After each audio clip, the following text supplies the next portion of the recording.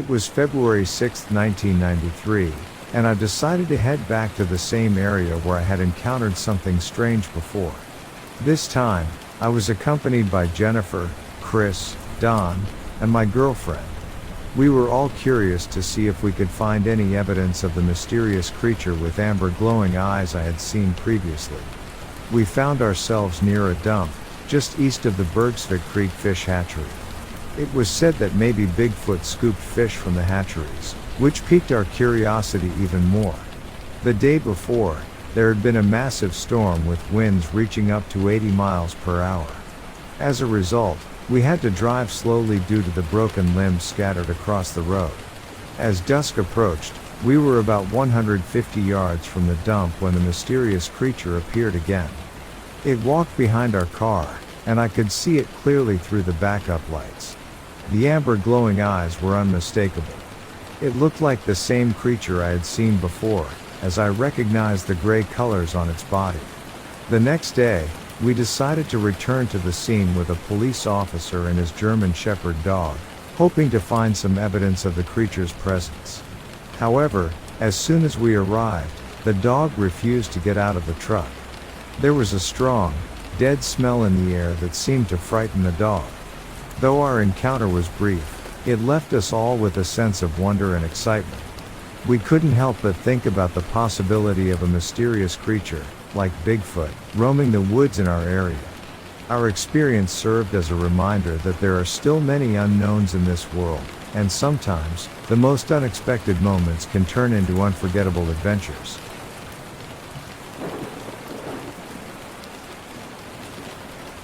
It was May 18, 1993, when I, Mark Port, stumbled upon mysterious tracks once again near the Green Peter Dam, close to Lebanon, Oregon. The tracks measured approximately 14 by 5 inches, and I couldn't help but feel a sense of excitement and curiosity as I examined them. I recalled a similar experience I had while hunting near John Day, Oregon, back in 1990 and 1993. I remembered being deep in the woods, surrounded by the sounds of nature, when I suddenly heard something unusual. It was a strange noise, like the rubbing of sticks back and forth. The peculiar thing was that it sounded like several individuals were doing it. The noise was persistent and eerie, sending a chill down my spine. As I stood by the Green Peter Dam, reflecting on those past experiences, I couldn't shake the feeling that there was something out there, something that had left those tracks and made those mysterious sounds. I felt a mixture of intrigue and fear, wondering what kind of creature could be responsible for the traces I had discovered. Determined to learn more, I decided to investigate further. I ventured deeper into the woods, following the trail of tracks as best as I could. The forest was dense, and the deeper I went, the more mysterious it felt. The sounds of the woods seemed to grow quieter as I approached the source of the tracks. Then, as I stepped over a fallen log, I heard it again, the sound of sticks rubbing together. My heart raced as I realized that whatever had made those tracks and those sounds was nearby. I cautiously moved forward, scanning the trees and underbrush for any sign of movement. As the sound grew louder, I knew I was getting closer to the source. I held my breath, hoping to catch a glimpse of the creature responsible for the tracks and noises. But just as I was about to lay eyes on it, the sound abruptly stopped, and the forest fell silent. Frustrated and unnerved, I decided it was time to head back. I had come close to discovering the truth, but it seemed the mysterious creature wanted to remain hidden.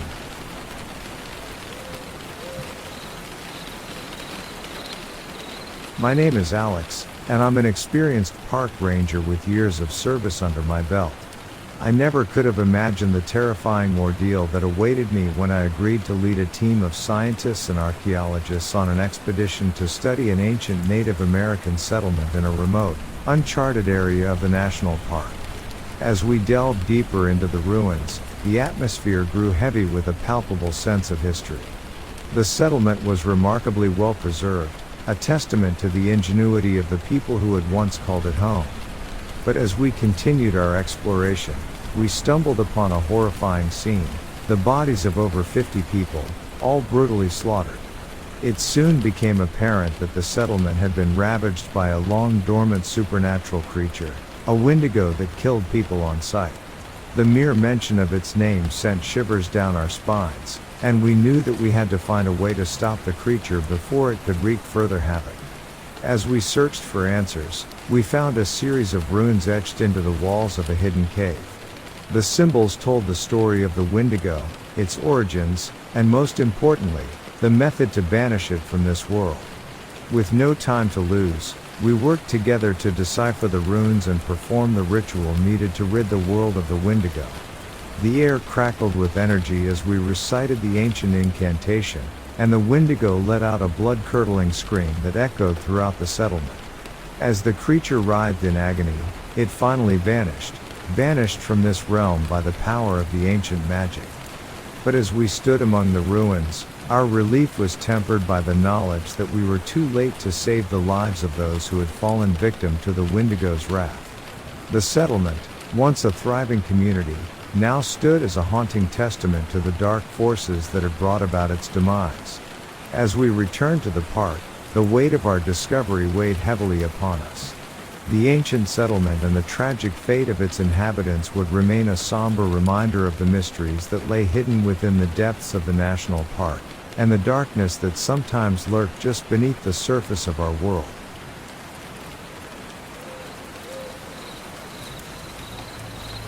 It happened 5 years ago.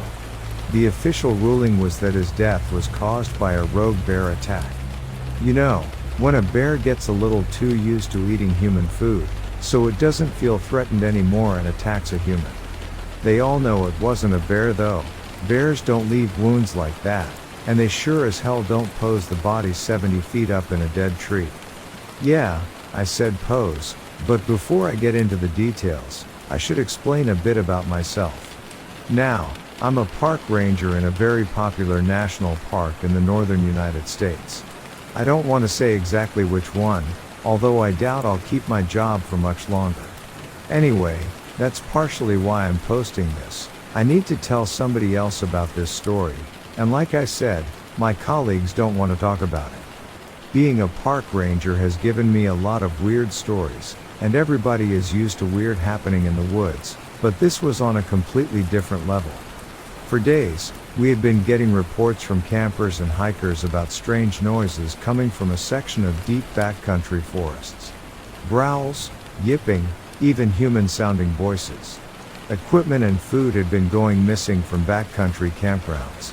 All pretty typical stuff that can be explained away pretty easily.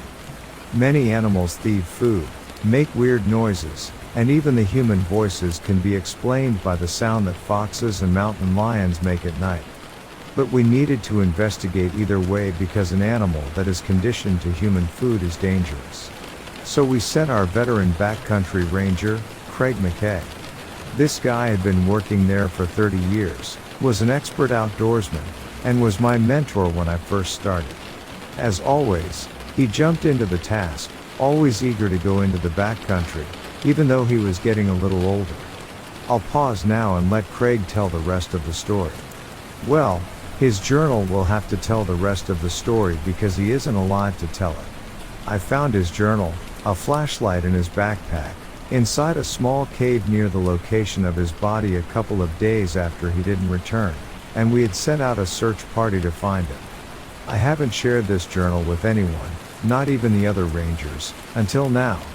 I'm not exactly sure why I've kept it hidden, other than that the truth seems so messed up and unreal. I didn't want it to damage people's memory of Craig. I'm not even sure if I believe it myself.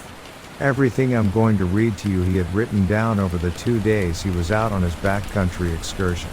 October 21st, 2011, Day 1. Today was a long day, and I can't say that I've made much progress. I've hiked about 15 miles over the course of the day, starting down in the gully where the reports first started and ending up at my current camp, which is on the southwest side of Bald Knob. I figure it's a good enough place to keep an eye out for anything coming and going through the valley.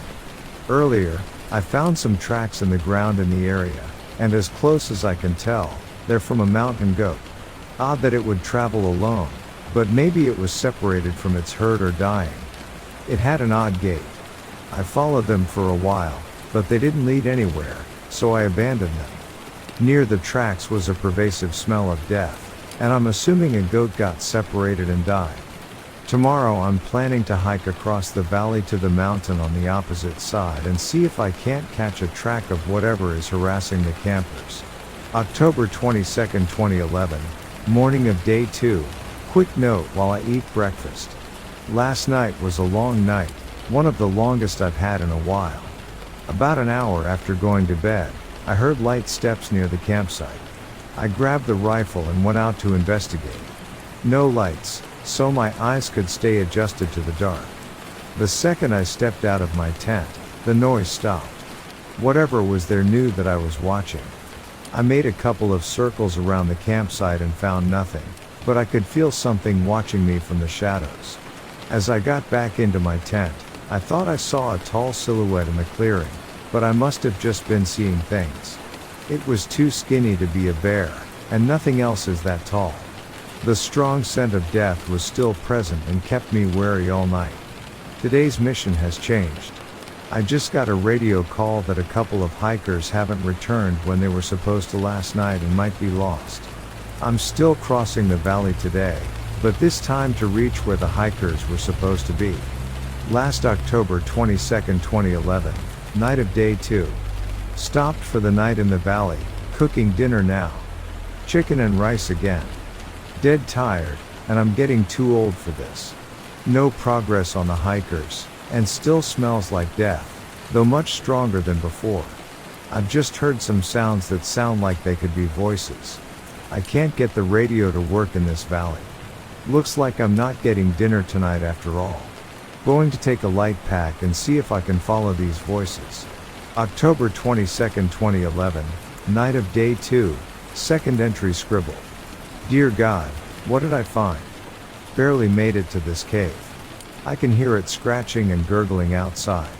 Going to try and block the entrance and see if I could stay here overnight. I found out where the smell of death came from. Got the cave entrance cracked, covered with a large rock and some brush. It will have to do. The beast is still outside, clawing at the crack in the rock. Don't think I'll sleep tonight anyway, not after what I saw. I might as well record this because these might be my last words. For the first time in my career, I'm scared. I don't even know what I saw. It was huge, about 7.5 feet tall, and possibly fast. Smells like putrid meat. Earlier, when I had left camp, the voices outside became more and more persistent. They were definitely human voices. I followed them until I reached the clearing, and suddenly everything went silent. No voices, no hikers. It sounded like the forest itself was holding its breath. I heard a slight sound behind me before I was thrown off my feet, knocked the wind out of me. My rifle was ripped from my hand before I could even use it. I was picked up by my leg and thrown across the clearing. I could feel its claws digging like knives into my muscle. The thing dragged me up right against the tree, and I could feel its breath on my neck, breathing out a putrid smell. I could feel the blood pouring from my leg and soaking into my pants. The agonizing pain from the wound left me trembling. I could feel the weight of its body as it pushed up against me, ready to go in for the kill. I heard the smack of its mouth opening and prepared myself to die when a crash in the distance distracted the beast long enough for me to make a break for it. I ran for my life and I didn't look back but knew it wasn't far behind me. About 20 feet away was the entry to this cave that I was able to squeeze into. It's still outside. I could hear it shuffling around trying to get into the crack, and I could hear the heavy breathing, the sucking, gasping sound coming from its mouth. I have no idea what I'm going to do. Dear God, please help me out of this. I want to see my wife again. I want to see my kids again. My nose is filled with the putrid smell of impending death. If I make it through the night, my plan is to wait until first light and try to escape back to the ranger station. Those are the last words we have by Craig McKay. When he never reported back, we assumed his radio had gone out of range, but after a couple of days, we sent a search party to find him. Well, we found him all right. From the tracks, It looks like Craig left the cave early the next day. He makes it about 50 feet from the cave entrance when a second set of tracks catches up to him. Goat tracks more specifically, a goat with only 2 legs. The gait matches something that would be a bit more than 7 feet, like Craig described in his journal. What we found of Craig was dragged 70 feet up a nearby tree and torn to pieces. He was hardly recognizable. His torso was jammed onto a short branch on the tree that kept him hanging there, his arms splayed out to his sides. His innards were strewn around the base of the tree. The jagged shadow remains of his leg bones stuck out of the early snowfall that had come to the mountains this year. Nothing appeared eaten or missing, but not a single piece of him was left untouched by the monster. It took the rest of the day and a special rope team to get him down. The missing hikers were never found. Those scraps of clothing matching what they were wearing have been found in the same valley where Craig died. Like I said earlier, the official story is a bear attack. Bears don't do this. We don't know what did this. We've rerouted trails to stay away from this area, but we still hear reports of humans sending voices coming from the woods. And we've had some more hikers than normal go missing in the last 5 years. They are found, but it's always too late. Some are arranged like Craig was, broken warnings to other hikers who dare intrude upon the beast's forest. Some are just never seen again.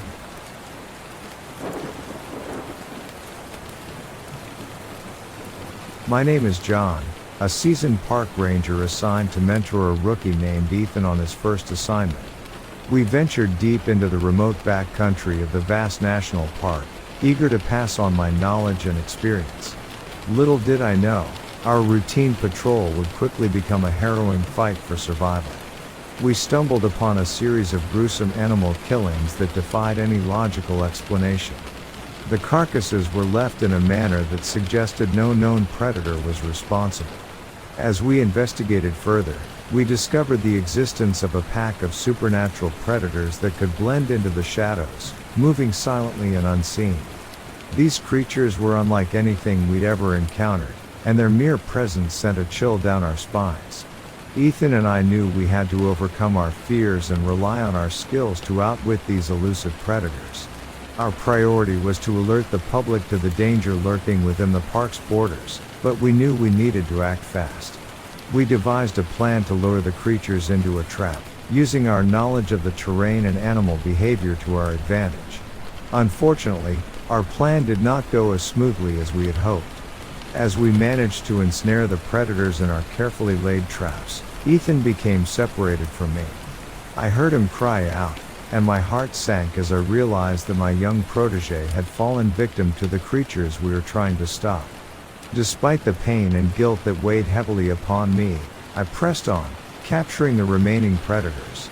As I stood there, mourning the loss of Ethan, a government helicopter suddenly arrived. Before I could react, a group of armed agents emerged and locked me in, taking the captured predators with them. I demanded answers, but my pleas fell on deaf ears. The helicopter took off, leaving me with a sinking feeling that I would never learn the truth about the creatures or the government's involvement. After that day, no one ever saw or heard from me again. My disappearance became one of the many mysteries that haunted the park, a chilling reminder of the unknown dangers lurking in the shadows.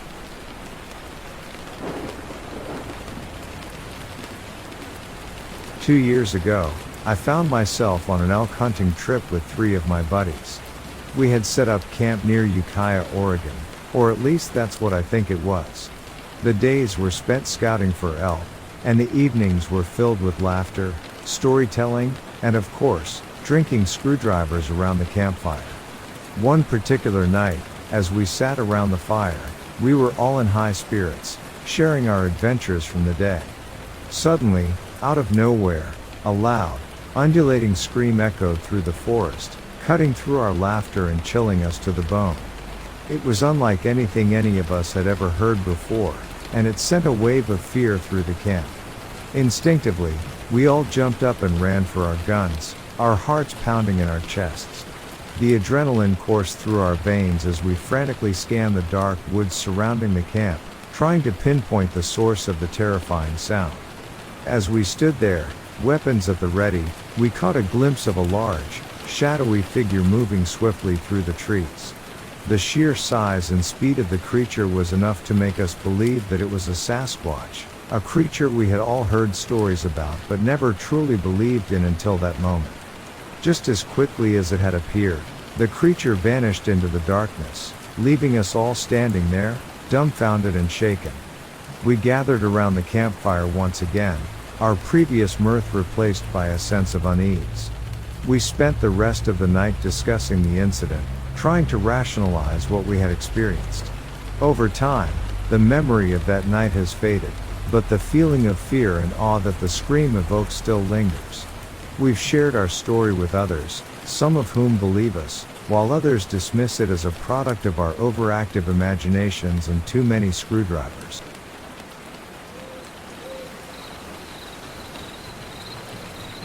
I'll never forget the night of September 9, 2015. It was around 11:40 p.m. and I was driving up Route 43 towards the peaks of Otter. I was just passing Turkey Mountain Road when something strange caught my eye. My headlights hit a figure that seemed out of place. It wasn't until I got closer that I realized what it was. I knew what I saw was going to sound crazy, but I had to call Bedford County Dispatch. I told them that I saw a Bigfoot with a baby. The dispatcher was understandably confused and asked me to repeat myself. I insisted that I wasn't drinking and that I saw what I saw. 2 days had passed since the sighting, and I felt like I had to share what I witnessed. When I went back in daylight, I saw footprints that were larger than anything I could make. The creature's stride was longer than anything I had ever seen. The footprints were bigger than my 2 feet put together, end to end, and I wear a size 8 shoe. The creature was holding its baby just like a human would, and the baby was looking right at me. I later described the baby as looking just like Chewbacca from Star Wars. The dispatcher asked me if they had received any other calls like mine before, but he had never heard anything like it. A deputy checked out the area and didn't find anything. I know they were not bears. I can't explain what I saw, but I know what I saw. The memory of that night will stay with me forever.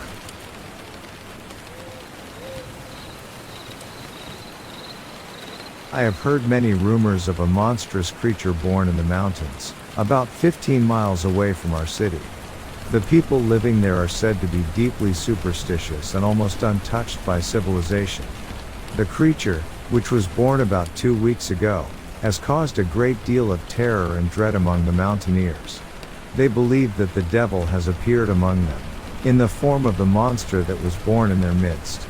Recently, rumors of the creature have reached our city, and those who have dared to visit it describe it as being somewhat larger than an average newborn, covered in short, black hair, and dark in color, despite having a white father and mother. From either side of its head grow short horns, and it has a long tail that resembles a cloven hoof. To the mountaineers who have seen it, it is the very picture of the devil. There are many stories about the incidents surrounding the creature's birth, but one stands out. It is said that the father of the creature had some religious beliefs, which he tried to impose on his wife, who did not agree with him. She declared that she would rather see the devil than have a cross always before her eyes.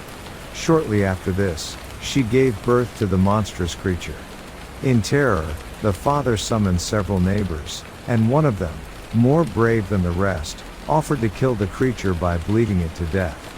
As he took out his knife, the creature raised itself, got down from the bed, and walked across the room, addressing the would-be executioner in terrible language and threatening him with dire consequences if he attempted to harm it. It then declared that it would live for 7 days, and having revealed its purpose for coming into the world, it would then die.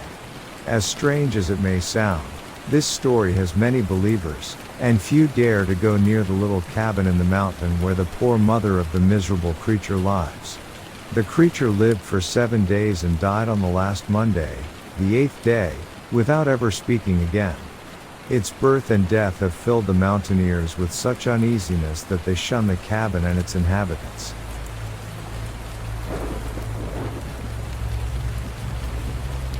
I sat on a wooden bar stool behind the register in the nastiest gas station I've seen before or since. It was my third night in a row on the graveyard shift, despite my constant pleas for daylight hours. At night, the place became purgatory.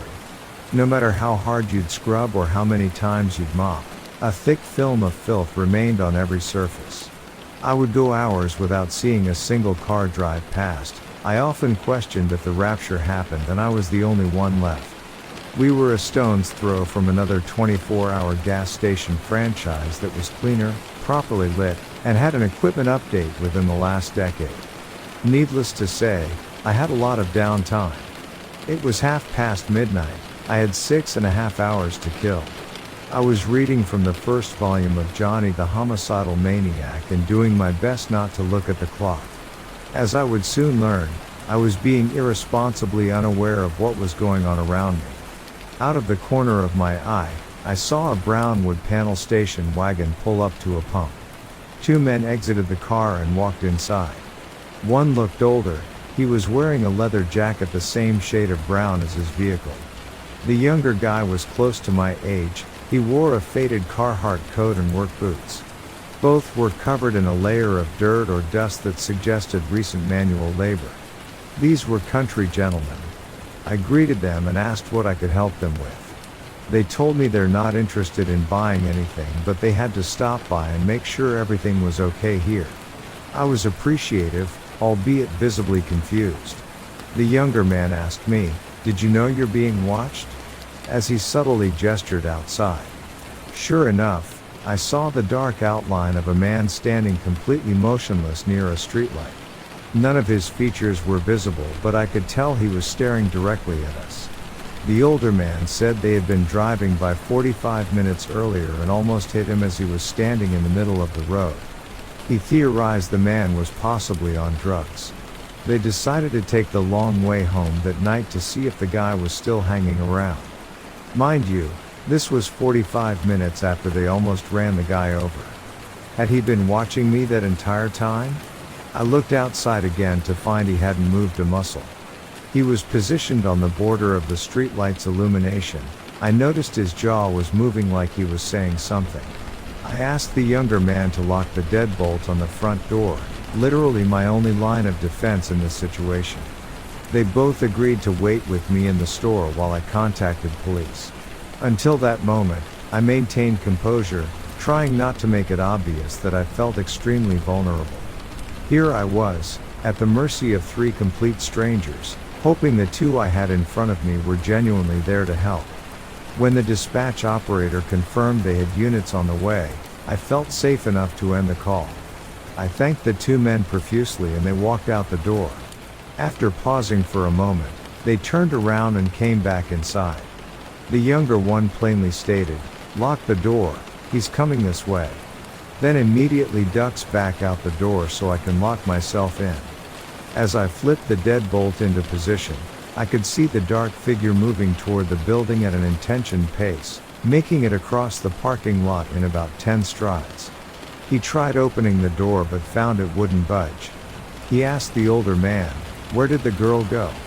who then tried to buy me some time by saying I was in the bathroom and I would be back in a minute. So this man, this possible assailant, walks around the corner towards the bathroom door and disappears behind the building. And of course we didn't have cameras outside to keep employees safe on the job. The only 3 working security feeds happened to all be trained exclusively on where the cashier would stand.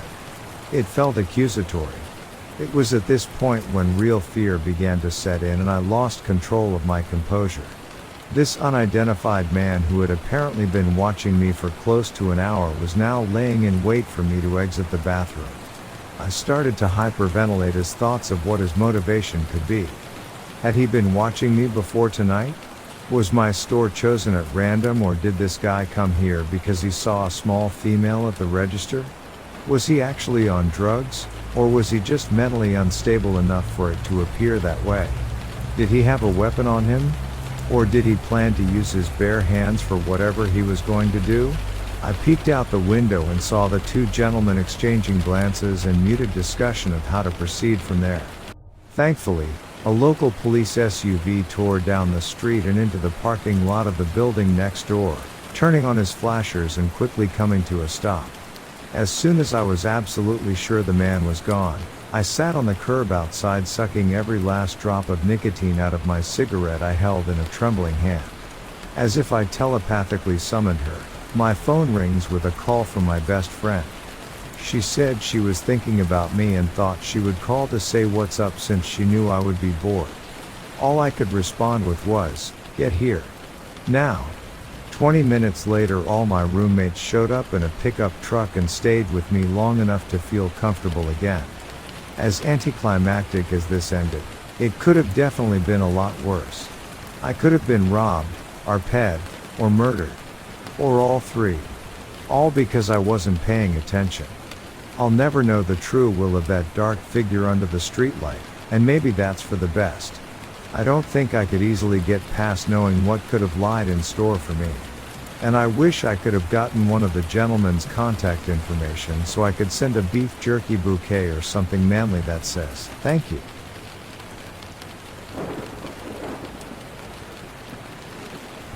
Living on New River Mountain in this county, I have been much wrought up by a phenomenon which has been witnessed there at intervals for several months but only recently assumed startling proportions.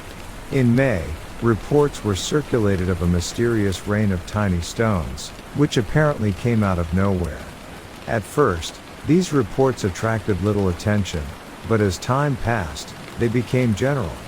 In May, several stones fell in a clearing near the cabin of Cy Henley, who lives halfway up the north slope of the mountain. These were jagged pieces of sandstone the size of a walnut. I remember Henley cursing the person supposed to have thrown the stones. One night in June, I was wakened by sounds on the roof like the falling of hail. As I had a little garden patch, I was uneasy as to the effect of the hail. Examination in the morning developed that the hail was composed of tiny stones. I spoke of this to other mountaineers, and it was learned that stones had fallen at other points on the mountain. In July, a clearing almost on top of the mountain was visited by a desultory rain of stones, many of them striking buildings with loud noise and bounding off. A peculiarity of this shower was the presence of several pebbles, which are as rare on that mountain as icicles in August. The superstition of the mountaineers was aroused, and some strange theories were advanced.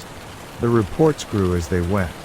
A newspaper in a neighboring county recently printed a story that showers of stones were constant on the mountains, and that business was suspended on account of the excited condition of the populace. The fact is that the populace consists of not more than a dozen families scattered over the mountains, and there never was any business to suspend. The most peculiar manifestations occurred on the farm of Ellison Fosman, a justice of the peace living on the south slope. Several stones had fallen here at intervals of a day or so, and Ed Meekers, a school teacher of the vicinity, went to Fosman's to investigate. A stone was heard to fall in the yard, and after some search, we found it. It was almost sunk beneath the hard surface of the ground and was smooth, black, and of a perfectly oval shape, and about the size of a robin's egg. Meekers said it was warm when he touched it. Just as he stooped, another stone struck him with a sharp blow in the small of the back. This stone was scarcely larger than a lima bean and about the same shape, although not so regular. A stone about as large as a man's fist and resembling brown hematite iron ore fell on the roof of Addison Butt's house, 2 miles from Fosman's, and, bounding off, fell into a barrel of water standing at the corner of the house. It sizzled like hot iron and sent up a little cloud of steam. This stone is undoubted of meteoric origin, as some of the others may be, but the average falling stone is an irregular, jagged bit of sandstone, and small clouds of coarse sand accompany some of the stones. Twigs are broken off trees, shingles split, and corn broken down. Probably a bushel of these stones have fallen, all in all, in the clearings. If, as seems probable, the phenomenon has been general over the mountain, several tons must have fallen. In the valley of New River Mountain, the wildest reports received credence, and the Reverend John Justin, a local Baptist exhorter, is using them with startling effect at nightly revival meetings at the little log schoolhouse.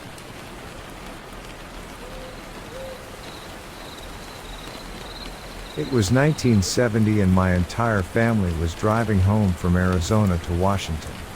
My 2 brothers and older sister were asleep in the back seat of our Scout. I was 3 sleeping on my mother's lap in the front seat. My dad always prefers the scenic route, so we were driving through the painted desert Arizona.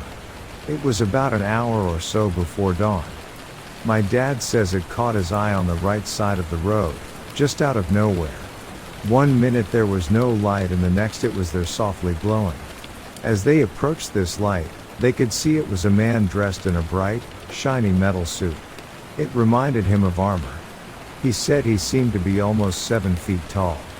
The figure stretched out its arm and motioned for them to come forward. He doesn't remember being afraid, just in awe.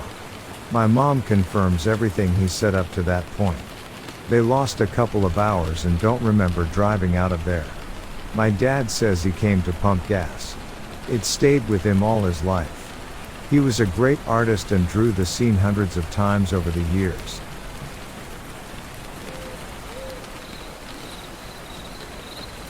This happened when I was younger, probably around 8, after I had experienced what I know now as a near-death experience. I was with my grandmother, who was still very healthy for a 76-year-old woman. We went trekking across our rural property with a picnic basket in tow, just looking to sit down with our dog and have a nice time. Normal grandparent stuff. We ended up crossing the creek, it was dry at the time, to go to the back pasture. Nearby, probably 50 yards away, was our cedar tree. We sat down and started eating when our dog started acting crazy. This dog, bless her soul, was an angel. Did not act like a dog most of the time. She never barked, never jumped, and always acted politely. She went nuts, running in circles around us, growling and barking. My grandmother got concerned, so she put our picnic stuff back in the basket and tried to calm her down. I was sitting a few feet away, scared because my dog was growling. I will admit my memory gets fuzzy around here, but I remember seeing a large gray creature step out of the creek/tree line we had previously walked through. My grandma scooped me up and booked it out of there, our dog running with us. I am 90% sure she ran to the cedar tree. She always talks about it being her favorite tree, and about how protective it is. The tree was a lot closer than her house, which was roughly a half-mile away at this point. I just know our dog calmed down and I was happier. No, I don't live in the Southwest, I live in the South Central/Eastern Arkansas, close to Louisiana. So, I have no idea what it could be.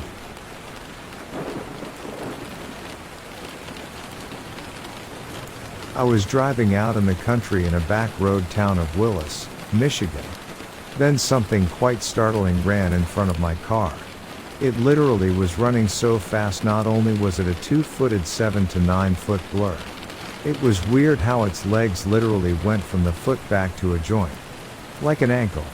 Then forwards like a joint like our knee. Then it went back to the hip. It made it go so fast, almost literally went in front of my back road cruising 25 to 35 miles per hour. I watched, but as fast as it was, I made its full body out. Its head had pointy like upward ears like a Doberman pinscher almost. Then its body was like a person except the shoulders were strong like a very built man. Its head had remained to point straight ahead like our heads do. But its body was longer because of how tall it was. It has been running like a blurry werewolf. And since it was a full moon, I thought werewolf. But it was running so fast because it had a different shape than the people. I wish I could draw. I will never forget what it looked like. It went in front of my car running into a small back road cemetery. It had to have been a werewolf. I'm not sure what it really was, but as soon as I saw it, my first instinct was to pray and go to the nearest church as fast as possible. So I did. While saying the Lord's Prayer, I trembled and my body was in fear of the unknown. I stayed at a church and slept in the parking lot the entire night. I thought that would be crazy if werewolves had been truly really actually physically real. But I went back later to find out the cemetery was called the Child's Cemetery and the name was from the child's family. Most of the tombs had been children of the Masonic Templars, for the symbols all had distinct characteristic traits. And the actual percentage of the graves had actually been from children. All had died between 1927 to 1932. I don't know what it was from. Smallpox maybe. But that was the first, but not the last, time I was with this girl crazy. I thought she was for talking to herself. But we saw two of them running in a field a week later. I thought of shapeshifters and things of nature. I don't know what made it come to mind. But whatever the case, it was scary.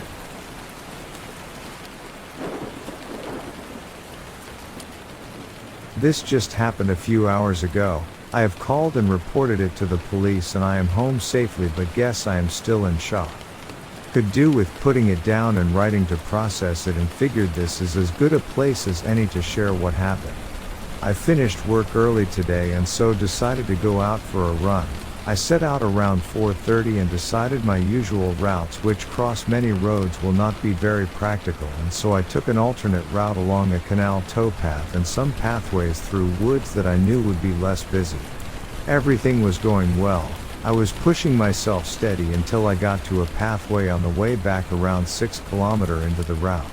It is a long straight path with a canal on the left side, and on their right there is wasteland where some factories used to be but have mostly been demolished. It has been left abandoned for as long as I can remember and is overgrown with trees and weeds, but there are the odd bits of an old factory that for some reason weren't fully demolished. As I got level with one part of the factory, which still had some old metal fire escape steps attached to it, I noticed a rough-looking guy sat on the wall with his legs hanging down. He jumped to his feet as he saw me coming and shouted something, but I couldn't make it out.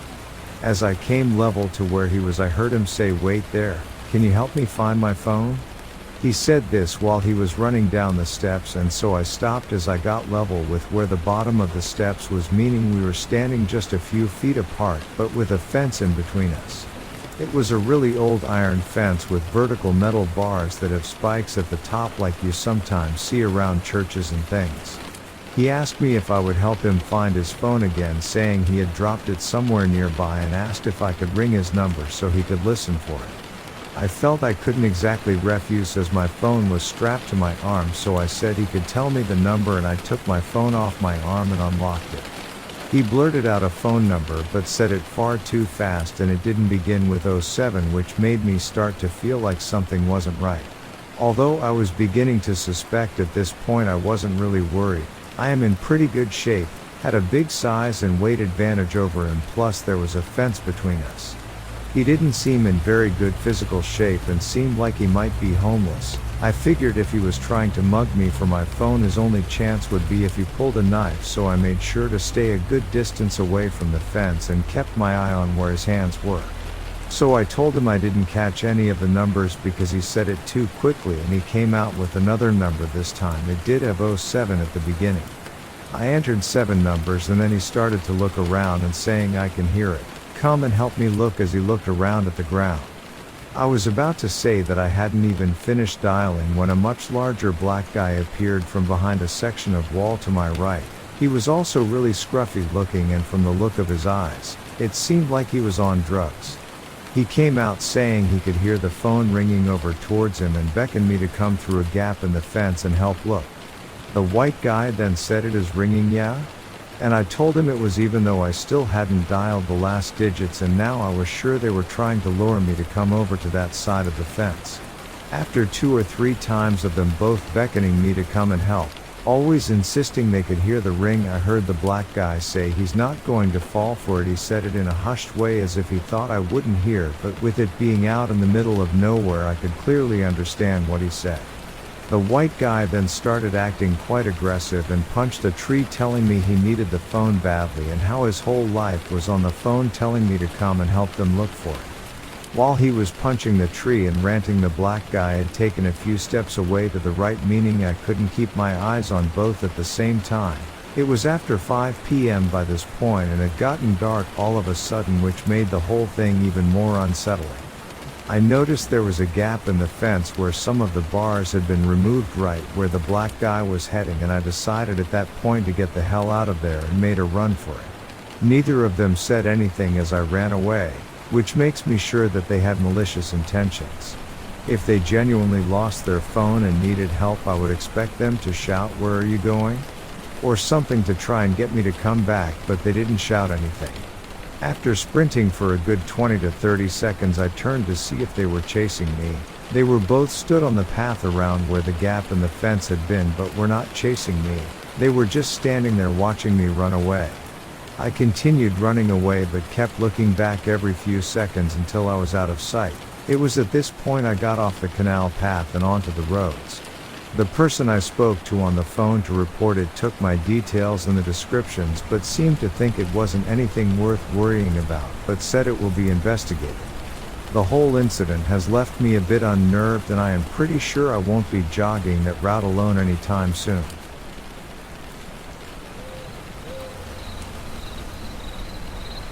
Sir, my name is Megan. I am forwarding a summary of an experience that I and a friend had in August 2010.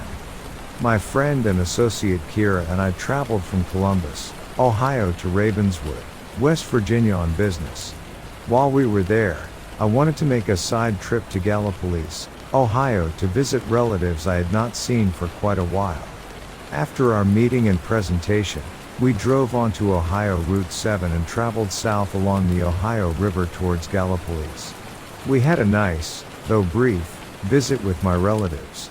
Around 6 p.m., we left their home and drove a few miles north on Route 7 to check into a hotel near the local airport. Around 7:30 p.m., we decided to get dinner and found a quiet restaurant so we could eat and work. After we finished, Kira needed to go to the store and pick up a few items that she forgot to pack. We headed to a Walmart that was nearby the restaurant. After we finished shopping, we were walking to the car when I noticed a woman running through the parking lot. When she reached her car, she looked back in the direction of the store and then hurriedly got into the car. I quickly looked in the same direction and saw what looked like a large bird flying above the roof of the store. It was difficult to see, but when it swooped down where the parking lot lights would shine off of it, it looked like it was either oily or had shiny leather-like skin.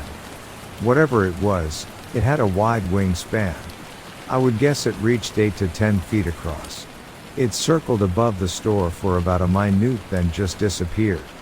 We were both somewhat shocked at what we witnessed, but figured that it was just a huge bird. Since it was dark, I figured we had misjudged what it really was. We drove back to the hotel and decided to call it a night so we could get an early start on the drive home in the morning. I got ready for bed but thought I'd watch some television first. By this time it was around 10 p.m. or so. I must have dozed off fairly quickly because the next thing I remember is frantic knocking on my door. I stumbled out of bed and checked who it was. It was Kira, and she was obviously upset. She rushed into my room and said, "It's here." "What are you talking about?" A little bit perturbed that she woke me up. She said that she was laying on the bed reading when she heard something in the hallway. She got out of bed, walked to the door, and listened to what she thought were scratching sounds. After a few minutes, the sound stopped, so she went back to bed. Not long after she lay down, she heard more scratching sounds, but from outside her window. Again she got up and peeked through the curtains. This time, something looked back at her. Our rooms were on the second floor in the back section of the hotel, and both looked out onto a small parking lot and a large field beyond that. She could see what she described as a bald, ugly man with wings who was looking directly at her with large bulging eyes that lit up bright red. It was there for only a few seconds. It then spread its wings while running at the same time toward the end of the parking lot and lifted off the ground like a bird. "You're kidding, right?" I muttered to her. "Meg, I swear to God, that thing is out there and it knows we saw it." I knew the only way I was going to get some sleep was to allow Kira to stay in my room. The next morning we woke early, checked out, and drove back to Columbus. Kira didn't mention the incident from the previous night during the ride. In fact, she has still never said anything else about it. We continue to be good friends and have a very good working relationship. But, I got curious. I had never heard about the Mothman or any of the tales associated with it. I grew up in Texas and had only lived in Ohio for a few years. I moved into my mom's house after she had passed away. Her relatives lived throughout Ohio, but I had never been told any of the stories. This is the reason I am writing to you. We were near Point Pleasant, West Virginia when we had this encounter. Do you think that it is possible that this was a Mothman? I read some of your posts recently and I'm starting to believe that Kira actually saw something supernatural. In light of the prophecies of danger that this thing is supposed to warn people about, Kira has had some bad luck and tragedy since that day. Her husband suddenly left her, she had a fire in her house and she severely injured her leg in a fall. Could this be connected? I personally don't believe in predictions, either good or bad. But I will admit that these have been strange times since we witnessed whatever.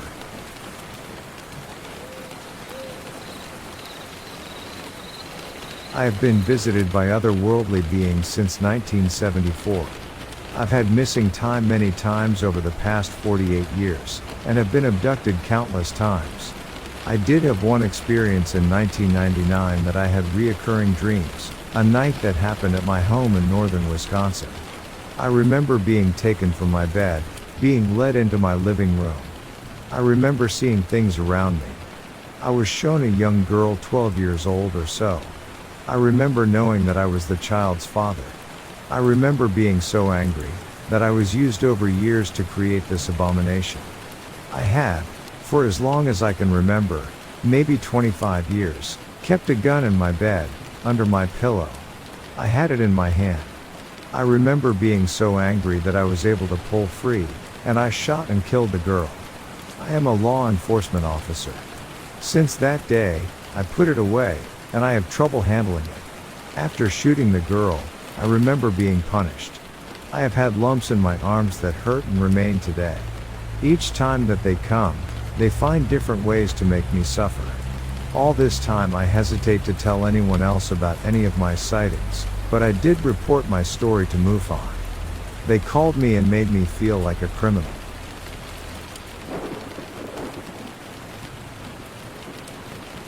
I have heard the story of the Quaker man who left Philadelphia to start a new life in the mountains of Pennsylvania. He was a man of strong faith, and after purchasing a large lot in Cook Township, he found employment at the Old South Mountain Iron Works. The land was perfect for him, with a stream full of brook trout, plentiful timber, and lots of open space to raise a family. He soon met a young woman and fell deeply in love with her. They were married by the local justice of the peace, despite the fact that she was not of the same religious faith as he was. However, they were happy together, and she soon became pregnant. In the final month of her pregnancy, the young wife began to experience bouts of anger and intense pain. The doctor could not diagnose the cause of her malady and ordered her to complete bed rest. The Quaker had a horrible dream that the devil had come to visit their home while he was at work. He was sure that his wife was possessed by a demonic being and that he needed to purge her of this evil. For 10 days straight, he knelt by her bedside, invoking prayers and charms, much to the chagrin of his wife. However, his wife soon became disgusted by the fuss her husband was making. In a fit of rage, she grabbed a small wooden cross and flung it out of the window. She declared that there was no God and that the devil was only a creation of a feeble mind. That very night, the Quaker's wife went into labor. She told in agony for the entire night and into the early morning. A midwife was quickly summoned for the delivery. Soon after daybreak, the child started its way into the world. As the midwife coaxed the new mother to push, it soon became apparent that this child was unlike any she had ever witnessed. The newborn boy resembled a beast, not a human. It was alive and breathing but did not cry or make any sound. It was gray in color and had more scales than skin. It had a long tail and small horn buds above its pointed ears. There were claws for hands and hooves for feet. It also emitted a foul, lingering stench. This was the embodiment of Mephistopheles. The Quaker was horrified and could not believe that this was his child. He refused to even touch it. The midwife, who had seen many things in her time, was shocked and did not know what to do. The child lived for only a few minutes before passing away. The Quaker's wife died soon after giving birth. The Quaker was left alone with his thoughts and his beliefs. He eventually left the mountains and returned to Philadelphia, where he tried to reconcile his faith with the terrible thing that had happened to him. The story of the Quaker and his wife has been passed down through generations. Some say it was a curse, others say it was a punishment for the wife's blasphemy. But the truth remains a mystery, lost to time and to the mountains of Pennsylvania.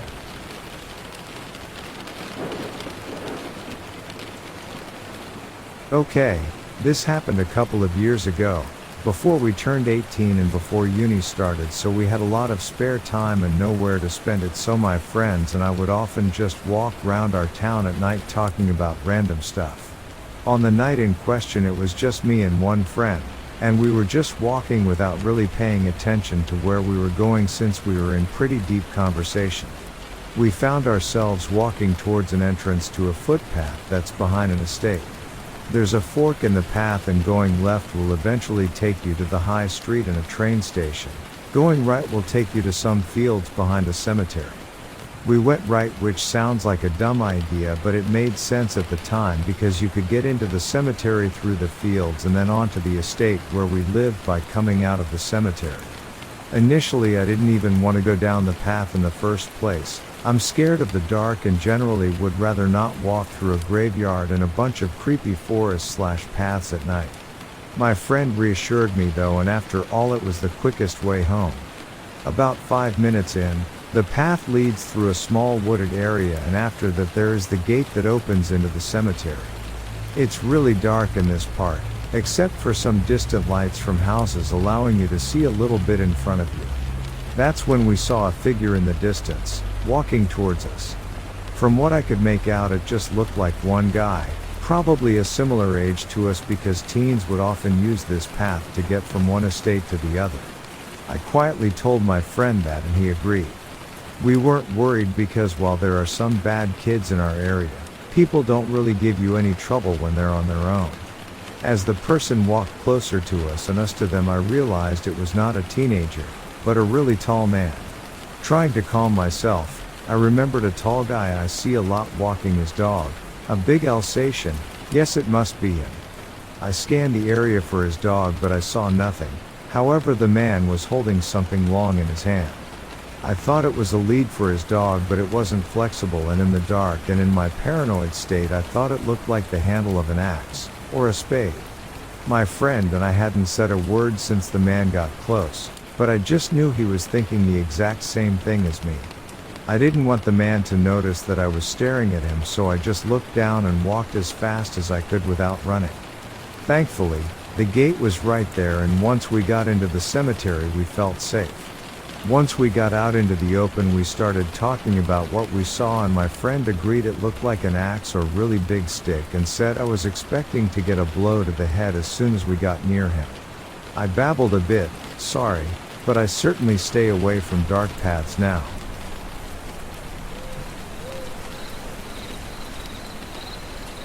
Hello all. I wanted to share these two stories I have from my childhood that have always stuck with me and still creep me out to this day. Story 1. This story is short but makes me feel uneasy, nonetheless. I was in kindergarten as Mrs. Quigley's class. I loved her, when she got a call from the office that someone was there to pick me up. I think this was before the time of like emergency contact forms with designated people to sign you out. Because this happened so long ago, I can't remember if there was a name given or not. But I do remember being 5 years old and not feeling right. I told Mrs. Quigley I didn't know that person and didn't want to go with them. She didn't make me, and I rode the bus home as usual that day. I can't help but think that situation was something bad because I don't remember it ever being a problem that I didn't get picked up that day, like it wasn't planned and it wasn't inconvenient that I didn't go with them. Story 2. My cousin and I were playing outside in a wooded area near her house, and this wooded area was also next to a road. I just remember we were playing in there, then this pickup truck stopped on the road next to us. I don't remember what he said, I just remember taking off and my cousin tripping over a branch and falling. I was too scared to help her.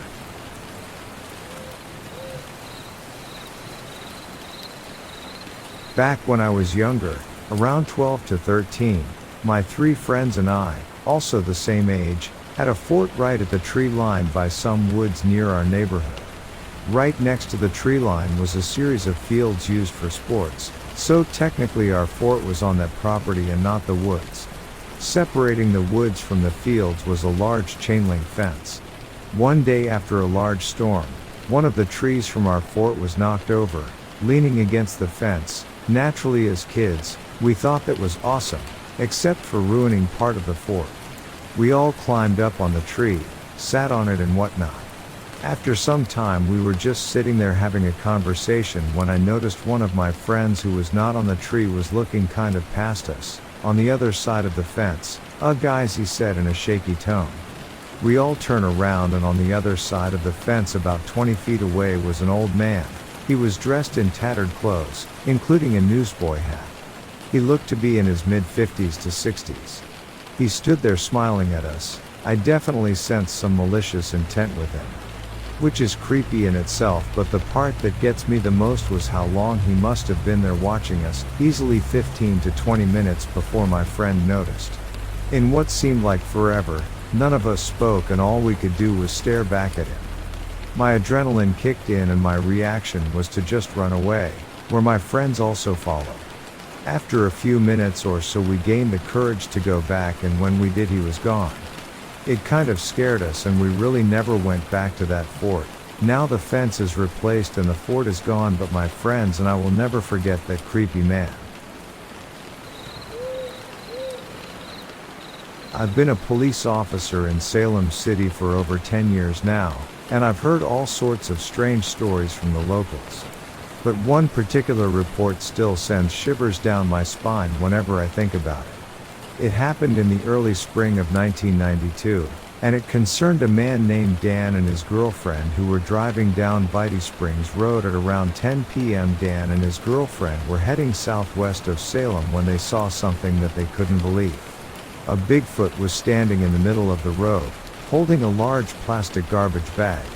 The creature seemed just as startled as they were and dropped the bag before running off into the darkness.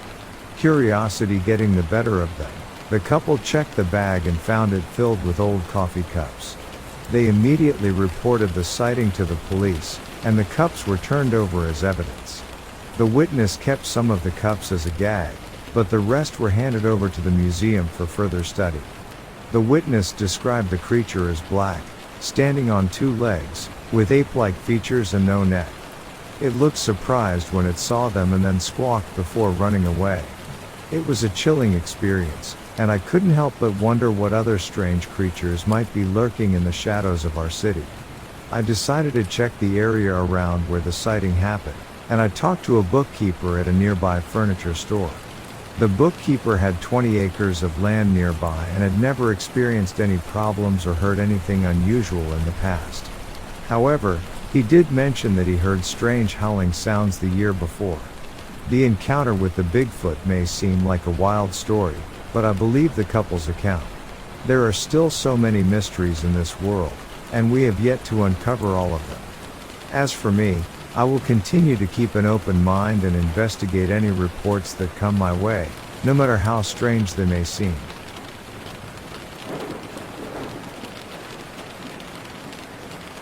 I am Red Hawk, a proud warrior of Apache tribe. I have always defended my people and our land, and now, faced with a threat like none we have ever known, I must do so once again. The signs were all there, the mangled carcasses of animals littering our once peaceful hunting grounds. No ordinary beast could have done this, and our elders whispered of an ancient legend, a creature that had not been seen for generations. As the tribe's most skilled hunter and fighter, it was my duty to find this monster and put an end to its reign of terror. I ventured deep into the forest, following the trail of destruction left by the unknown cryptid. The tracks were enormous, unlike anything I had ever seen. Fear gripped my heart, but I knew I had to be brave for the sake of my people.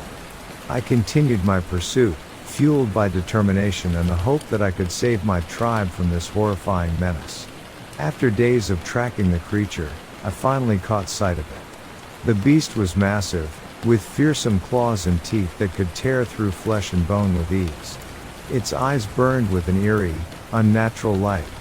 It was clear that this was no ordinary animal, but a monster born of darkness and nightmare.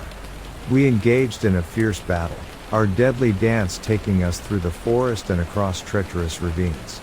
Despite my best efforts, the creature's strength and speed were unparalleled. It inflicted terrible wounds upon me, but I fought on, refusing to give in.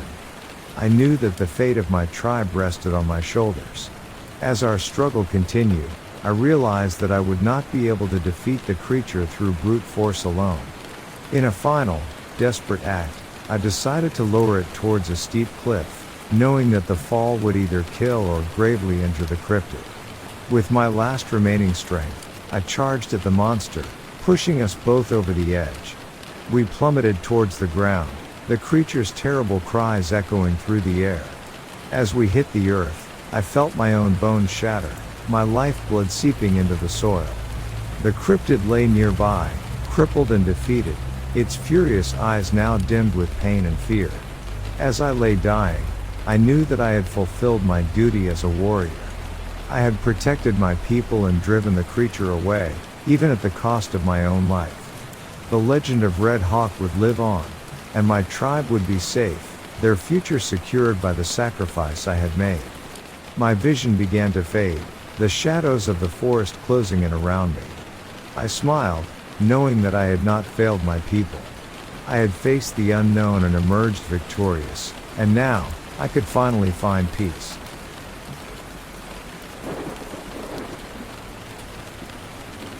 I have been a park ranger in a national park located in England for just over 10 years. I'm not going to reveal which one or even the county for the sake of my job, as I still work here.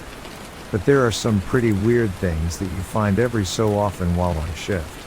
Things that my superiors would likely not appreciate me sharing online. My job mainly involves patrolling the trails and checking that they're all in a safe state for people to walk through. I was also asked to talk with school children in assemblies and such after about a year or so on the job to express how important it is to stay with the group on the trails. I gave pretty obvious reasons for this, but little did I know I would soon discover some of the horrifying truths as to why they should never wander off. The first story I'm going to share with you took place on a beautiful spring morning in June. I think this was during my first year on the job. The sun was still low in the sky, but it was slowly rising and brightening my surroundings. I was on a normal morning patrol through one of the deeper trails as it hadn't been checked recently, and protocol to frequently check all the trails for fallen trees and any potential natural hazards to hikers. It was such a beautiful morning. I remember walking along with a slight smile on my face as I listened to nature waking up in the trees. I found the cool breeze very relaxing, and it had a truly peaceful effect on my mood.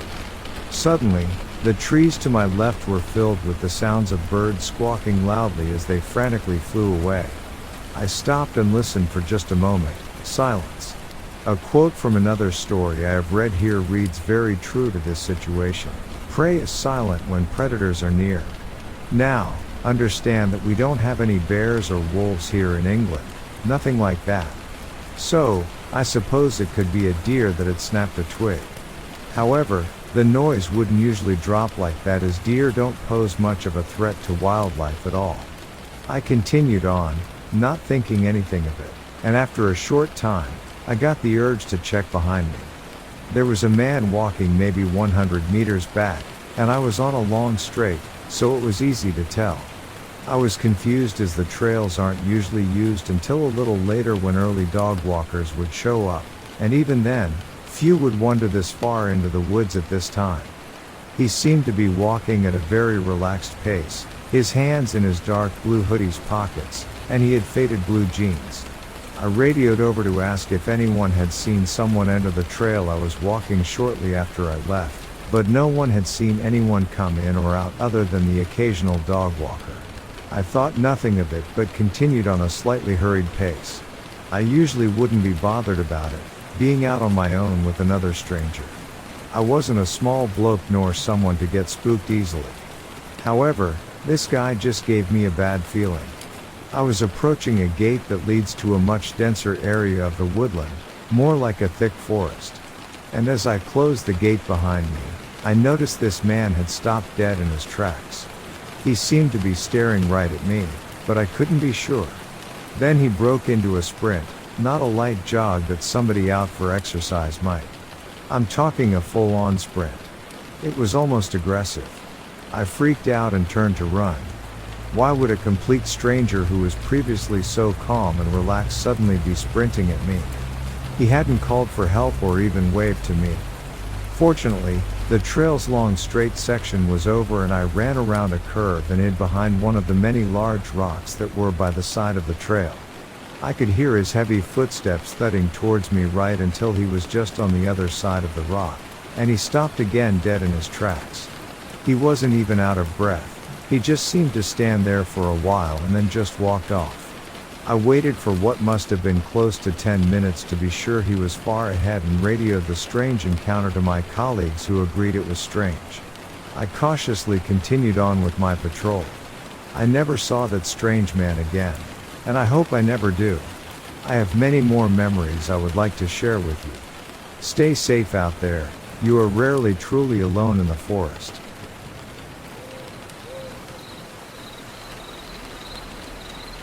I've never been one to believe in things like Bigfoot or other mysterious creatures lurking in the woods. That is, until I heard the story from my friend's encounter with Littlefoot. It was the fall of 1992 and my friend was out fishing on the Sandy River, not far from where he lived off Coleman Road. He was kneeling on a rocky sandbar, tinkering with his fishing gear when he heard a noise in the trees just a few feet away. When he looked up, he was met with the sight of a short, hairy creature staring back at him. It was only about 3.5 feet tall, covered in black-brown shaggy fur with red eyes that seemed to bore right into his soul. My friend froze, unsure of what to do, but then the creature growled at him and he knew it was time to run. He took off as fast as he could, never looking back. When he was at a safe distance, he turned back to see if the creature was following him, but it was gone. He made his way back home as quickly as he could and told me and some of our other friends about what he had seen. Of course, we didn't believe him at first, but the evidence he found at the scene was hard to ignore. When he was fishing, he found the remains of a fish, most likely a steelhead, that had been picked clean, with only the skeleton and head remaining on a rock. He also found the remains of a mallard duck, with all its feathers neatly picked off and the head bitten off, also on a nearby rock. It was all just too strange to be a coincidence. We didn't know what to make of it, but we couldn't deny that something unusual had happened to our friend that day. From that point on, we all became a little more cautious when spending time in the woods. We never knew what might be out there, watching us from the shadows.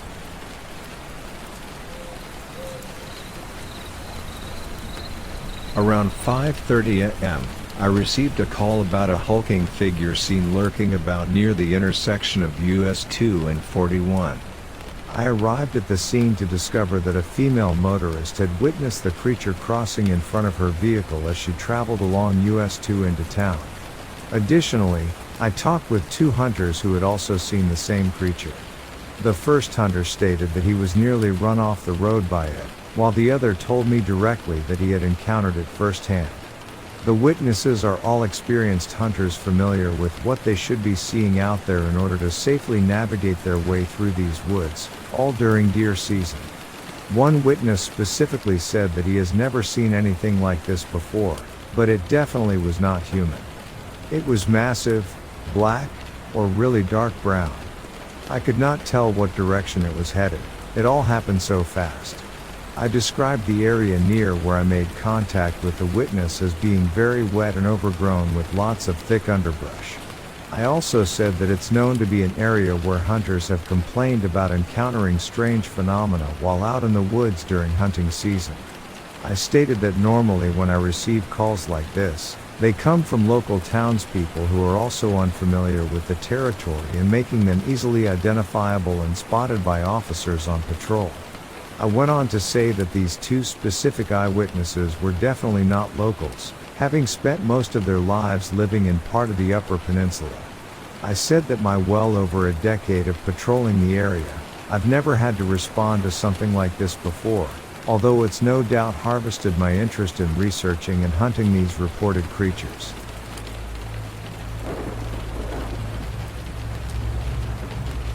My name is Akita, and I am the shaman of Chickasaw tribe. For weeks now, I have been tormented by prophetic dreams, visions of a monstrous creature that brings death and destruction to my people. I knew I had to act, or the nightmare would become a reality.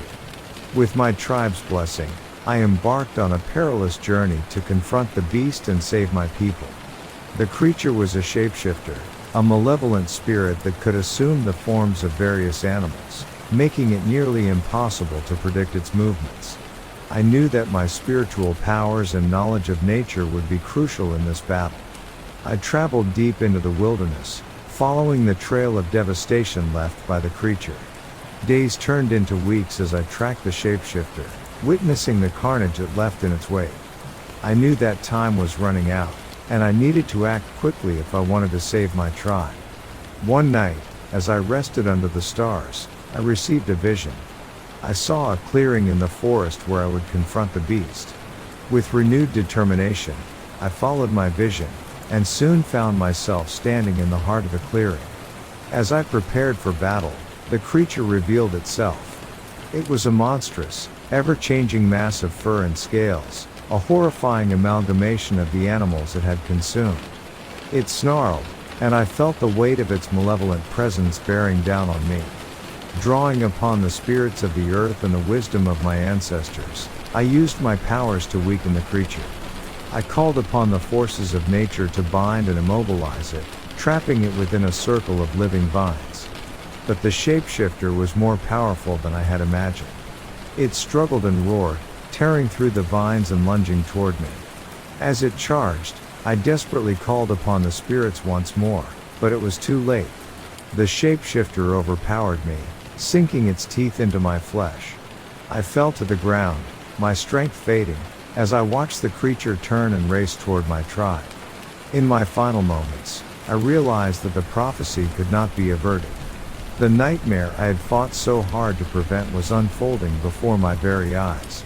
As darkness consumed me, I prayed for the souls of my people, and hoped that one day, another would rise to avenge us and put an end to the shapeshifter's reign of terror.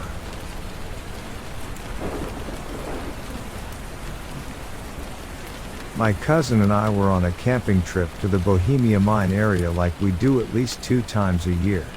This was in 1992 or 1993, I'd be alive in August. We set up camp and then hiked around until evening, then came back and made dinner. After dinner it was dark, so we went up to Lookout Tower, which besides Bohemia Mountain itself was the highest peak, about 6,000 feet. There was a meteor shower that weekend and we went up to watch it. We stayed up there till about 21 I think, and then went back to our camp. We stayed up for about half of an hour, then went to bed. We had a 3-man tent to sleep in. At about 22:23 I was just about to fall asleep when I started hearing branches breaking like something walking through the woods towards us. It started a ways away from our camp and kept getting closer. My cousin was calling my name and asking me if I had heard the sounds, but I was concentrating on listening to them and too scared to answer him, so I just lay there like I was asleep. We had taken his car up there and we parked it about 100 feet away from our tent because there was too many branches and stuff to drive it all the way up to the tent. The noises stopped and all of a sudden there was high-pitched and fast whoop, whoop, whoop, that from about where his car was parked. My cousin asked what that noise was and said nothing because it scared me to death. Then it started walking our way and we just laid there and listened, and it got closer and closer to our tent until it came about a couple of feet away. We were so scared we laid there and didn't move a muscle because whatever it was had been walking on 2 feet, not 4. It stopped making noise a couple of feet away and we couldn't hear any walking until we could hear it was right next to the tent. It had snuck up real quiet, we could hear it breathing. When my cousin moved the leg, it scared whatever was outside our tent and it took off running, and we could hear the individual steps that hit the ground like thunder. It sounded very heavy. It ran off about 50 feet and stopped. Then it would start walking back towards us, got within about 10 feet. Then we couldn't hear it anymore. Then all of a sudden it was right next to the tent. It had snuck up real quiet again to our tent. It could move very quiet when it chose to. It moved from one side of the tent to the other quietly and fast. It would be on one side and then the other before we knew it.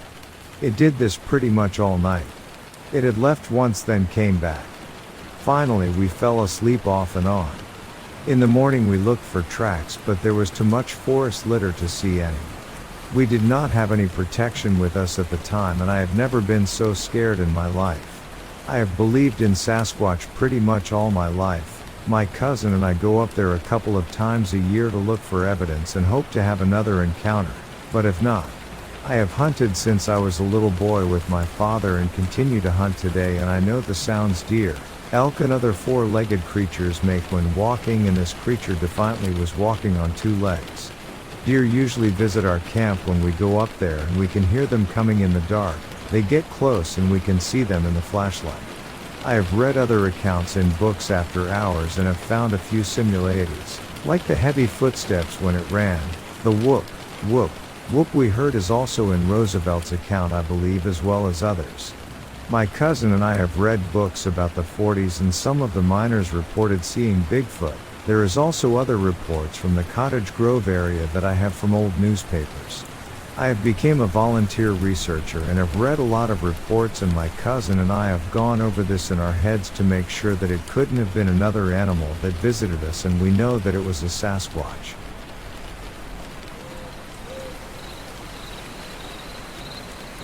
I grew up in a small town near Wallowa Lake in Oregon, and I've always been fascinated by the stories of the Wallowa Lake Monster, or Wally, as some locals call it. My grandfather used to tell me tales about the creature when I was a child, and I was always on the lookout for any signs of its existence whenever I visited the lake. One summer, when I was in my early 20s, I decided to go camping at Wallowa Lake with a group of friends. We had a great time hiking, swimming, and exploring the area, but I couldn't shake my fascination with the Wallowa Lake Monster. I asked some of the locals if they had ever seen it, but most of them just shrugged it off as a silly legend. One night, while we were sitting around the campfire, one of my friends told a story about a fisherman who had claimed to have seen the Wallowa Lake Monster while out on his boat. He described it as a hump-shaped creature, about 20 feet long, with rough, scaly skin and glowing red eyes. The fisherman had been so terrified that he never went back to the lake again. As we all sat around the fire, listening to the story, I couldn't help but feel a sense of unease. What if the Wallowa Lake Monster was real? What if it was watching us right now? The next day, I decided to rent a kayak and go out on the lake to see if I could spot anything unusual. As I paddled around the calm waters, I felt a sense of excitement and fear. What if I actually saw the monster? But as the sun began to set and I still hadn't seen anything out of the ordinary, I began to feel disappointed. Maybe the Wallowa Lake Monster was just a myth after all. Just as I was about to head back to shore, I heard a strange sound coming from the water behind me. It was a deep, guttural growl, unlike anything I had ever heard before. My heart raced as I turned my kayak around, and I couldn't believe what I saw. There, just a few feet away from me, was a hump-shaped creature with rough, scaly skin and glowing red eyes. It was easily 20 feet long, and it looked just like the descriptions I had heard all my life. I was paralyzed with fear, but the creature didn't seem interested in me. It swam away quickly, disappearing into the depths of the lake. As I paddled back to shore, my mind was racing. I had finally seen the Wallowa Lake Monster, and I couldn't believe it. But now that I had seen it with my own eyes, I couldn't help but wonder what other secrets the lake was hiding.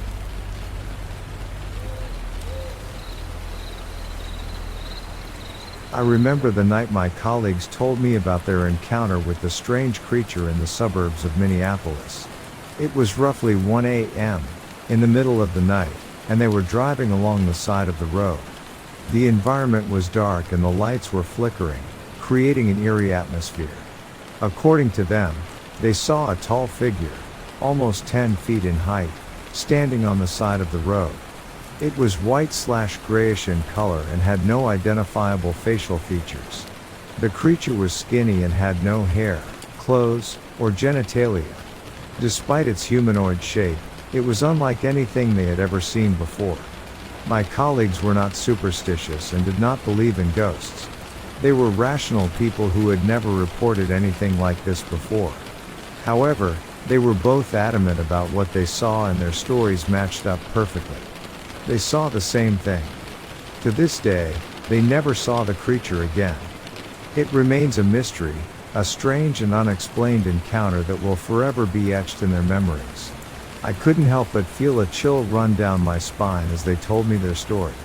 The thought of encountering such a creature in the dead of night is enough to make anyone feel uneasy.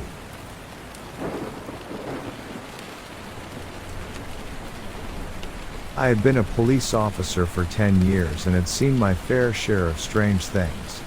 But nothing could have prepared me for what I encountered at Graceland Cemetery. It was a quiet night, just past midnight, when the call came in. There had been reports of strange activity at the cemetery, and I was the closest officer on duty.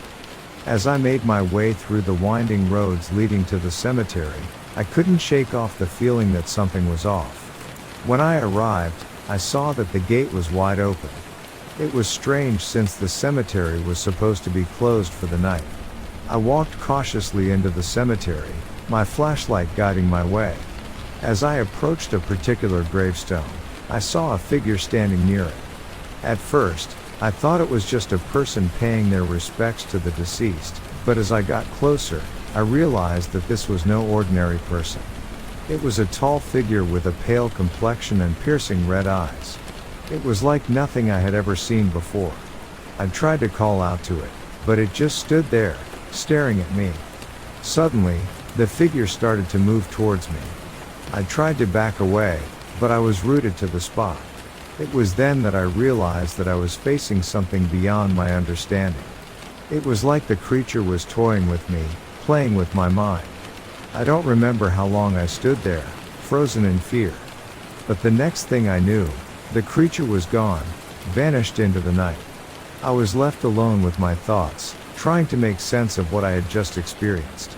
In the days that followed, Mineral Point was gripped by a strange epidemic of mass hysteria. People reported seeing the same creature I had encountered in the cemetery.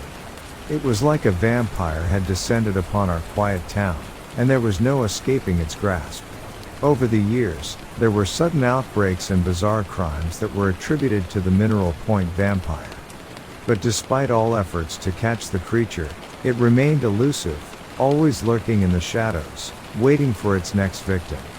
Now, years later, I still can't shake off the memory of that fateful night. The Mineral Point vampire may be gone, but the fear it instilled in me remains. Every time I pass by Graceland Cemetery, I can't help but wonder if the creature is still out there, waiting for its next victim.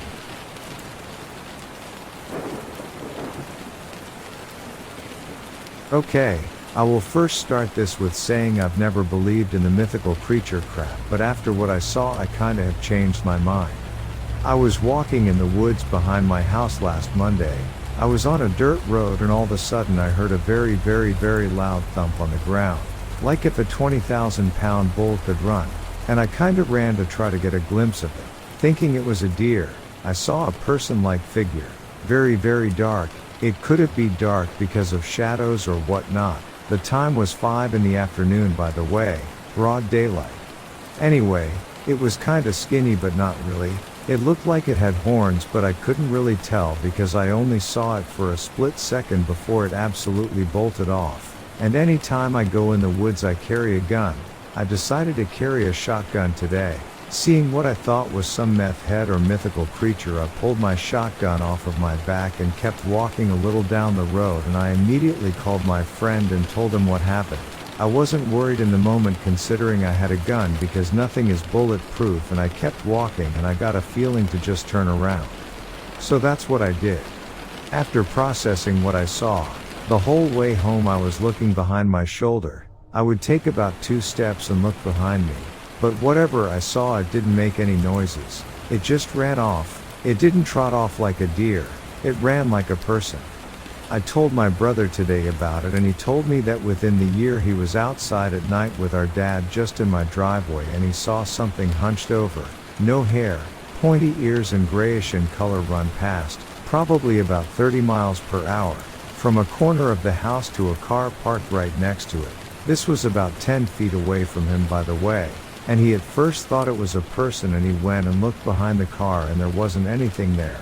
He also looked under and didn't see anything. He said it was absolutely quiet as well.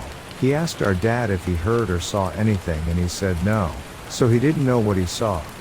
The thing my brother described didn't sound like what I saw, but I believe him. I wonder how long this creature or creatures have been out there. I'm very creeped out though, and I really don't want to go back out there anyway. I'm not asking you to believe me, because just a week ago if I read this I would say this is fakeus, but not any damn more. I'm just asking for some help to understand what I saw.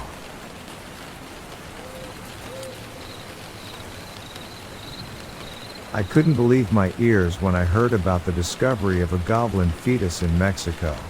The news had spread like wildfire on the internet, with people from all over the world debating the identity of the freaky find. As a journalist, I couldn't resist the urge to investigate. I traveled to Santa Maria Regla, where the alleged orkling was found, to get to the bottom of the mystery.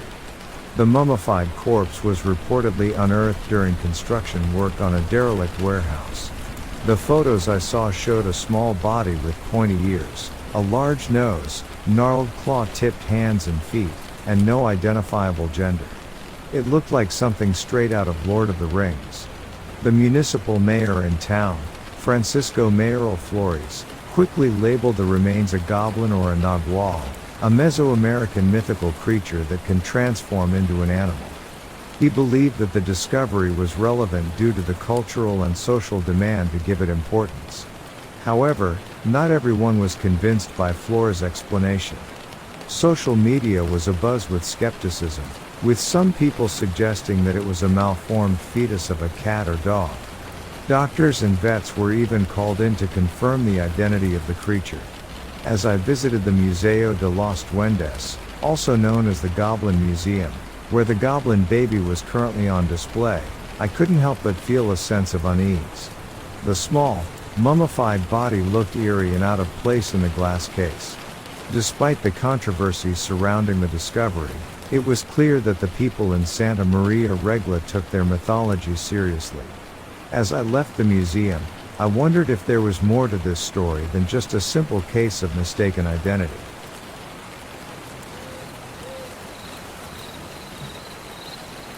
Friday night I was near Blue River in Colorado. We couldn't make it to the actual campsite, so we car camped for the night. Got a fire going and watched the full moon slowly peek up over the mountains. After a couple hours, we heard something that I thought was an elk bugle at first.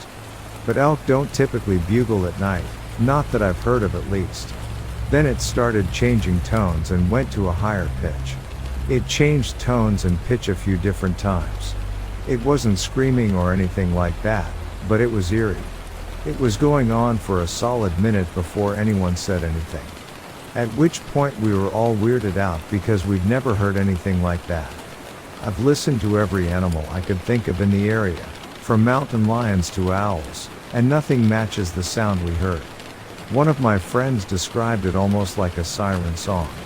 Does anyone have any ideas on what it could be?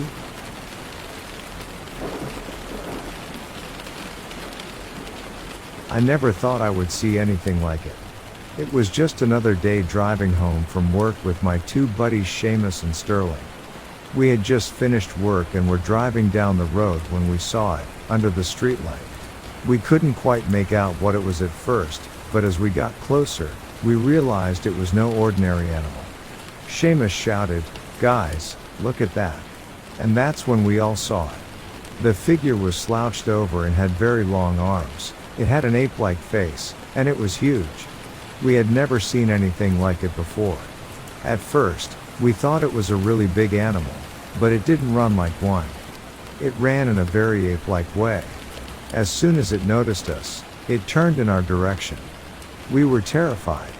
We had heard of the legendary Yowie, but we never thought we would come face to face with one. Sterling said we were in utter disbelief of what we were seeing. It didn't make sense to us, and we were all confused and scared.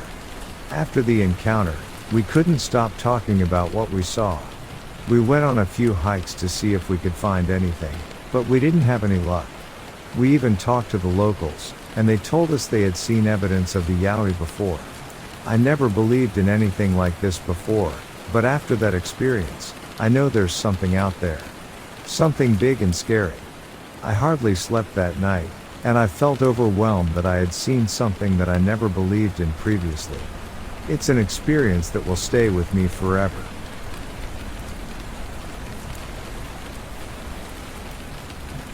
I have always been fascinated by tales of creatures that lurk in the depths of the ocean or rivers.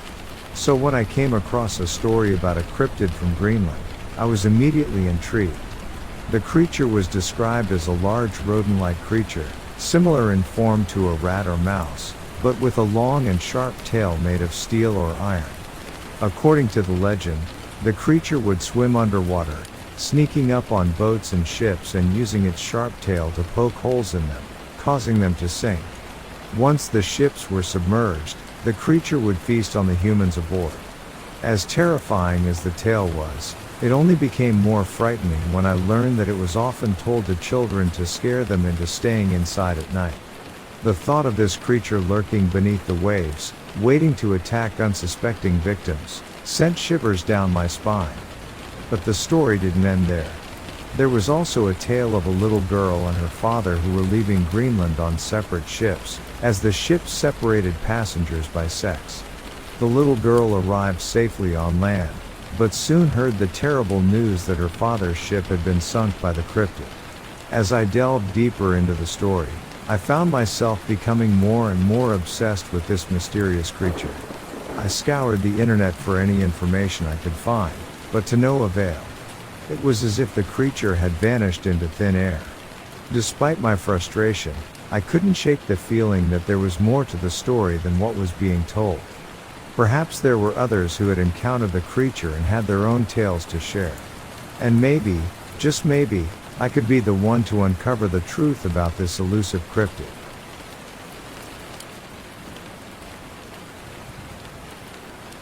So I live in a town in the Blue Mountains, Australia, in a place known for Yowie and panther sightings, and I have heard strange calls coming from the nearby bush before. So a few months ago I was riding my bike on some old fire trails and I just felt really strange all of a sudden, but I kept going. So first I went by a sewage treatment facility and felt really like something was watching me. Then I went down a hill and decided to go down to some nearby waterfalls. As I was going down to the falls I again felt really and worried. I then saw two guys walking by and I stopped and looked around and felt this overwhelming dread come over me, so I decided to book it back up the hill, and I could hear cracking from the bush and I kept looking behind me, but there was nothing there. I've heard of drug addicts that live down in that area of town, but they usually camp deep in the bush and don't really come out. I've also heard of a Yowie that lives in the area called Fatfoot, but as far as I know no one has seen him in years. Since then I haven't really been down those fire trails, but there was another one where I also felt off. Anyone know what it could be?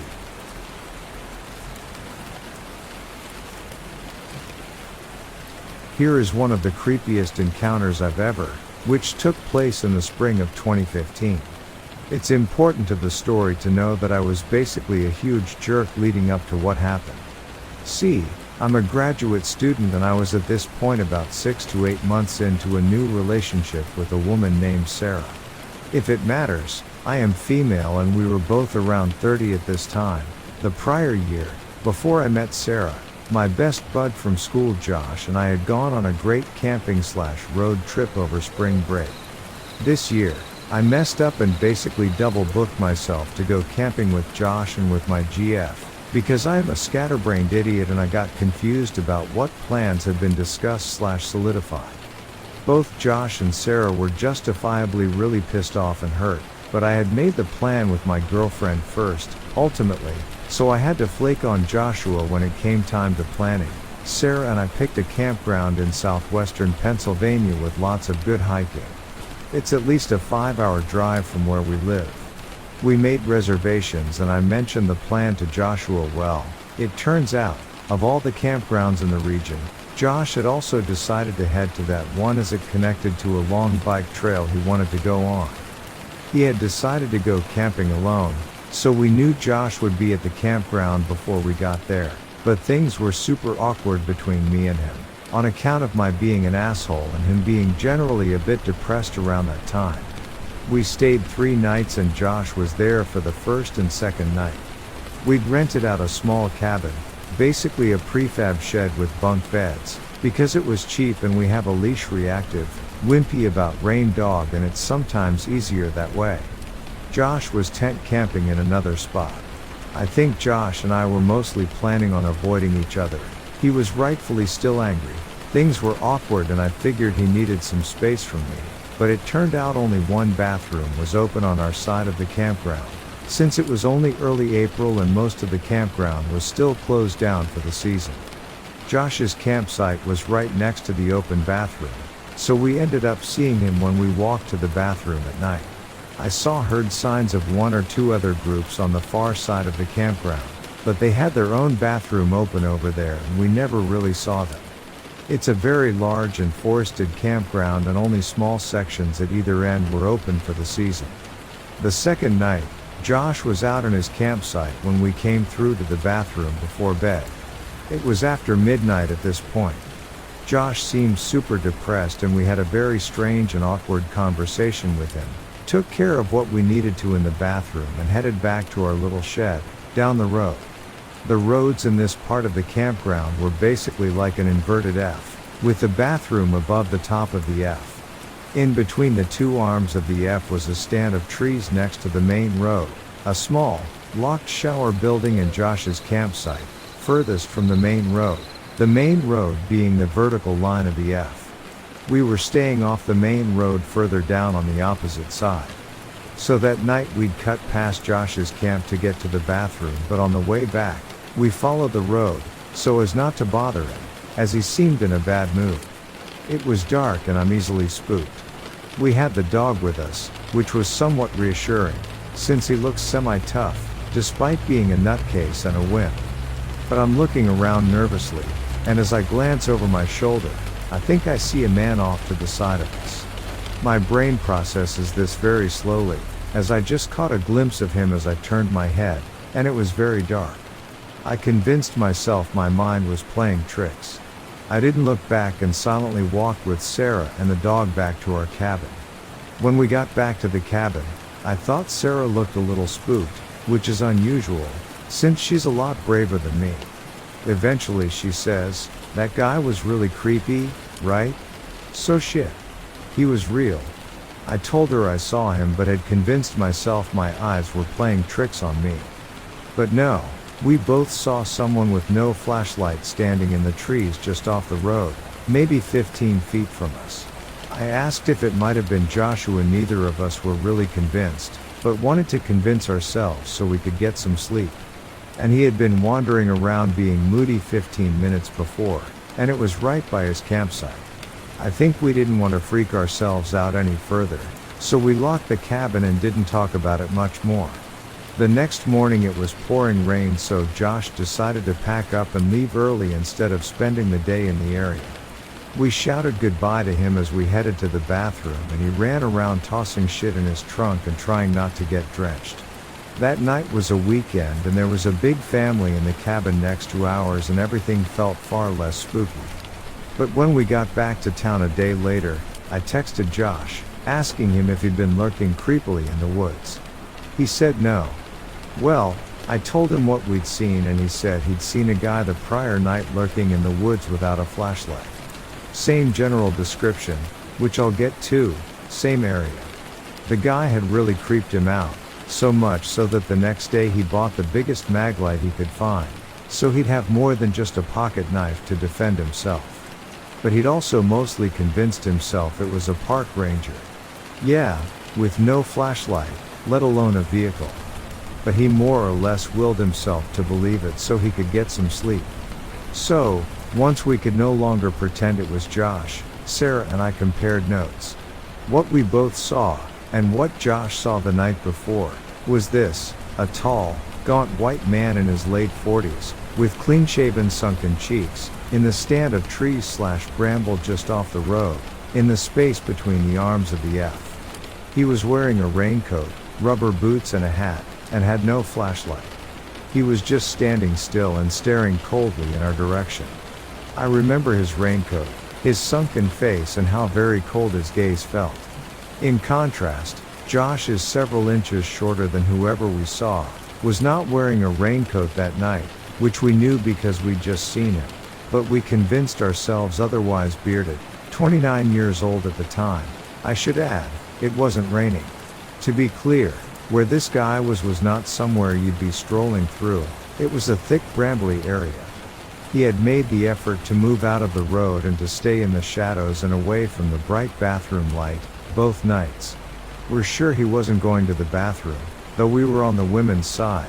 You can hear the men's side clearly, and Josh had been outside in view of the bathroom doors both nights.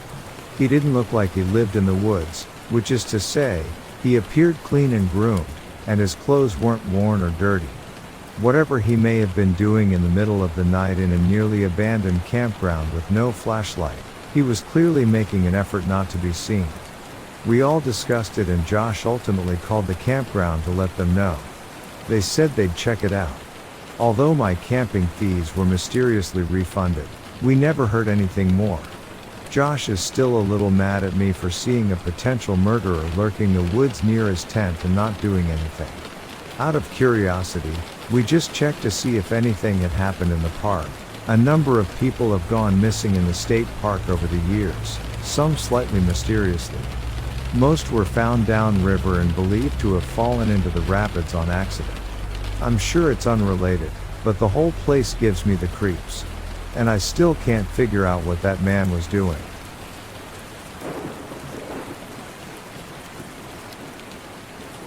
So last year around November-September I was driving home late at night, 2 or 3 a.m., from my buddy who lived on the other side of the city, with my bike. I was stoned as F when I was leaving. Me and my buddy smoked a lot that evening. I had 2 routes in my head that time that get me home. One was 13 kilometers long, trough a forest. The other was a much longer route, trough the city around the forest. For info, I live in Hanover, Germany. The city is pretty much built around these big forests. I decided to go for the forest route, which was already a bad choice since I didn't have any lights on my mountain bike and the forest is very dark at night. But I've been driving this route often since the other route is just waste of time. Was an easy decision for me back then since I'm a 2 meters tall male and was armed with a knife. So I'm rolling into the forest and my route trough, it was this asphalted track for inline skaters and bikers. It goes all the way trough. I'm pulling out my cell phone to activate the camera light since this was my only light source. I hadn't realized I forgot to charge the phone at my buddy's house. So my phone has this option: when it's below 5% battery level, you can only activate the camera light for a few seconds, till it turns off automatically and you need to turn it on again. Needless to say, it was quite stressful to drive like that. Always the light turning on and off. It rained that night too, but not much, more like foggy fine rain. I don't know what it's called in English, but we call it in German Niesel. Cause of that, I only could see what was close in front of me, like 10 or 15 meters view only. 3-4 kilometers in, the track takes a sharp curve. After I was taking it, I would see a white figure standing next to the road. It was dark as F late and am literally in the middle of the forest. I was thinking about returning, but I decided in a matter of seconds to keep going since I had a lot speed on. I was rushing trough the forest. When I spotted the figure I couldn't see much since I was like 20 meters away, but in seconds when I came closer I could see that it was a man in white jacket. Just standing there in darkness. Like I said, my phone was keep putting out the light, so I would have seen it if he had a light when my phone's light was off. So I'm going full speed towards the creepy guy standing next to the road. I was about 5 meters now from him and he was just standing there motionless. Like not even turning his head. Light goes out. 4 meters now. 3, 2. I put the light back on, and bypassing. I see him in the face. He was the most unhygienic looking man I've ever seen. Full nasty beard like a homeless guy just staring at the track. It was this moment I would feel a heavy rumble under my tires. I almost crashed. The track where the man stood was full of sticks and branches. Like a barricade. I think my mountain bike tires were saving my ass that day. Needless to say, I have bike lights now and don't take that route at night anymore.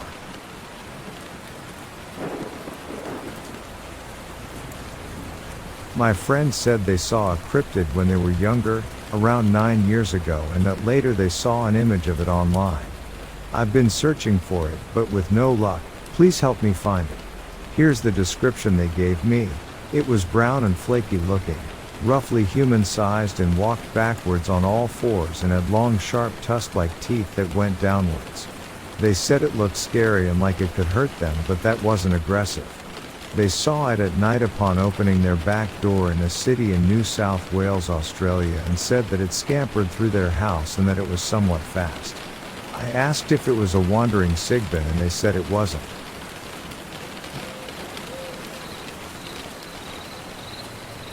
I couldn't believe it when I heard the news about Larry Doyle Sanders. I've known him for years, and while he's always been a little eccentric, I never thought he was capable of something like this. It all started with a fishing trip. Larry and his friend Jimmy Knighton went noodling on the South Canadian River last Saturday. I wasn't there, but I heard from others that something went wrong. A confrontation occurred, and Jimmy didn't make it out alive. When authorities questioned Larry about what happened, his story was even more bizarre than anyone could have imagined. He claimed that Jimmy was planning to feed him to Sasquatch, also known as Bigfoot. According to the affidavit obtained by the Oklahoman, Larry said that Jimmy intended to feed him to Sasquatch/Bigfoot. Larry believed that Jimmy was trying to escape so that Sasquatch could eat him. He couldn't let that happen, so he punched and struck Jimmy with a stick, and they fought on the ground for an extended period of time. It's hard to know what to believe. Did Larry really think Jimmy was trying to feed him to Sasquatch? Or was it just an excuse for his violent behavior? Either way, it's a tragic situation. Jimmy's body was found in the river the next day, and Larry has been arrested and charged with first-degree murder. I can't imagine what Jimmy's family is going through right now, and I'm sure Larry's family is in shock as well. It's a reminder that we never really know what someone is capable of, and how quickly a seemingly innocent situation can turn deadly.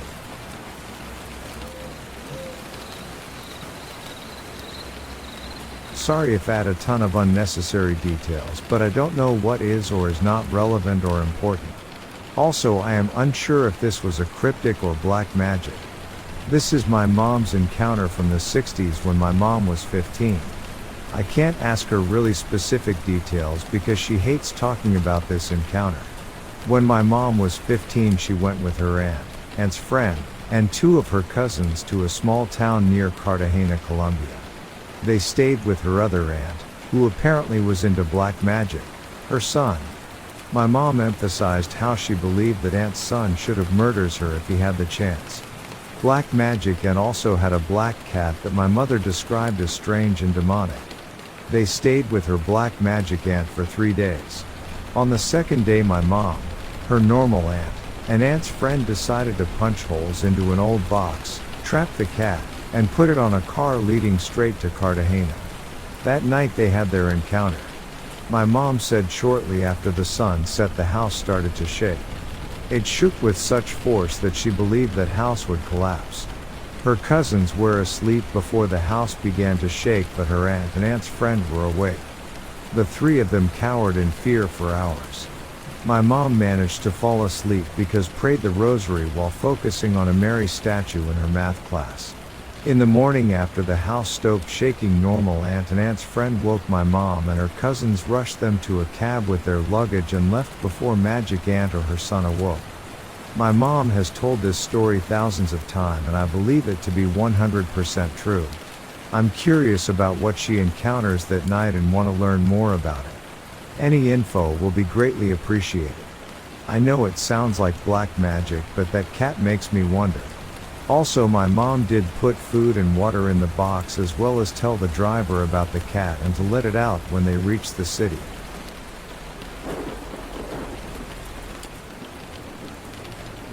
I still remember the eerie feeling I had that night. It was dark, and my friend and I were walking to the service station just 5 minutes away from my house. We were talking about the Australian Skinny Boys, also known as the NSW Body Snatchers, when I warned my friend not to look into the trees or acknowledge anything strange. After grabbing some food, we decided to hang around the park for a bit. But as it started to get dark, we knew we had to make our way back. The paddock was almost right in front of my house, and I was familiar with the goats and horse that lived there, but I noticed there were no cows. Little did I know that was about to become important. As we were walking, we suddenly heard a screeching noise that sounded like a cow being attacked. I was unsure if I was hallucinating, so I turned to my friend and asked if she had heard it too. She confirmed that she did, and that's when I knew we had to stay calm and quietly make our way to the front of my house. I could feel the anxiety rising within us as we walked, the feeling of being watched looming over us. This wasn't the first time this had happened to us.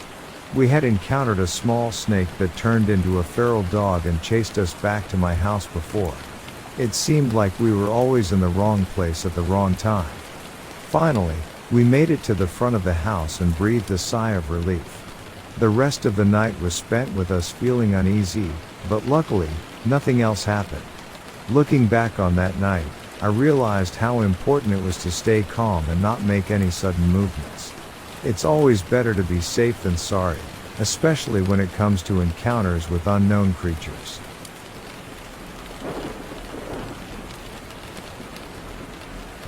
I believe that a lot of people get signs before something really bad is going to happen. 2 nights ago I woke up screaming from a very lucid, horrible dream where in the woods outside my house I heard someone in pain calling for help. I go to them and find a naked humanoid deer creature that turned on me. I believe that thing was a skinwalker. Then last night around 3 a.m. I heard and felt what sounded like something very large hitting the side of my house. Very clearly I could tell it was happening in the area outside of my kitchen and either next to or below my kitchen window. I was in my living room sitting on the couch where there is even a wall between the living room and kitchen. But this sound was so loud it could be heard throughout the whole house, and while I was already awake, the sound scared my cats, also woke up my sleeping daughter and partner. I could feel the wall behind me and the floor vibrate, along with the dishes and kitchen cupboards rattling around from the impact. This happened at least twice, I'm certain, maybe once more, but after the second time I was so scared I ran to check on my family. There was about a 10 seconds pause between the sounds. After the dream I haven't been able to sleep in fear, plus the loud noises are keeping me up too. Made sure to lock everything just in case. I'm wondering if the events are connected at all? If anyone can give me tips or help ease my mind, I'd appreciate it.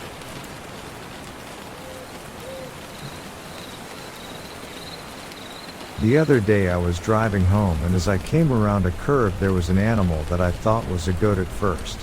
It ran away from me and got far enough away that I couldn't see it in my headlights. And it ran across the road and hid behind a bush. It was smart enough to pivot around the bush as I drove by it. It was extremely pale and looked like a camel shape. It moved like a Chinese dragon and looked like it was made out of a bedsheet.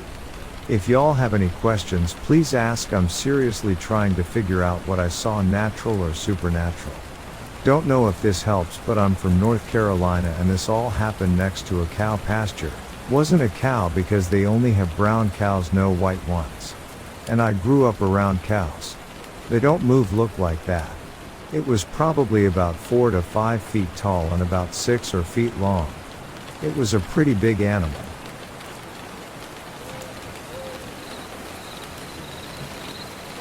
When I was around 12-14 years old, I used to ride my quad literally everywhere. My town was literally on top of a cliff overlooking the river next to a decent amount of woods.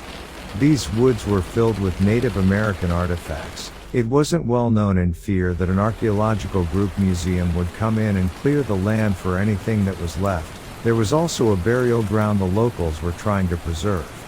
Plus I think it may be illegal. Anyway, there were still people who would dig next to the quad trails trying to find these artifacts. To dig for these artifacts you need to go less than a foot into the clay, and usually that's where they'd be. To do this you only need small gardening tools. Hand trowel, hand shovel, etc. You wouldn't use anything bigger cause you'll dig too deep. While I was riding my quad one day with my friend on the back, I came around a tight corner with no view what was around the turn because it was so grown in. Going way too fast cause I was just a reckless kid. I came to a dead stop when a man was in the most misplaced spot right in the way of the trail.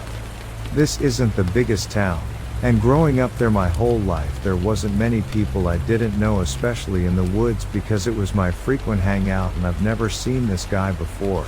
This trail was up above the trail where people normally dig, on the very top of the cliff overlooking the river where anyone would know not to dig for artifacts because it's too rocky. This guy was just as startled as I was. He nervously locked eyes with mine and we just stared at each other for a couple seconds. He doesn't say a word, I don't say a word because he was creepy as hell looking, and then he nervously blurts out, "I'm digging for arrowheads." I think I just gave him a head nod, and because he was blocking the way I put the quad in reverse and started backing down the trail slowly, keeping eye contact the entire time. I took notice to the fact he had a regular wooden-handled steel digging shovel with 2 large black garbage bags behind him, that were definitely filled with something. He had already dug a pretty big hole, I'd say at least 3 foot deep and 5 foot wide. The tone in his voice was like he knew I didn't believe for a second he was digging for arrowheads. Nobody that knew they were there was that uninformed on the tools needed to find them. Me and my friend both thought what was in those bags, but as kids we kinda brushed it off and went about our day. It wasn't until a year or 2 later I really thought about it and I went back to the spot, I guess to dig them up and find out. I don't quite remember what my intentions were. That location was so grown and I couldn't pinpoint exactly where he was standing, so I never did find it again. I tried a couple more times later but nothing ever came out of it. Until this day I always wonder why that guy was so shady, if he was burying a human body or body parts. If so, he was smart because people didn't venture up there and he knew it would only become more grown in.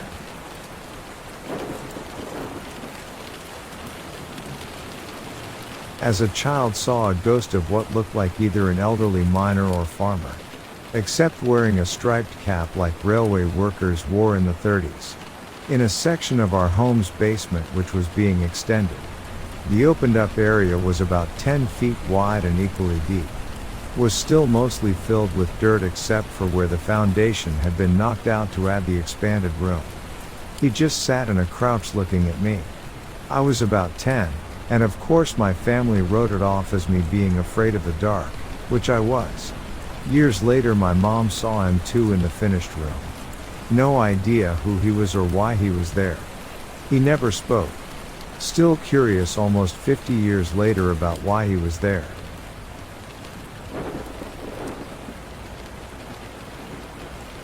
When I was at university I had my crush over to watch a movie. It ended around midnight.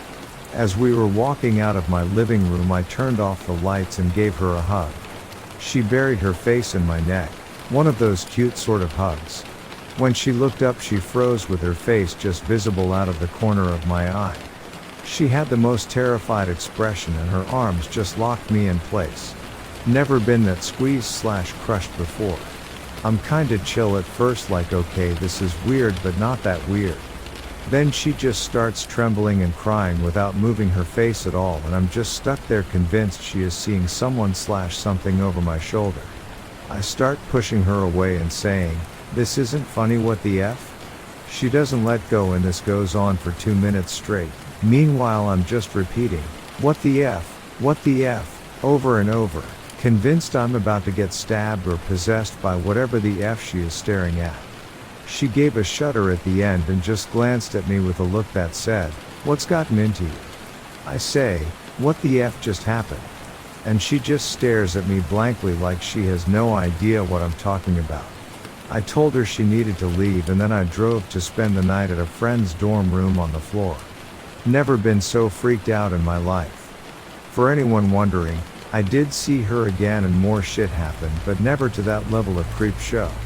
I'm a softie at heart, and I figured the girl just needed help or had some level of emotional instability.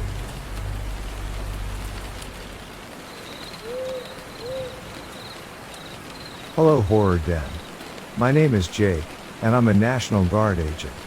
My unit and I were deployed to a remote region in Appalachian Mountains to investigate the sudden disappearance of several hikers and campers. As we arrived, we were immediately met with fearful whispers and nervous glances from the few remaining locals. They told us terrifying stories of a creature called the Crawler, which had been spotted lurking in the shadows of the dense forest. Though the stories seemed unbelievable, the fear in the eyes of those who had seen the Crawler was genuine. Unsettled but determined to find the missing people, my unit and I ventured deep into the uncharted wilderness. The locals gave us map of places where disappearances happened. Our search led us to a series of underground tunnels and caves, a hidden world that seemed to stretch on forever. As we descended further into darkness, our flashlights barely cutting through the gloom, we came face to face with the horrifying reality of the Crawler. It was a monstrous being, unlike anything we'd ever seen, capable of hunting and killing with terrifying ease. We spotted it, while it was devouring some corpse. We aimed our rifles, and started shooting. We knew we had to use our tactical training and survival instincts to evade the creature. The creature was fast, even killing few of our men, but in the end it fallen under the barrage of our bullets. As we approached the carcass of a cryptid, we noticed a stamp that said US government. As we returned to the surface, carrying the lifeless carcass of the Crawler with us, we couldn't help but wonder what other secrets lay hidden in the uncharted wilderness. Our mission had succeeded, but the truth we discovered left us questioning the world we thought we knew. In the end, we'd vanquished a cryptid, but the secrets of government involvement that surrounded it would continue to haunt us.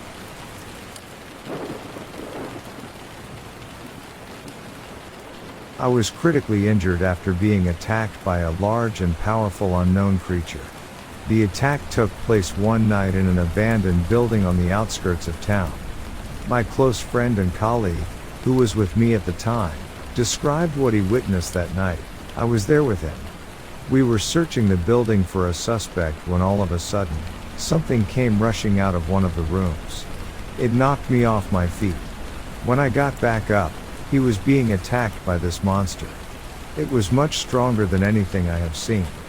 It was able to throw me 10 feet in the air with ease. My partner pulled up his firearm, firing it several times, but it wouldn't budge an inch, like the bullets didn't even bother it. I don't know what happened after that. I blacked out for several moments. When I came to, the creature had already disappeared, and I was unconscious, badly injured, and bleeding with a head injury and broken ribs. I remember seeing my partner pointing his firearm at an unknown creature. I felt my gun jam. When I looked up, the unknown being seemed to disappear in front of me. I went to check on my partner and found him not breathing.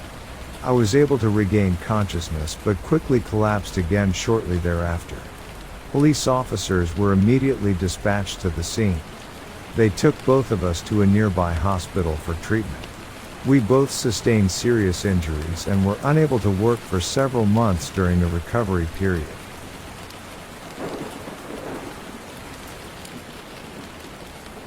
Sometimes, some of the scariest things don't necessarily have to be a torn up body or tons of blood. They just have to be unexplained. So, I work for the forestry department, and I often travel around conducting various bits of research. I've gotten to travel far and wide, often ending up in the most remote and often beautiful places that would be extremely unlikely to see your average Joe ever go to, unless, like me, it was something to do with their job.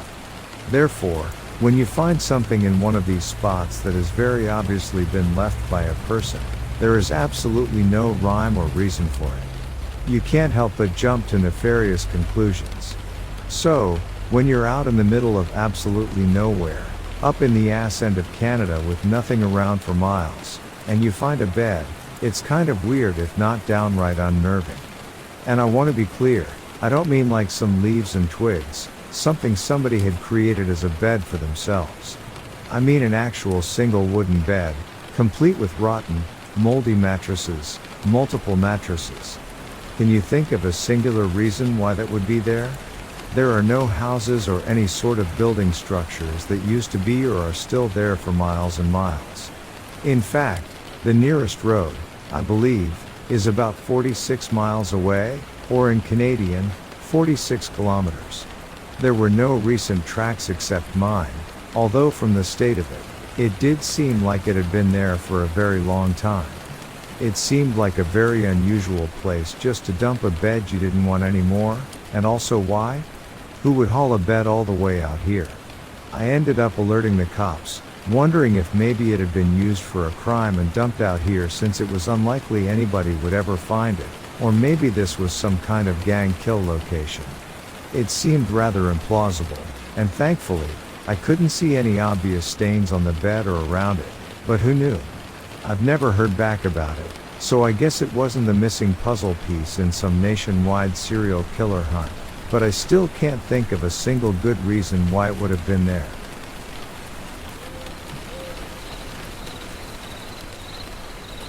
My name is John, and I'm part of a National Guard unit assigned to protect the small town of Smallville, situated near a dense forest. The town had become the epicenter of a series of brutal attacks, and it was our job to protect the residents and track down the perpetrator. As we investigated the crime scenes, we found evidence of an unknown cryptid, which we suspected to be the legendary Dog Man. To aid in our search, we enlisted the help of a renowned cryptozoologist who had dedicated his life to studying these elusive creatures.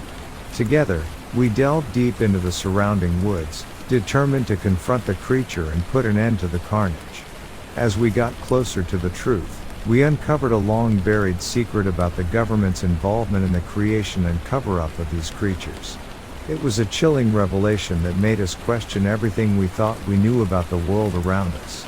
One night, while we were searching for the creature, we heard blood-curdling screams echoing from the small town.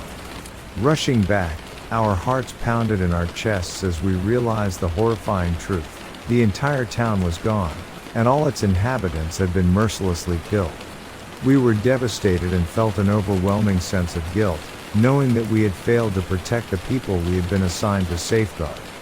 But before we could even begin to process what had happened, government officials arrived at the scene. They quickly quarantined the area and ordered us to return home, offering no explanation or consolation. We left Smallville with heavy hearts, haunted by the loss of an entire community and the knowledge that we had been so close to uncovering the truth about the Dog Man. The government had successfully silenced us and covered up their dark secrets, but the memory of Smallville and its people would remain with us forever.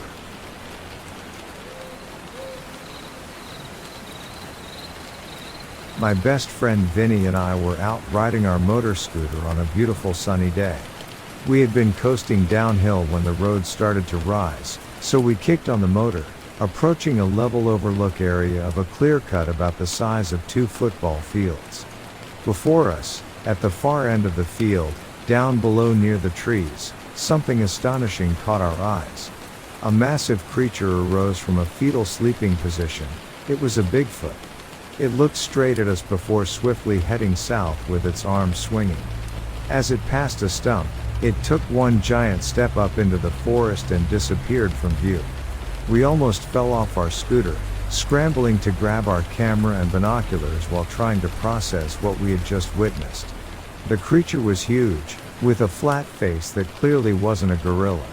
Vinny insisted that we explore the area, so we carefully walked down several feet of clear-cut debris to the spot where the Bigfoot had been sleeping. All we found were impressions where the creature had been lying down, but nothing else. We noticed that the stump it had passed was 8 feet tall, and the creature had been chest high over it. The single step it took into the forest was at least 3 feet tall. We were both in awe and terrified at the same time.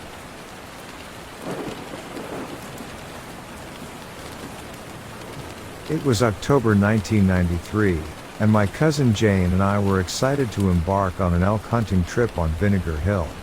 The area was known for its abundance of elk, and we were hoping to bag a big one. Little did we know that our hunting trip would turn into an unforgettable adventure.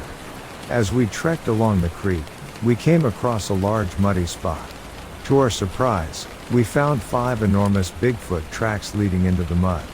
Each track measured 20 inches long, and they were spaced far apart. Jane and I exchanged puzzled glances, wondering if what we were seeing was real. The following year, during elk bow hunting season, we found ourselves back in the same area. The memory of the Bigfoot tracks still fresh in our minds, we couldn't help but feel a little uneasy. As we hunted in the daylight around 2 p.m., we suddenly heard a loud, piercing eek sound echoing through the forest. Startled, we both dashed back to camp, our hearts pounding. At sunset, our friend Jeremy joined us at camp. As we discussed the day's events, Jeremy noticed movement by a bush in between 3 trees. He squinted, trying to make out what he was seeing. In the fading light, he saw a dark, shaded figure moving through the trees. It was tall, around 6.5 to 7 feet, and walked upright like a human. At first, Jeremy thought it might be his brother, but as the figure disappeared into the woods, he realized it was something else entirely. We couldn't help but think back to the Bigfoot tracks we had found the previous year. Could it be that we had just seen the elusive creature responsible for those massive footprints? We later learned that the area was honeycombed with mines, raising the question of whether these creatures used them as shelter. Though we never had another encounter with the mysterious figure, our elk hunting trips on Vinegar Hill would forever be tinted with a sense of wonder and curiosity about the legendary Bigfoot.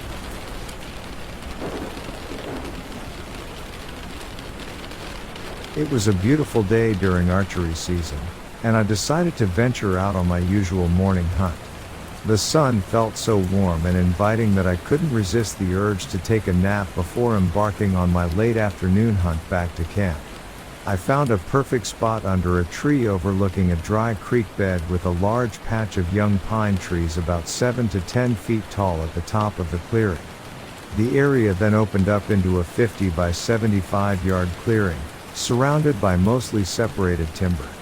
The small pine tree location was fairly dense. I remember being jolted awake by loud thumping noises, like heavy objects hitting solid dirt and tree branches snapping. I instantly thought, here come the elk. So, I pulled myself together and eagerly prepared to see some elk emerging from the small pine trees. Instead, what I saw next left me baffled and uneasy. Large rocks, weighing 50 to 100 pounds, were being hurled through the air. They seemed to be coming from within the pine tree patch, and the commotion lasted for what felt like an eternity, but in reality, it was only about 1 to 2 minutes. I was completely taken aback. I had seen over 30 bears in the wild, had close encounters, and even observed them with spotting scopes, but what I was witnessing now was utterly unexplainable. I was certain that this was not a bear. Bears roll rocks, but they don't throw 50 to 100 pound rocks. After the situation settled down, I cautiously walked back to camp and anxiously waited for my dad to return. The next day, I took my dad to the spot where I had experienced the strange event. We examined the rocks and found the exact spots where they had been removed from the ground. We could even see where the rocks had hit the ground and bounced.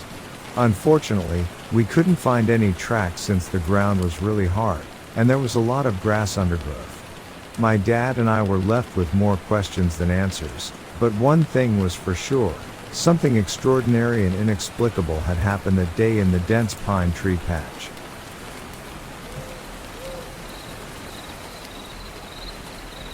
This happened about 8 years ago when I was 11. I was over at my best friend's house for a sleepover. We, my best friend, his older brother, and I, were all sitting around wondering what to do when older brother suggests we go to the park, at which we happily agreed.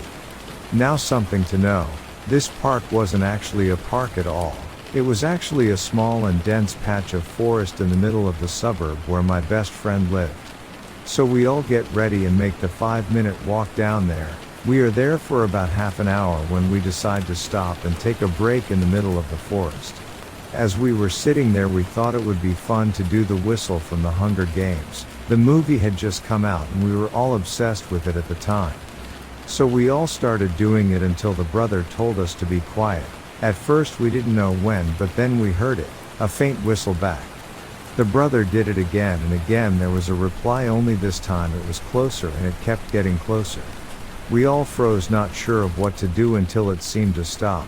We all agreed it was time to go home at this point, and as we were about to come out of where we hid, I heard from a bush behind me, "Hey, come here."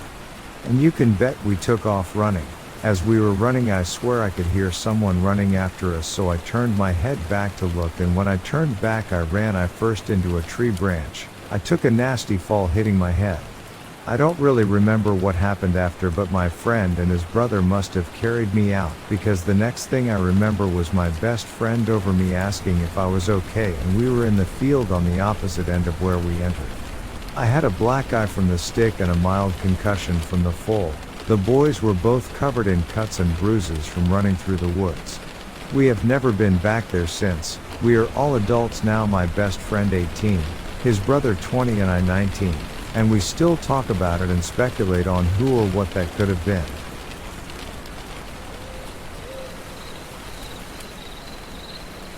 My friend and I were excited to go hunting on Gowdyville Road, just over the top of Gowdyville Mountain.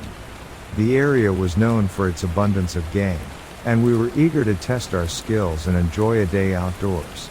As we trekked deeper into the woods, the sound of leaves crunching beneath our feet filled the air.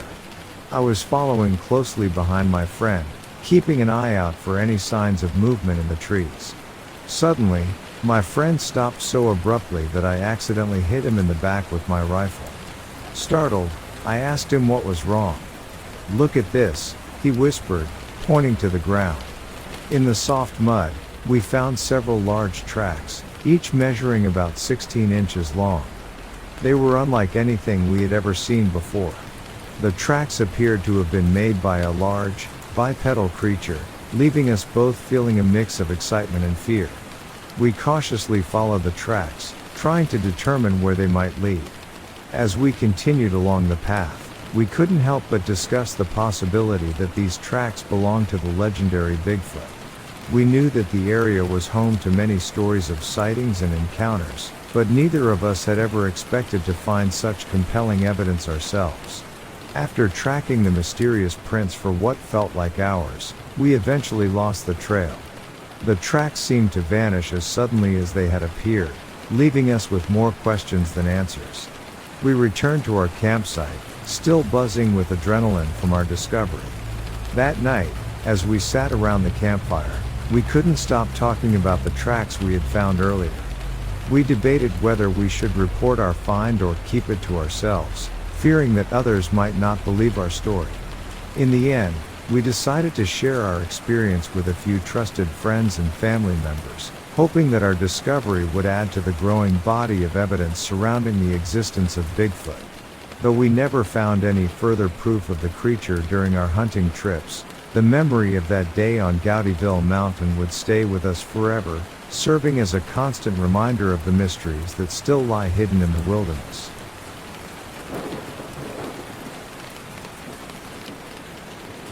While on a deer hunting trip, my father stopped the vehicle on the side of the road to have lunch.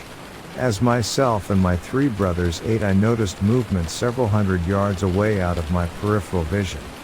I realized that something was up in a tree near the very top of a huge pine tree where the branches are just beginning to grow, at the edge of the timber cutting area. The area had just recently been logged.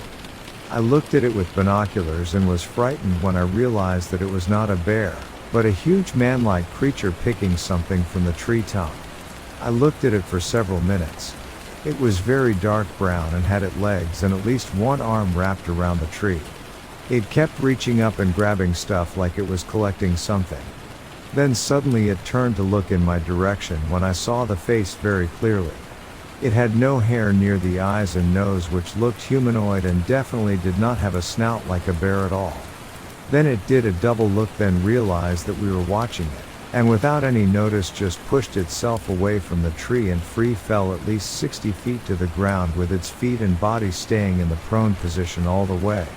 When it landed, it made a very loud crashing sound into the freshly logged clear cut.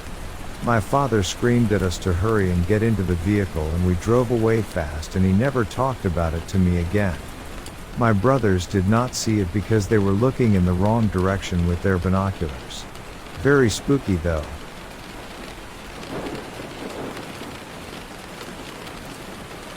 I had just finished a long walk through the forest. The smell of decomposing leaves filled the air, but suddenly, I caught a whiff of something far more pungent. It was like a rotting animal carcass. As the smell intensified, I couldn't shake off the feeling that I was being watched. As I walked down our dirt driveway, I heard a deep snort, like a huffing noise. It reminded me of the sound a horse makes when it wants your attention. Intrigued, I looked around and saw a large male Bigfoot standing there, staring right at me. I was both fascinated and terrified at the same time. With my heart pounding, I took a cautious step, and to my amazement, the Bigfoot mirrored my movement. This continued for about 5 minutes, with the creature copying my every action. Feeling a mix of excitement and fear, I decided to run back to my house to grab a camera. As I fumbled to find my camera, I thought about the park ranger, who had been a friend and confidant for years. He had shared numerous stories about unusual sightings and unexplained phenomena in the forest. I couldn't wait to tell him about my encounter and show him the evidence. But when I finally stepped outside, camera in hand, the Bigfoot was gone. Disappointed but still eager to share my story, I went to the ranger station and relayed my experience to him.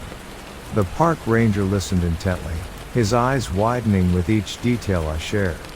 He told me that there had been other reports of similar encounters in the area, and my story only added to the growing mystery. Together, we went back to the spot where I had seen the Bigfoot, but there was no trace of the creature. The park ranger promised to keep an eye out for any future sightings and urged me to do the same. From that day on, every time I ventured into the forest, I couldn't help but hope for another chance encounter with the elusive Bigfoot.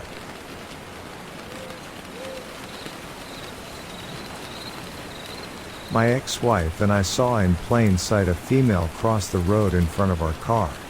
We had to stop very quickly or we would hit her. This happened at around 9:30 p.m. We went back there the next morning and found where 2 to 3 had been standing watching traffic to cross the road.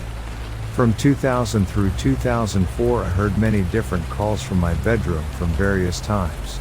The oddest at 9:30 a.m. This was the loudest call I had heard, and it sounded like it was lost or looking for a younger one that was lost. I have never heard a creature with such a lung capacity. The volume was incredible, and that was in broad daylight about half-mile from my home. It woke me up immediately and I knew right away what it was. I have excellent audio tape recordings that I recorded as I heard them through a magnified microphone. Many times I had walked in the woods by the house and I felt the presence of them around me. I also found many footprints and the largest pile of feces that I had ever seen, and my dog was very leery of that.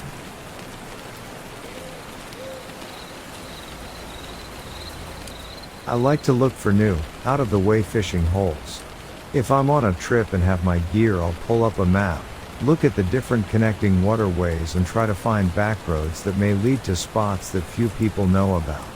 On one trip about 10 years ago, I'm in western Pennsylvania and I'm looking for a road to connect me with this small and out of the way stream that I found on the map. I'm in the country, it's not too desolate, but houses are definitely getting farther and farther apart and looking more and more beat up. I surmise that I am really close to where this stream is supposed to be, so I turn down a dirt road that leads toward a tree line in the direction I believe this stream to be. The road starts out in okay shape, but as soon as I pass into the tree line, stuff gets weird. It's mid-afternoon, but the canopy of trees is so thick that it suddenly looks like dusk. Then the road very quickly deteriorates, starts to close in, and then starts to vanish. There are banks on either side of me, so I figure I'm on some sort of old logging road that rarely if ever gets vehicles on it anymore. The road is getting worse and worse. Large rocks start appearing at random spots in the road, first sporadically and then more frequently. It's very unnatural looking. It looks like they were placed on purpose. My car is 4WD, but I'm getting a little worried because the rocks are getting larger, and combine this with how tight the road now is and driving around them is becoming sketchy. I'm now driving very slow to not pop a tire or make a wrong move and get stuck on the bank or something. The road suddenly takes a very sharp left-hand and downward turn. I creep along this turn but stop as I see the road continuing this weird downward trajectory. At this moment my gut starts talking to me and telling me to turn around, but it's at this point I realize I can't. The road is not wide enough to do a 3-point turn. I could chance it, but I didn't want to get my front end caught on something pushing over the bank or my back end going off the back in the other direction and getting stuck. I say to myself, keep pushing forward and you are bound to get just enough room to turn around shortly. As I make my way driving this weird, downward road with sharp curves and oddly placed rocks, I start to see items off to the sides of the road. At first it's just garbage. Bottles, boxes, wrappers, etc. Then I start seeing toys. Kids' toys. Lots of them. An uncomfortable amount. Then I start seeing clothes. Some look old and weathered like they've been there for years, and some look fairly new. The amount of clothes I'm seeing also increases. Then I start seeing mattresses. Not one random mattress. Lots of mattresses. All over the place. There are dirty and dark stains on them. My gut is now screaming at me to get the F out, but I still don't have room to turn around. While I'm sitting there and trying to figure out my next move, I get that distinct feeling that I'm being watched. The moment that feeling hits me, I audibly yell at myself, "Nope."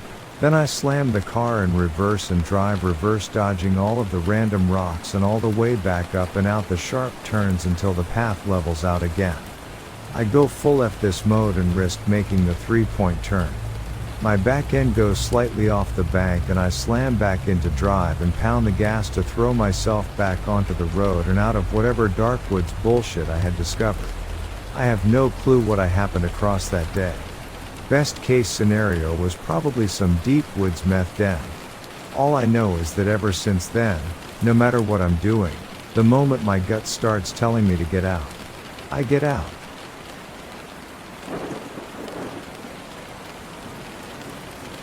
This happened about a year ago to me and my husband. Sorry in advance for the long story. It was our 10th anniversary, so we decided to go camping, just the two of us, and of course our dog. There is a big national park camping area near where we live, little less than an hour drive, so that was where we were heading. It's basically a big forest with many small lakes, ponds, trails and camping sites around. Pretty popular place during summer, but we still saw some people, even though it was late September and the weather was cold. We found a good spot, next to a lake, to set up our camp. It was a beautiful day, so we wanted to hike a bit in the forest. There was a nice long path that was going around the lake where we had our camp, so we chose to go that way. The lake was quite small, and there was another camping site by it. You could see there from our camp, and from there you could see our camp. They were almost on opposite sides of the lake. We walked past the another camp, and saw a man there alone, just standing and staring us, not answering when we greeted him. He was maybe in his late 20s, around the same age as us. I thought at that point that he was maybe just shy and little weird. He had a small tent set up and some other stuff all around the place, so I figured he had been there a while. We just continued walking and didn't think much to it. Eventually we got to our camp and started to set up our tent before it's too dark. We made some food by the fire and just sat there enjoying the peace. Suddenly, our dog starts barking like crazy. She was tied to a long wire around a tree. We immediately realized that she wasn't just paranoid and that there really was something in the woods and it was near. It had been very dark for hours at that point. I took the dog to a leash and my husband started to look around with his bright headlamp. Our dog just kept barking.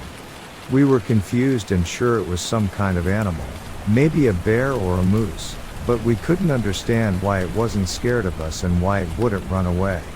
My husband went ahead to the path that leads to the another camp. Right when he got to the path, which was just less than 10 meters away from our camp, he saw something on the ground. I told him to go check it out and followed with our dog. He stopped, turned at me and said, "It's a human. Laying on the ground." The first thing I thought was that maybe they were hurt, or dead or something. They just laid there not moving, facing the ground. We asked, "Are you okay? Are you hurt?" And they just suddenly stood up. Turned out, it was the guy from the another camp. He was very scared of our dog, and told me not to let her near him. I was kinda relieved that it wasn't some creepy-ass bear that was going to eat us, but I soon learned that a bear might have been less scarier than this guy. After he stood up, he walked straight to our campfire and sat down. My husband tried to ask him multiple times why he was sneaking in the dark forest without any light. He didn't give us any answer. We even laughed a bit and told him how we thought he was a damn bear or some shit, but he didn't even smile, just stared at the fire, looking annoyed. His right leg was soaking wet. He probably stepped off the path and dipped it in the lake on his way to our camp. He sat with us for 30 minutes, not talking much. He also clearly wanted to know where our dog was at all times. I saw he had a knife hanging from his belt, but I guess it's not that weird when you're in the woods. Every few minutes he put his hand in his pocket and just peeked at whatever was in there, kind of like checking the time on your phone without taking it from your pocket, but it wasn't a phone he had there. I felt very uncomfortable and anxious by the whole situation. So, when the 30 minutes had passed, he again stood up and mumbled about going back to his own camp, and left. He never gave us any explanation of why he came to our camp, or why he was stalking us in the dark. He tried very hard not to be seen when we found him. When I thought he was far enough, I told my husband that Therese, no way I'm sleeping in that tent. The biggest nope ever. Fortunately for me, he agreed and said that the guy might come back when we're sleeping. I just wanted to leave ASAP, so my husband started packing things up. Our car was nearby, thank God, and I was guarding and looking around with a light if he comes back. Just when we had almost all of our stuff in the car, I saw a quick flash of light on the path from the guy's camp towards ours. He was coming back. Maybe he thought we went to sleep, because he couldn't see our campfire anymore. So yeah, we got in the car and left real quick. I don't know if we overreacted, but I had such a bad feeling about him. Who crawls in the dark, wet forest alone just to stalk some strangers? What would have he done, if our dog wouldn't have hurt him? What were his motives? Maybe stab us to death when we're sleeping? I don't know and didn't want to stay there and find out. I'm just glad we had our dog with us. There's a chance she saved our lives. I think people are the scariest thing to find at night when you're camping.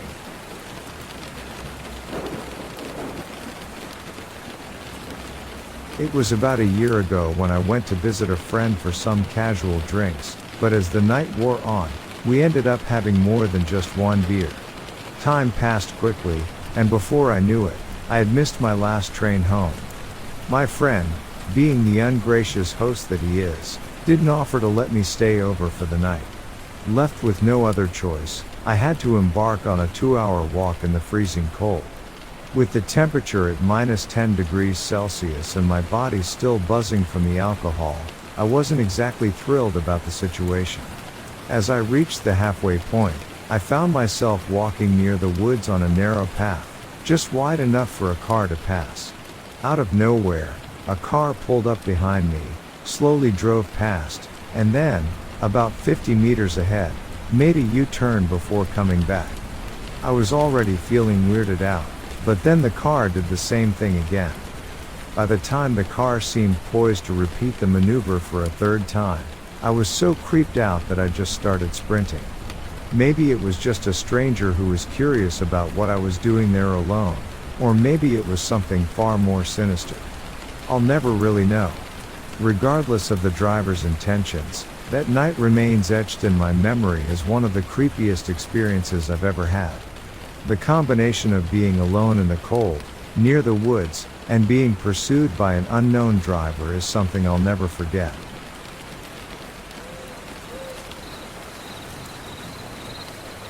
It was a night like any other, with the only exception being the unsettling behavior of our two normally placid black Labradors. They woke me up from my sleep, making an awful growling and barking sound I had never heard them make before. Their voices were filled with aggression and fear, which was unusual for them. We lived in the countryside, with a vast common and woods situated behind our house. I walked into the kitchen to find the dogs glaring at the back door, continuing to make a fuss. Their terror was palpable, causing the hair on the back of my neck to stand up. Grabbing a torch and arming myself with a fire poker, I prepared for the possibility of an intruder. I opened the back door, only to find that both dogs shied away and ran into another room. The night was pitch dark as I poked my head and the torch out the back door. For a split second, I caught a glimpse of reflective eyes belonging to a massive creature about 10 meters away from me. The creature blinked and turned away, disappearing almost instantly. In England, there was nothing I could think of that could explain such an encounter. I slammed the door shut, and my dogs and I spent the rest of the night huddled together in my bedroom, half terrified. Not long after that night, the local paper featured an article about a series of unexplained sheep deaths on a farm just a mile away from our home. The sheep had been ripped to shreds, as if they had been attacked by a large predator. The chilling coincidence left me wondering what kind of creature had paid us a visit that fateful night.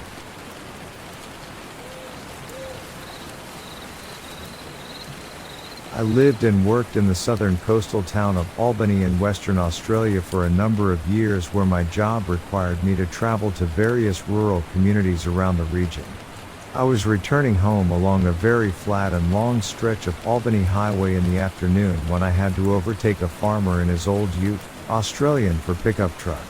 So far so very typical of traveling along your average country road, but as I pulled in ahead of him I checked my rear view mirror as I always did, and even though this happened over 25 years ago, I can still vividly recall the absolute confusion when I saw there was no car behind me on the road at all. This wasn't at night, but about 1 p.m. in the afternoon. There was no sun in my eyes or shadows on the road or any roads he could have suddenly turned down. I was easily going around 110 kilometers an hour, which meant he was going about 90-100 kilometers. I literally looked up into the rear vision mirror as I pulled into the correct lane, so I cannot believe he could have slowed down and turned into a side road at that speed, or without me seeing him.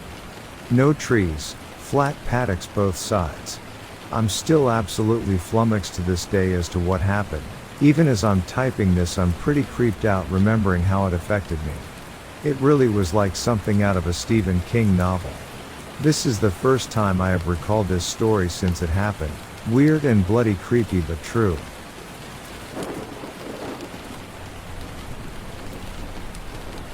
Robert and I were riding our Vespa motor scooter.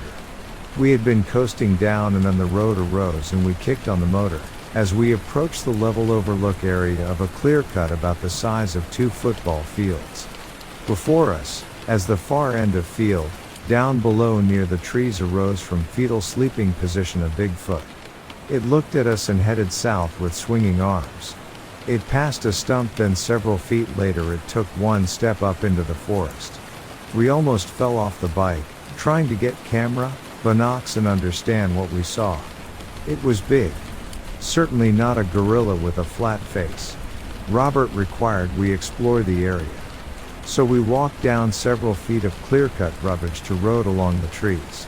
We saw where he had been sleeping, but nothing else except, the stump he passed was 8 feet tall and he was chest high over it. Where he went into the forest, the single step was 3 feet tall or more. Yikes. We reported and were recorded with Bigfoot researchers. They said that they believed us. Particularly because the Bigfoot is known to be nocturnal. Day sleepers. But no one had yet seen one sleeping.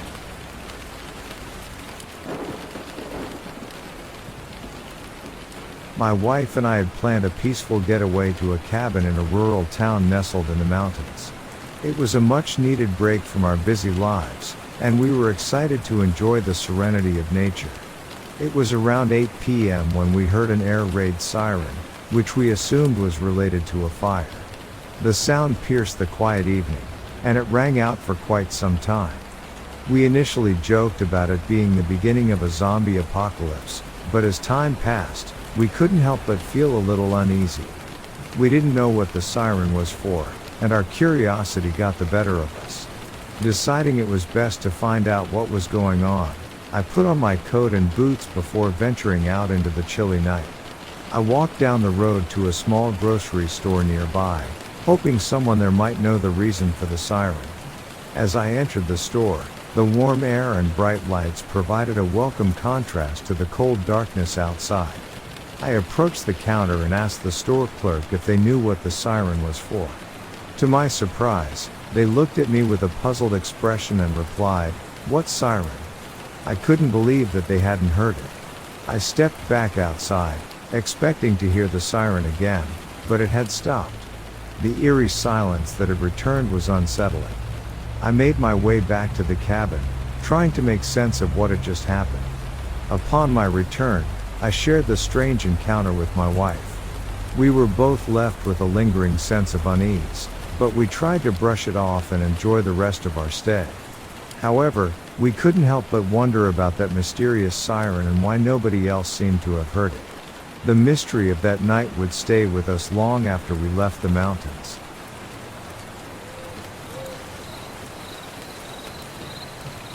A few years back, I had this really creepy experience with an older coworker of mine that still kind of shakes me to this day. It happened at this place that I've been working at for a couple of years at that point. The place was a small factory of sorts, with only less than a handful of employees, including myself. One day though, my boss introduced us to this new, older guy that he brought in to start working in the other, newer side of the factory. You see, the factory where he worked had two different sides to it. One side for beeswax and one side for wood production. My boss had brought him in because they went to church together and the wood production on the other side had a religious significance. The new, older coworker worked there with us for about 1 month before he approached me one day and introduced himself to me. He seemed like a nice guy and even came back to give me a Hershey kiss not long after that. A couple months later, I got asked by our boss if I could go pick up my new older coworker, probably because his car was broken down or something. I agreed to it, so my boss asked me if it was okay to give the coworker my phone number so that we could coordinate via text. I said it was fine and went on my way. I brought him back to the factory with no problems. Soon after that though, I started to get random and sporadic texts from him late at night. At first, the texts were just about us maybe hanging out soon, while simultaneously apologizing to me because he knew he was much older than I, but then the texts started to get pretty pervy and they would be as long as a mini book. The texts were just long, misspelled random, pervy compilations. I tried to just ignore the texts, but that only made them start coming more frequently. In the midst of all this one day, my roommates were scrounging for a ride to a casino only a few miles from our house. I gave them a few dollars for a ride and they said that they'd find their own ride back. So imagine my surprise, when they returned only a couple hours later with their own ride all right. Their ride was my creepy coworker. Not only was I creeped the hell out that this pervy jerk now knew where I lived, but I also didn't know how he came to give my roommates that ride. Was it just sheer coincidence or something more? A few days after that, I went to visit a friend at his apartment that was located on our main street running through our small, historic downtown area. When I came downstairs from his apartment, as he was located on the second floor, I made my usual turn, walking on the sidewalk in front of all the main street shops. As I walked past one of the shops that was maybe 2 doors down from my friend's apartment, I thought I saw something out of the corner of my eye, but it couldn't be, could it? To my great dismay, it was him, my creepiest older coworker, standing in the doorway of one of the shops and smiling creepily at me from under a black top hat. A couple of weeks after that little incident, I noticed him again as I left my friend's apartment. He was just standing on the sidewalk with that same creepy grin plastered on his gaunt face. Since I had already informed my friend after the last incident, I simply texted him real quick to let him know the creep was back. I got into my car and left after sending the text, so I didn't find out until later that the creepy coworker was gone by the time my friend got downstairs to the sidewalk. At that point though, the texts were still coming even faster than before. He was even threatening to come by my house if I didn't respond. Long, provocative texts dictating what he'd like to have happened between us if he did just happen to show up at my house. When I would see him during the day at work though, he would act as though everything were normal, giving no hint of his nighttime persona. After seeing him yet again as I left my friend's apartment, I just so happened to overhear a couple coworkers of mine standing around discussing how weird our new, older coworker was. Right then, I stepped in and joined the convo, finally showing one of my other coworkers the text messages that the creep had been sending me. I had been working with that particular coworker for a few years, but I didn't know him too well. He was one of those people who came off kind of grumpy and distant. Still, I told him and my other coworker not to say anything. They both nodded in agreement and we went our separate ways to finish up for the day. When I came into work the next day though, my boss immediately called me into his office. My boss told me that he'd been informed of the situation in the texts and he wanted to see my phone to read them. I told my boss that I didn't really want to get anyone in trouble, but he said that was besides the point and that my situation needed to be addressed.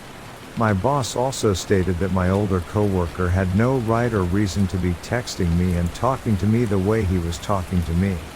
The boss must have had a pretty good talk with him because all the crap stopped from the older coworker after that.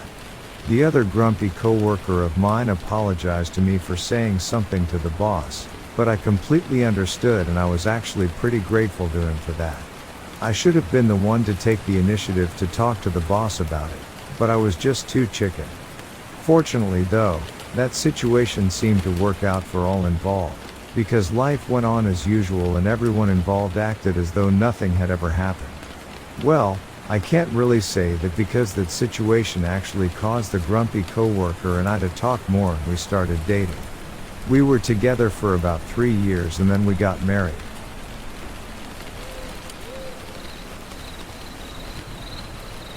I was in Cozumel, Mexico, driving a truck through a completely uninhabited area on my way to a beautiful, secluded beach. The sun was shining, and I was eager to relax on the pristine sand, soak up some rays, and enjoy the crystal clear water. As I continued down the deserted road, I suddenly spotted something up ahead. It was unlike anything I had ever seen before. This strange creature looked like a stick figure drawing, with a disproportionately large head and a spindly body. It was all black and stood on its hind legs, seemingly aware of my presence. Without any warning, the bizarre creature darted across the road right in front of my truck. I slammed on the brakes, barely managing to avoid hitting it. My heart was pounding, and I stared in disbelief as it disappeared into the dense jungle. Shaken by the encounter, I continued on my way to the beach, but I couldn't get the image of that creepy thing out of my mind. When I met up with my friends, I told them about what I had seen and even drew a sketch of the creature. They were just as baffled as I was, unable to identify it based on my description or drawings. Over the years, I've tried to find out what that strange creature could have been. I've researched every known animal that inhabits Cozumel, but nothing seems to match the stick figure-like being I saw that day. Even my friends who still live on the island haven't been able to figure out what it was. To this day, the memory of that eerie encounter lingers in my mind. I can't help but wonder what it was that crossed my path in the uninhabited wilderness of Cozumel. Perhaps it was a creature yet to be discovered by science, or maybe it was something supernatural. Whatever it was, it remains an unsolved mystery that continues to haunt me.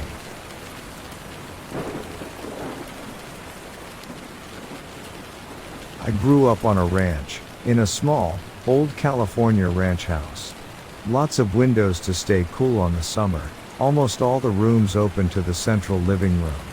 I was probably 14, my father was 11, and my mom was out that night running an errand. Brother and I are together in the living room. He's sitting by the stove and I'm lying on the sofa. We're both doing homework. Inside the lights are on, but through the windows it's pitch black. As I'm reading I hear footsteps on the mud porch leading up the front door. It's an old house, and I hear the heavy footsteps clearly. But I hadn't seen my mom's car drive in. I hadn't seen or heard any car. It's the country, I would have heard a car approaching and seen their headlights through the dark windows. But there was nothing, just the footsteps on the porch. They stop at the front door, but no one knocks. I am frozen. If I had gotten up and looked around the corner through the kitchen, I would have seen the owner of the food steps standing at the door, which had a window. But then they would have seen me. If I talk to my brother, they'll hear me. And in the dark, anyone could be looking through the windows at us, but we couldn't see out. I go through all my options. The person is standing at the only door in or out of the house, which is always unlocked. If I go to the kitchen to grab a knife, they will see me and know I see them. We can't hide, the house is too small and they'll see where we go. My heart is racing. My best option is to pretend I don't know for as long as I can, and be ready for whatever comes next. But after a few minutes, I don't hear any more footsteps. I calm down. I might have just imagined it. 20 minutes later I hear my mom's car and see the headlights go across the windows. I run outside, because I'm still a child and I want my mother to know how scared I am. But before I can tell her, she asks me, who left the water on? And I'm terrified again. We had this weird water spigot in the front yard, with a pole that shot up to about waist height and a spigot turned up instead of down. My brother and I would treat it like a drinking fountain or turn it on full blast and play under it like a fountain. When she got home the water was on, full blast, shooting several feet up into the air. Someone had been there that night, on our porch. They saw my brother and I, alone, no car in the drive. They didn't come in, but they wanted us to know they could have.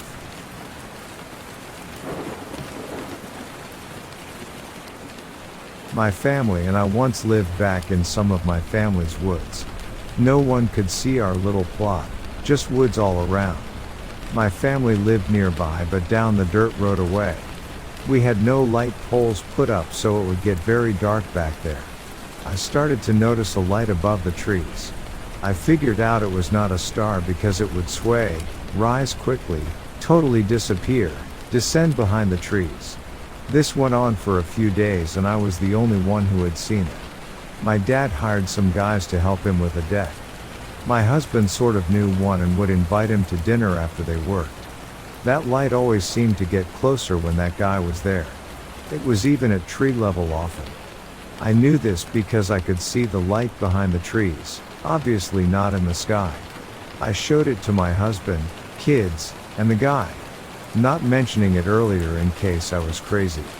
My daughter decided to play with it. She said, "Follow me if you're an alien." Then she walked to the left, and it went to the left. She went right and it did too. She went right again, it followed. That freaked me the hell out. The guy was so freaked out that he left. And the light followed him. It freaking followed him as he left. I edited to add this. I should also say that this man lived in the woods behind us. so it was easy to see the light descend to where he lived. He wasn't very far from us at all, just separated by woods. For about 4 days, that light would follow that man when he left. I thought he was about to get abducted by aliens. I would stare out the window, peering into the darkness for hours because I feared missing a Mel Gibson sign's birthday party-like moment that would verify my fears. One night the man did not come. The light was still there, freaking me out. I had just about lost my mind at this point, worried about my kids being abducted by aliens. I yelled at it. "What's your problem, huh? What do you want?"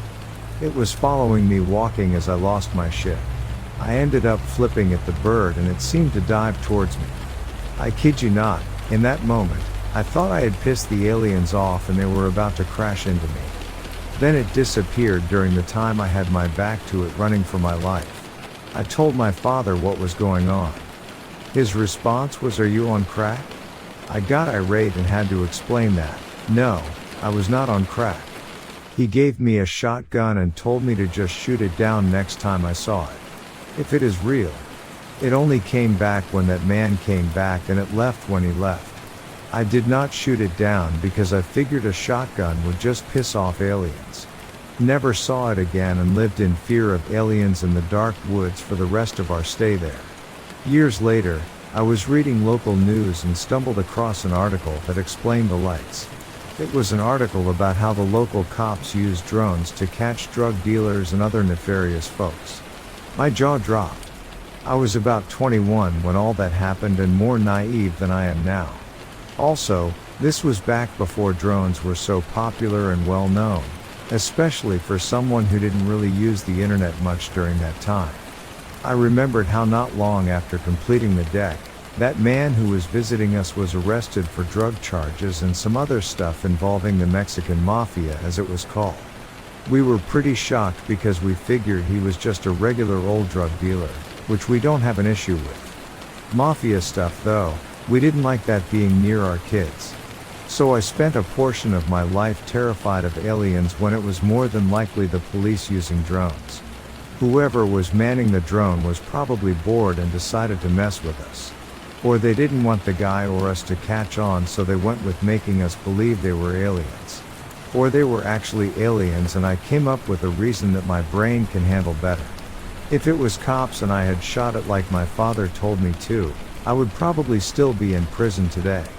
So glad I didn't do that.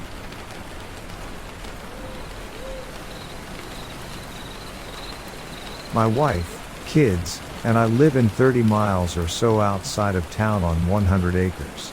The house sits half a mile off the main road. My wife wanted the works for security when we got the place, so I did a gate, driveway doorbell past the gate, cameras at the gate and at the house, alarm system, 2 new puppies, you name it. I've always lived way out my whole life, so I'm used to the hog squeals, coyote screams, deer huffing, all that jazz. One night around 2 a.m. I heard a loud shatter and instantly it was covered by the alarm siren for the house. The main keypad is in our bedroom and I looked to see the glass break sensor in our son's bedroom has tripped.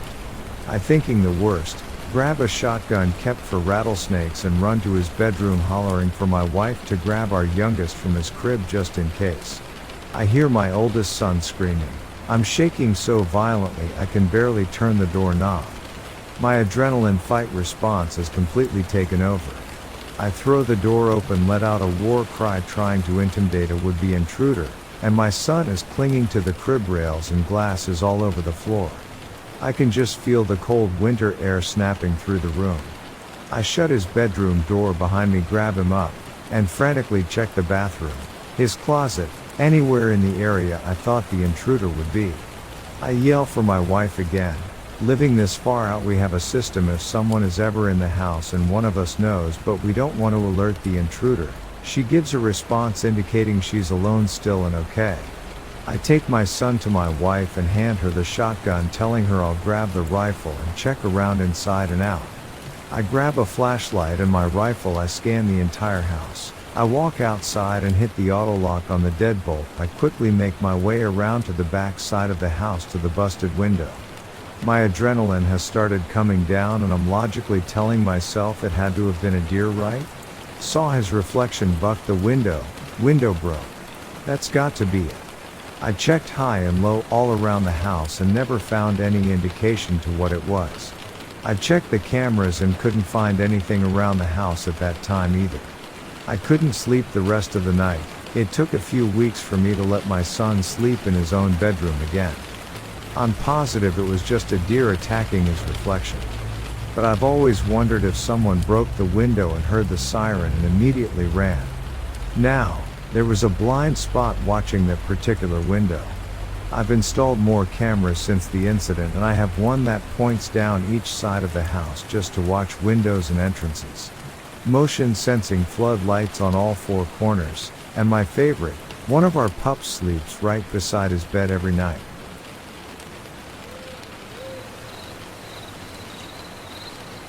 It was a hot summer day, and I decided to go for a hike on a trail I had heard about from some friends. They had mentioned that it was common for people to skinny dip at the end of the hike, and the idea of taking a refreshing dip in the cool stream sounded like the perfect way to unwind after a long hike. As I walked along the trail, I saw a few people sunbathing in the distance. Wanting some privacy, I decided to head upstream to find a more secluded spot. As I continued along the path, I noticed a lone man on the trail. I politely stepped off to let him pass, assuming he would continue on his way. I finally found a quiet alcove where I felt comfortable enough to strip down and enjoy the cool water.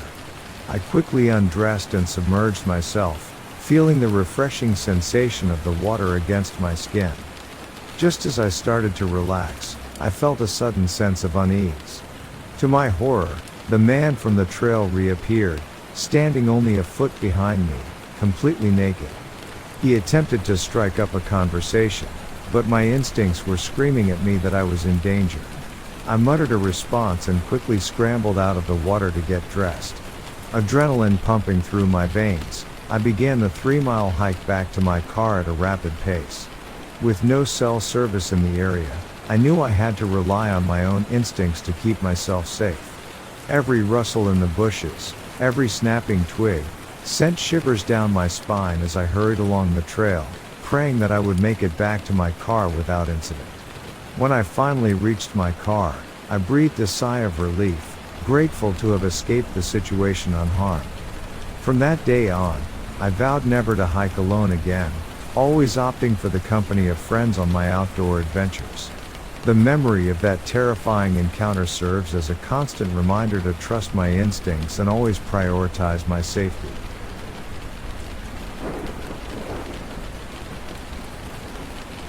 It was a quiet night as I drove down the narrow country road, taking my friend back to his village after a long day of hanging out. The clock in the car read just after midnight, and the only source of light came from the dim glow of the headlights cutting through the darkness. As we approached a small bridge, I noticed a peculiar sight, a small cloud-like formation slowly drifting across the road. Just a bit of fog, I thought to myself, not an unusual occurrence on these country roads. My friend, lost in thought, was staring out the window, oblivious to the foggy apparition up ahead. As we got closer, I expected our car to pass through the fog, but what happened next left me baffled and frightened. Instead of us driving through the fog seemed to pass through the car itself. It seemed to defy the laws of nature, as the misty cloud moved right between the two of us and out through the back of the car. Startled, I jumped in my seat, gripping the steering wheel tightly. My friend, who hadn't been paying attention to the road, was equally shocked by the phenomenon. He confirmed that he had also witnessed the fog passing through the car, leaving us both bewildered and struggling to make sense of what had just happened. We spent the rest of the drive discussing our eerie encounter, trying to come up with a rational explanation for the strange fog. But to this day, the experience remains unexplained, a chilling memory that lingers in our minds whenever we find ourselves driving down those lonely country roads late at night.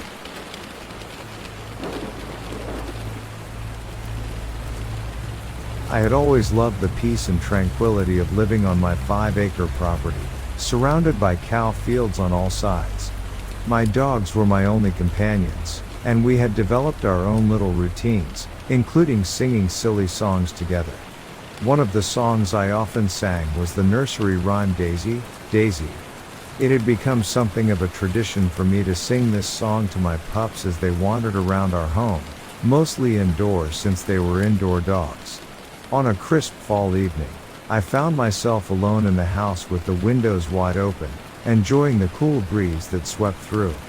As I hummed the familiar tune of Daisy, Daisy to myself, I suddenly heard something that made my blood run cold. A faint, low whistle echoed through the air, mimicking the tune of Daisy, Daisy with eerie precision. The whistling was slow and deliberate, as if someone or something was taunting me. At the end of the verse, the whistling ceased, leaving an unsettling silence in its wake. Fear gripped my heart, and I couldn't bring myself to look outside to investigate the source of the haunting sound. I closed the windows, my heart pounding in my chest, and tried to shake off the unsettling feeling that had settled over me.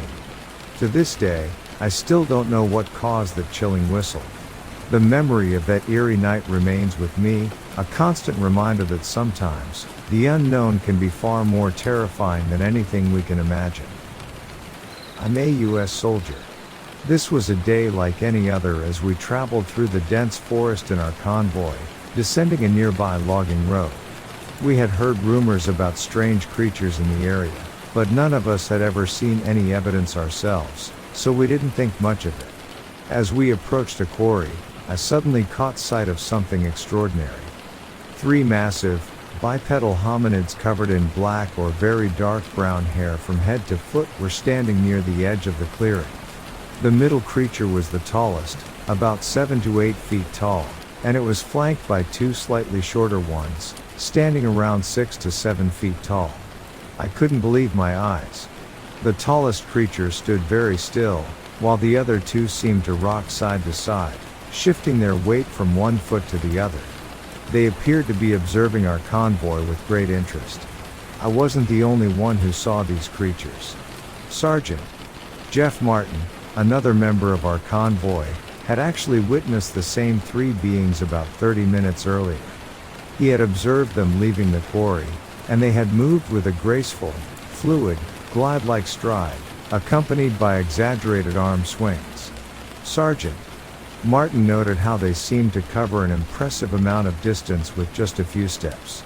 We were all astonished by our encounter with these elusive creatures. It was clear that they were intelligent and curious, and they seemed to have a keen interest in our movements. We couldn't help but wonder what they were thinking as they watched us from a distance. As we continued our journey, the sighting left a lasting impression on all of us. We couldn't shake the feeling that we had just witnessed something truly extraordinary, a glimpse into a world that few people ever get the chance to see. This happened about 2 years ago on October 27. I do a lot of hiking and I wanted to share with you all what is without a doubt one of the strangest things that I have experienced while hiking. While on the way back from the summit of Mount San Jacinto in California, a fairly popular trail. Just as day was changing over to dusk about 4 miles and 2,000 vertical feet, a good 2 to 3 hour hike, from the tram we spotted a woman dressed in all black flapper attire with the exception of a white scarf. This woman was in dress shoes and carrying a very nice beaded purse. She was walking very intently and at a hurried pace up the mountain. If you're familiar with the hike, it's at the top of the Wellman Divide. Nearly without words I asked her if she was lost, to which she replied, "I'm on the trail, aren't I?" Her face looked gray and her lips were sort of blue. It was pretty cold outside. So as quickly as she had passed us, she was gone. My friend and myself looked at each other like, now we have seen everything. After conversations with other hikers on the way down that had also seen her, I was kiddingly remarking that I was sure we had seen some sort of ghost. Looking for a lost love, much like the mysterious lady in black story folklore. It was a truly bizarre experience. About an hour later we were resting at Round Valley and we saw her again. Keep in mind this is literally in the middle of the forest at 9,000 feet elevation. A good 2 hours hike from anything, and the temps were around 35 degrees. The fact that it's so close to Halloween was not lost on me either. At any rate, I make no claims of the supernatural, but I'm not ruling it out. But I thought everyone might enjoy the story and the pictures of this truly strange encounter.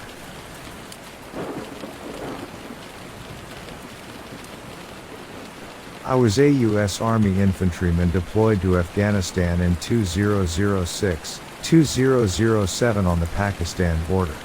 I spent the majority of my nighttime deployment sitting outside of the FOB in mounted OPs because the CO thought if we did this then the enemy wouldn't move at night. Which was ridiculous because nothing happens at night over there. Seriously, they don't have street lights or electricity, so unless it's a full moon you could trip into a wadi and break your neck. But anyway. So I spend 16 months over there taking turns sitting in the turret of the truck staring out into darkness, one eye seeing green from NODs and the other seeing nothing from the pitch black. I got very accustomed to viewing the world this way, and if anything moved my eyes would pick it up instantly. Most of the time it was dogs or sheep or whatever, so no big deal. So 8 months in, I lose one of my best friends to a landmine. One of the shittiest days of my life. Us being infantry, we got about 2 hours back at the FOB to try to comprehend what just happened before the CO sends us back out on patrol. Yay. So I'm sitting there in the turret staring out into the darkness as usual, thinking about the things that had just gone down. So obviously my mind isn't in the best place. Regardless, as I am staring out into the darkness, my non-night vision eye catches some movement off to my right, and I distinctly see the silhouette of a person. This person is moving around the outside of our perimeter, and I figuratively shit my pants since this hasn't happened at all during my time there. So naturally I snap my head towards the movement to get a good picture of this person with my night vision to attempt to figure out what kind of crazy local villager is trying to get shot. Nothing is there. Creepy as F. So I figure I'm just stressed from losing my friend and calm myself down and settle back in for the rest of guard duty. So I go back to looking straight ahead, and sure as shit, as soon as my eyes get back to 12 o'clock I see movement again out of my peripheral. Figurative pants shitting happens again. Again nothing is there through night vision. Still creepy as F. So at this point I've about had it with this crazy country and being shot at and all that stuff, so I think to myself, okay, F it, let's see what happens. So I turn my head back to 12 and watch out of my peripheral vision, and I distinctly remember the shape of a person walking around the outside of our perimeter. I can only see this dark figure when I'm not looking directly at it, but like I said, at this point I have no FS left to give, so I sit and watch. As I sit and watch I get the feeling that I know the figure who is patrolling our perimeter. And I am filled with the thought that it was my buddy who we had just lost earlier that day. Creepy instantly turned to comforting, and I sat and watched the movement as long as I could. I still to the day believe it was him. So that's my story.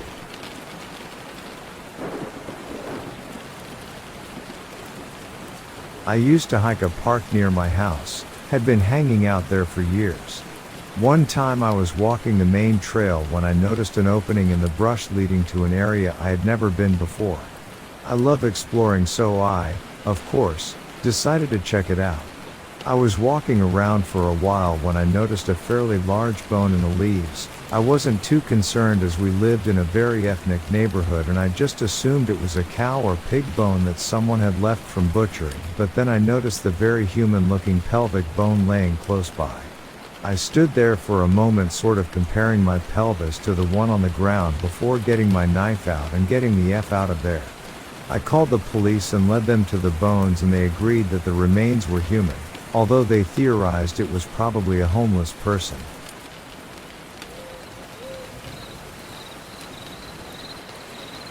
I had been working as a forest ranger for almost 5 years.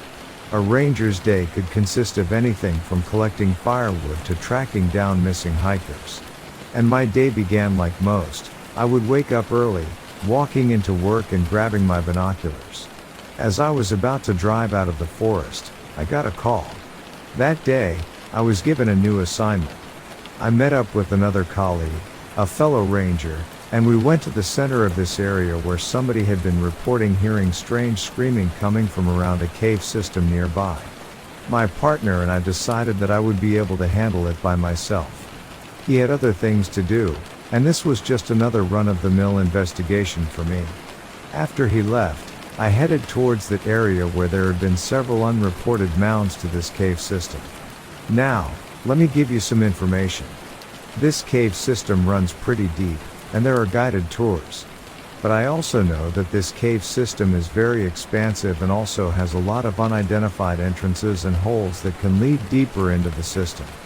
These are also off trail, so myself, I've never actually experienced finding more of these, although I know hikers have reported finding many and even leaving makeshift markers to let other hikers know this was an entrance.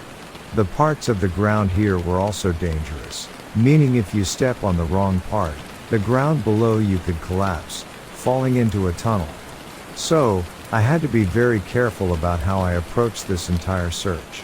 The good news is I wasn't hearing any screaming, so that could be good or bad news. The bad news meaning the hiker, whoever was stuck there, could have been deceased or what, but the good news being that maybe the hiker had gotten themselves out. Anyway, my heart was pounding just by the sheer adrenaline of it. I didn't know why, but something told me to run. It was this feeling in the pit of my gut. As soon as I got there, right around the cavern system, the wind picked up, and everything seemed colder than it already was. A gust. Now, I could have begun my investigation in the main entrance, but as I was planning, I heard the scream. It sounded like a person, but they were maybe a couple 100 feet away, north. So, I marched through the trees, looking, following the source of the screaming, yelling out, "Can you hear me? Can you respond?" And the screaming ceased. I followed along the rock wall and found this crude hole in the ground, maybe no larger than 5 feet. It was right by a rotted tree stump with only one branch on it. This, I knew, probably went down into one of the cave systems. This, by the way, was probably no more than 200 feet away from the main entrance. After crouching down, I was able to slide down at a 45-degree angle into this cave system, landing in a small chamber that I think connected to the others. I always carry a flashlight with me, so I took it out and turned it on. As soon as I did that, the caves plunged into darkness as my battery instantly died. That's when I heard a loud crash. I turned around, or I should say, turned to meet the noise, and my flashlight popped back on. There, like out of some sort of sick Stephen King novel, was this grotesque figure. Large black eyes covering its entire body, stretching its arms out and moving toward me. Terrified, I wanted to turn and run, but didn't have time, as there was another one of these beings coming from the opposite side of the cave, approaching. I turned as fast as I could and fled up the 45-degree incline about the cave. Just as I was turning to climb up, I could hear a third one approaching from directly behind me. Now, I had one coming from my left, my right, and behind me. This one, as I turned and looked, was larger than the other two. Completely terrified out of my mind, and the sounds of screaming were now apparent, coming deeper in the cavern. I don't know if it was an injured hiker or if these things were making the noise, luring anybody into this tiny crevice, this chamber into the earth. Like I said, the opening to this cavern wasn't large, but I never in a million years would have expected to find things like this. This was horror movie status. I didn't tell anybody else about what I found and kept it to myself. After climbing out of that hole, I ran and ran and ran some more, getting back to the station later on. I didn't say a word, and I knew the other rangers wouldn't believe me. And what would I tell them? That I found a cave full of half arachnids, half creatures? I mean, they'd probably think I was crazy. Now, I've kept this sacred for a while, but how long can I keep it from the rest of the world? Will my story ever be told to other people, or should I just stay quiet about what had happened? Let me just apologize and say I'm sorry for the formatting of the story. I'm a terrible writer, and I am not a storyteller, so I apologize in advance. But these creatures that I saw were unlike anything I've ever seen. They really reminded me if you crossed a tarantula with a human.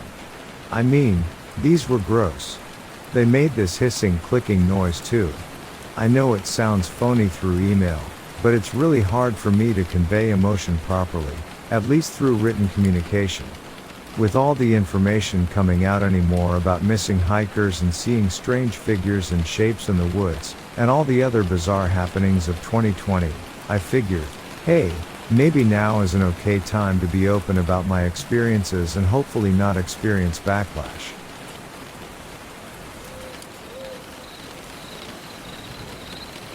My name is Officer T. Williamson, and I'm currently an officer in a small town east of Phoenix, Arizona.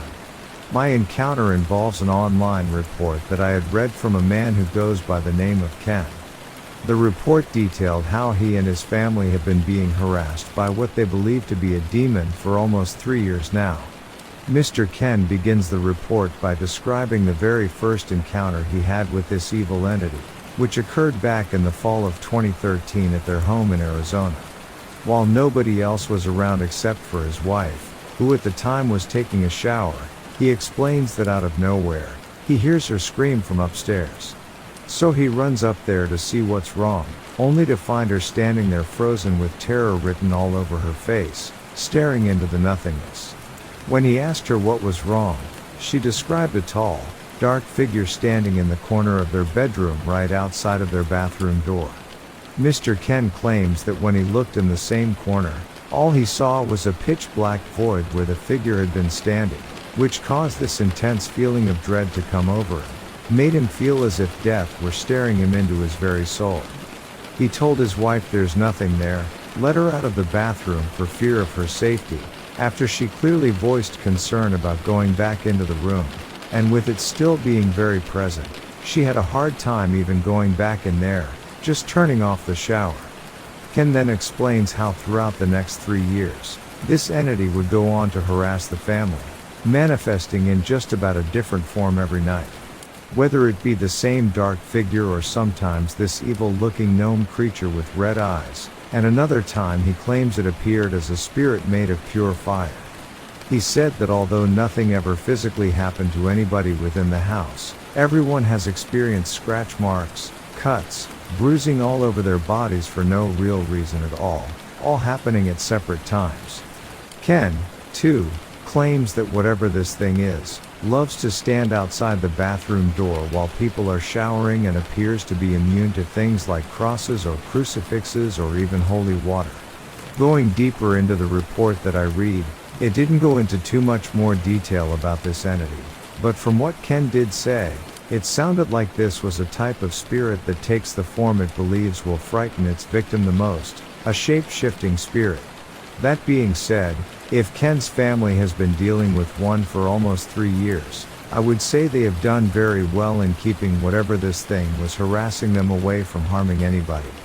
I'm not sure why this thing chose to show itself now after all these years, but maybe something happened recently to make it think attacking them might be possible. It also makes me wonder whether or not whoever wrote this report actually recorded everything their demon did throughout all the years and left that stuff out when writing about it just in case anybody reading it decided to call them out on their story. I don't think what Ken has been experiencing was either a demon or a bogart, but an entity that he and his family unintentionally invoked by possibly playing around with some kind of occult paraphernalia, which caused a ritualistic nightmare spirit to cross over from the spirit realm into their home, which they then failed to send back. If this really did go on for 3 years straight, I would say whatever is going on with their house definitely falls under the paranormal category instead of something rational. Like waking up at night and scratching yourself with your eyes still closed because you were dreaming about scratching yourself when, in reality, you're just moving around in your sleep due to maybe a medical condition or maybe even suffering from sleep paralysis. Sometimes you just have to take people who claim they are being harassed by something invisible with a grain of salt. I mean, even if it is real, there might just be some sort of logical explanation of what's going on that they possibly haven't thought of yet.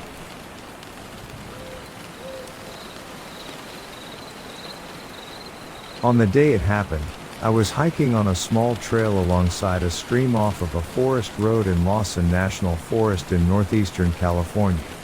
There were a couple of cars along the road, so I thought it would be a safe place for me to hop onto a small trail. I like to hike in some odd places, practicing my navigation skills with a map and a compass and my phone GPS app tracking my path. I like to pinpoint some unique land features on a topo map and go find them.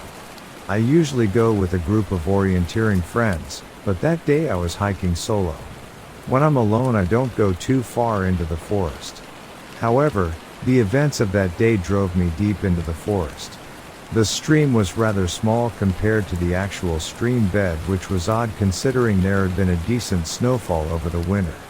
I also noticed that there was a lot of algae in this stream and a quarter mile, and I could smell a rotting trout long before I came upon it. There were pieces of trash littered along the stream. I also came across a few small dead animals near the stream as I walked along the trail. It was disgusting, but I assume this is a popular area with teens or target shooters, and they probably left some trash behind. I didn't know that these were the warning signs of what I was walking into. About a mile and the trail diverged from the stream and cut through the shrubs and trees. I was close to my destination, a spot along the stream that looked like it could possibly have a small waterfall. The trail turned left and it opened up to a large flat clearing. I stopped immediately, looking across the clearing. There was trash everywhere and there were rows of cultivated dirt, but the plants were all uprooted. There was a holding pond lined with plastic sheeting along the stream, and there was a pile of sports drink bottles filled with a milky pink fluid next to it. Along the edges of the garden were what looked like homemade spike strips, boards with nails driven through them. I could smell the distinct odor of marijuana in the air. This was an illegal growth site. There had been enough news reports about what happens to people who come across these illegal growth sites for me to know that I needed to get away fast. I turned and I ran into the shrubs on the opposite side of the trail. Hiding behind a crumbling tree stump, I checked my map to make sure I was heading into uneven terrain where I would be unlikely to find another garden. The cars at the trailhead likely belonged to whoever was maintaining this garden, but since they weren't at this location, they were probably at another. I started to stand up but dropped back down holding my position when I heard a pair of male voices talking in Spanish. I recognized a few words like mountain and up when they were talking, and they kept repeating grand. Grand. When their voices faded away, I quietly started to go in the opposite direction, putting distance between me and them. The map indicated that if I kept going east there were no streams and there would be some decent elevation changes. But afterward, there was a forest road I could follow. I walked straight through, maintaining an eastbound path for half an hour until I heard a soft wailing sound coming from the left of me. I stopped dead in my tracks. It sounded like nothing I'd heard in the forest before. It didn't sound like an animal, it sounded human. I could smell a strange odor in the air, and I noticed some long tracks on the ground that looked like a bare double step. But one side had splotchy blood in it. I grabbed my bear spray and knife out of my bag and stood still, looking around for the source of the noise. I took a couple of steps forward and everything went silent. Suddenly, I felt something crash into my left side from the rear, knocking me to the ground. I looked up terrified, but it was a bear, but it looked like a massive man covered in dirty blonde hair and very tan skin. He grunted at me and then collapsed on the ground. His feet near my face, I could see a massive gash in the sole of his foot with pine needles and dirt sticking to the blood that was oozing out. I heard voices coming from the direction I had just come from. I wasn't sure if it was the same men, but I didn't want to risk it.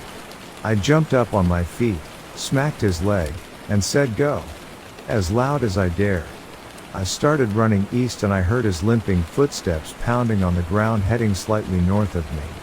There was a hill ahead with several large boulders that I could somewhat see through the thick trees. I continued running until I reached it. I climbed up the hill and I could smell that weird odor again. I followed the odor and I found the hairy man collapsed on his back on the ground. He was taking short, rapid breaths. I could see that he had 2 holes in the far right side of his chest where there was blood oozing as well. He looked human yet he didn't. He looked like he could kill me single-handedly, but I had an overwhelming urge to help him. I knelt down beside him and grabbed his massive hand to try and check for his pulse. I could feel a strong beating under his skin giving me hope. He looked at me with eyes that seemed to ask for help. I pulled the first aid kit out of my pack and looked at what I had trying to figure out the best way to make what I had work. I keep my day kit light, carrying only things that will patch me up enough to get to help. I only had 2 hemostatic gauze pads. The chest wounds were the most concerning. I put my ear near the wounds listening for sucking sounds, then applied the gauze when I heard none. I applied pressure for several minutes, then ripped 2 pieces of tape off of the roll to hold them there. His eyes were slightly open and watching me as I gestured for him to open his mouth. He closed his eyes with his mouth still shut. He could have indicated to me by now if he didn't want me touching him, so I went for it. I carefully pulled open his mouth to check his gums and tongue, keeping my fingers clear in case he decided to snap his mouth closed. His gums were dark but his tongue was pink. I didn't see any signs that his lungs had been punctured, but when I looked at his teeth they weren't quite like a human's. His canine teeth were larger but not as oversized as a gorilla's. Once the critical injury was dressed, I went down to work on his foot, washing it gently with some water from my pack. He started moaning, lifting his head up and looking at me, but he didn't jerk his foot away. I did my best trying to clean it out using one of my maxi pads to wipe away the debris and dry the skin. The cut was long, nearly an inch deep across most of it, and there was a hole on the top of his foot as well. His foot was very broad and flat and the wound was trying to splay open. I filled the cut with ointment and used the tape to make massive butterfly strips to pull the 2 sides of the wound together, leaving drainage gaps between the strips. I left the hole on top uncovered to serve as a drain as well. I then took my last maxi pad and strapped it to the bottom of his foot like a sandal, using tape across the top. I looked back up at his face and I could see a small trickle of blood running on the ground by his head. I had missed a wound someplace. I went back to his side and pulled on his arm, hoping he would get the idea to roll over. He was too heavy for me to pull over without his help. Finally, he rolled onto his side and I found 2 jagged exit wounds on his back, about the size of my thumb. I didn't have much left in my first aid kit, but I did have several tampons. I opened up the tampon package and put the applicator in about an inch deep and inserted the tampon, leaving about a third of it outside of his body. I repeated this in the other hole and then pulled on his arm to get him on his back to keep pressure on the tampons. Once he was flat again, he closed his eyes and his breathing slowed down. He seemed to be sleeping. I stayed there watching him for a few minutes and cleaning up my trash when I heard shots in the distance. I needed to get down to where I could find help, but I couldn't leave him exposed. My cell phone didn't have service at this point, so I needed to get down to the road. I didn't think it was likely whoever was shooting the gun would come up the hill, but I gathered up the few branches I could find and covered him with them, hoping he would stay sleeping until I came back. I started down the hill on the eastern side, heading towards the forest road. Once I hit the flat dirt, I ran south until I saw a truck heading down the road towards me. I could see the light bar on top and I felt so relieved at that point. I knew I was safe. The ranger pulled up to me and I broke down relieved. I knew I couldn't come right out and talk about the Sasquatch. Instead, I told the ranger about the illegal grow and I said that I saw a severely wounded bear with young cubs they had shot. It was a lie, but I needed him to go back with me and check on him, and he probably wouldn't believe me if I said what he really was. We drove back to the hill and we ascended where I hid him. The ranger was following close behind me with his gun drawn. The ranger wanted me to follow behind.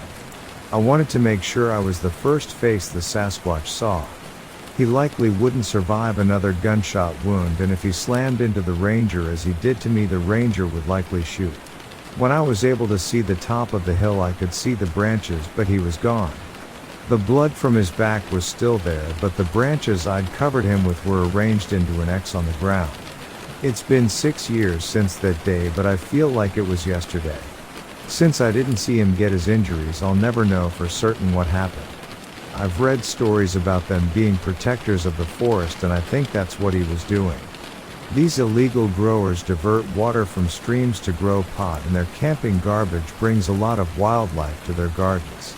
They use highly potent and sometimes illegal rodenticides and insecticides, and large die-offs are common around growth sites, everything from birds to bears. It would make sense that he would want to push them out of his forest. I'm certain he was shot, and I think when he was running away he stepped on a spike strip and it ripped through his foot. I did my best to take care of him, and I wish I knew he was okay out there.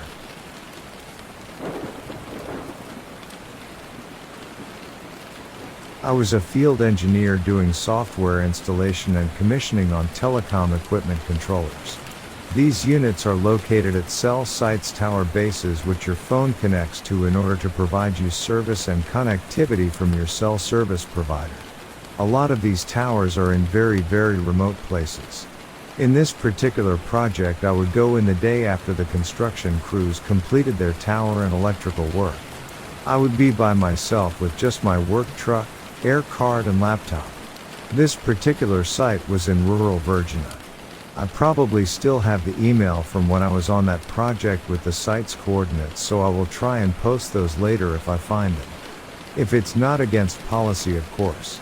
The site was about 2 to 3 miles into the deep woods of Virginia.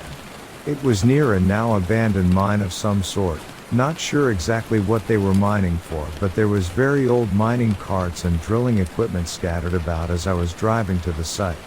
It was starting to get dark, but this was supposed to be a quick in and out type deal. LTE commissioning usually takes 1 hour or less, and since I saw a Civil War era cemetery connected to the gravel road which leads to the site, I was in more of a rush than usual. See, the thing is, when you try and rush things, especially because of fear, you will F up. And boy did I F up. Something that should have taken 1 hour took over 4. When I finally completed my work and closed my laptop screen, I realized how dark it was outside, and that I was all alone at the base of a tower in the middle of nowhere.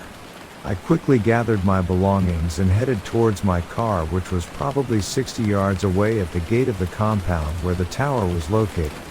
When I tried to close the gate behind me, it was so dark that I couldn't see the chain and lock, so I put my car in reverse, put the e-brake up and shut off the ignition.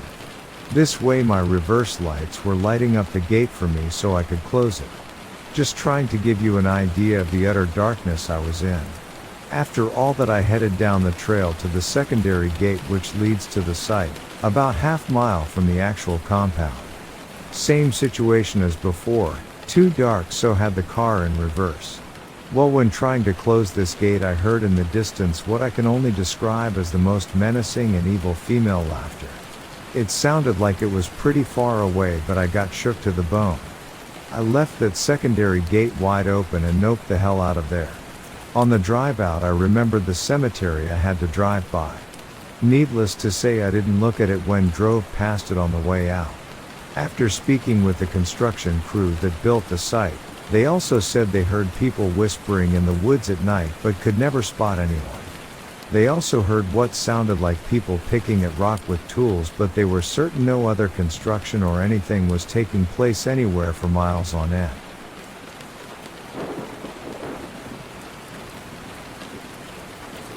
The beast was never clearly seen, but around 1992, while hunting a swamp just before dark here in Louisiana, I was stalk hunting while wading through knee-deep water.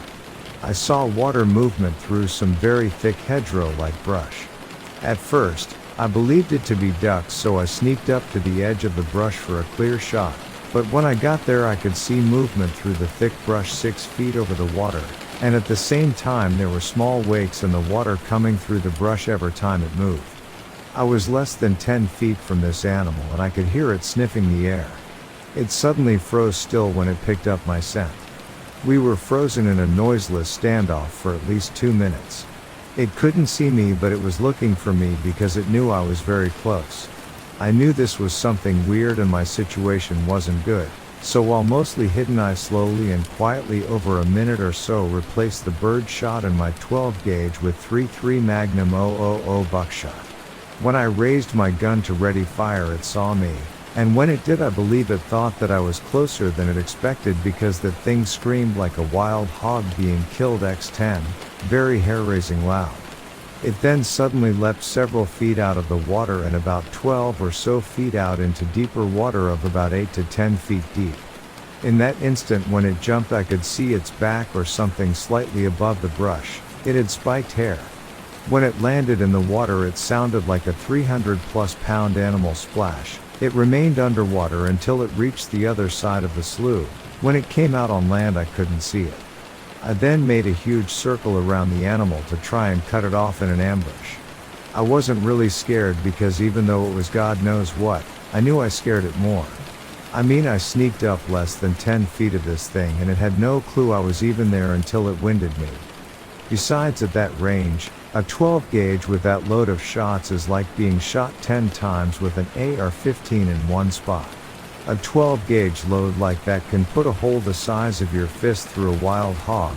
That's an animal that is one of the toughest hides on the planet.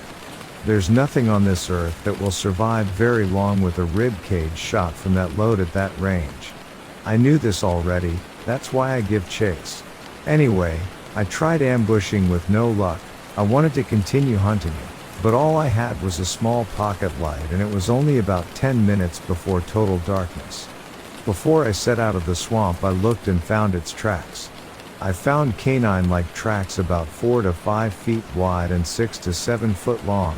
They were bipedal tracks set about 6 feet apart due to the animal running. There's a lot more to the story, but I will leave it at this for now. I gathered enough info about this animal over the years that I'm convinced it can be hunted and killed. It walks on 2 legs and has canine-like feet, so it's whatever you want to call it. I just know it exists, and I see it more as an animal than a monster.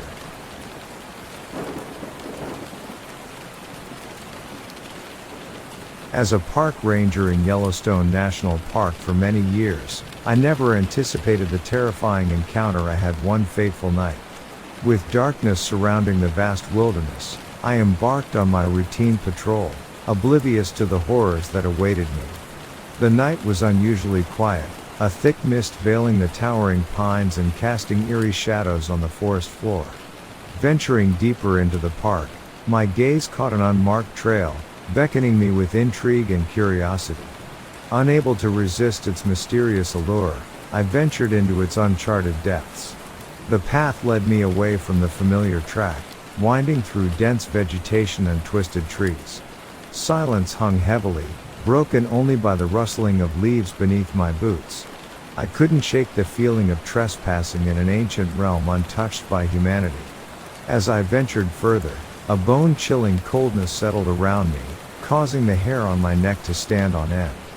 The dense canopy blocked the moonlight, plunging me into an impenetrable darkness.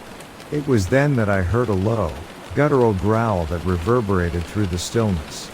My heart raced as I scanned the surroundings, searching for the source of the ominous sound. Amidst the shadowy undergrowth, I caught sight of a towering figure resembling Bigfoot, its massive frame blending with the darkness. Fear gripped me, threatening to immobilize my every move. Instinct surged within, urging me to escape the clutches of this cryptid creature. I attempted to retrace my steps, but the winding trail seemed to morph, guiding me deeper into its lair. The creature pursued me with a disturbing grace, its elongated limbs propelling it effortlessly through the underbrush. Its hot breath grazed my neck, its thunderous footsteps closing in. Desperation flooded my veins as I desperately sought a means of defense. In a moment of clarity, I reached for my rifle, hands trembling with adrenaline. With unwavering determination, I aimed, fired, and unleashed a flurry of bullets at the advancing beast. It howled in pain, an otherworldly cry that reverberated through the night, before vanishing into the depths of the woods. Gasping for breath, I collapsed to the ground, overwhelmed by the weight of the encounter. Sweat drenched my brow as I realized the magnitude of what I had witnessed. The memory of that cryptid creature lurking in the darkness would forever be etched in my mind. Yet, as I sat there, shaken and alone, a nagging thought consumed me. Who would believe my account?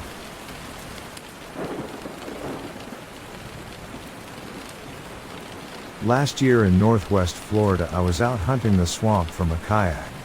I had stayed out longer than I had wanted and went into the swamp further than I wanted. As darkness started creeping on me, I had a huge owl sweep down on me and almost hit me. It was absolutely silent. I never heard it until it had almost made contact with me. That started the puckering of the anus. After I somewhat calmed down from that, I noticed that a deafening silence had come over the swamp. Completely unusual. Then it started. As I was paddling, I noticed a sound off in the distance. It was a faint sound of drums and people singing. Now where I was at was many miles in a swamp with one way in and many miles to any other access to solid land. As I sat and listened, it became obvious to me that I was hearing music and chanting of Native Americans. I sat listening for quite some time. It was the only sound in the entire swamp. Then as quickly as I had noticed it, it had stopped. I paddled on in without any other sounds for the rest of the trip.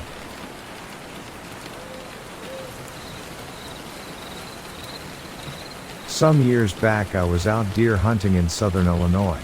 As usual, I was up and in the field by 3:30 a.m. I had scoped out my spot the day before and taped off some trees with fluorescent tape to help guide me through the dark. Well, that plan didn't work for shit. So here I am, walking around this forest in pitch blackness. I thought for sure I knew where I was going, but I got myself all turned around. I was in my teens at the time, so I slightly began to panic. Thankfully, my pops taught me that if you ever find yourself lost in the darkness of the woods, just pop a squat and stay there until dawn. When dawn broke, I was able to see my deer blind was only 10 or so yards from where I was at. It's not necessarily creepy, but that feeling of being totally lost in unfamiliar woods is extremely nerve-wracking.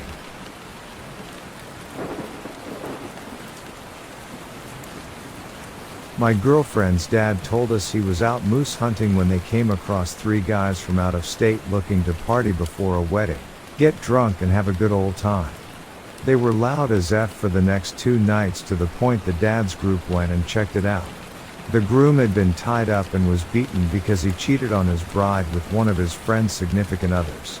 After he was rescued, he told them they held a gun to his head and he was most likely going to be murdered in rural Alaska.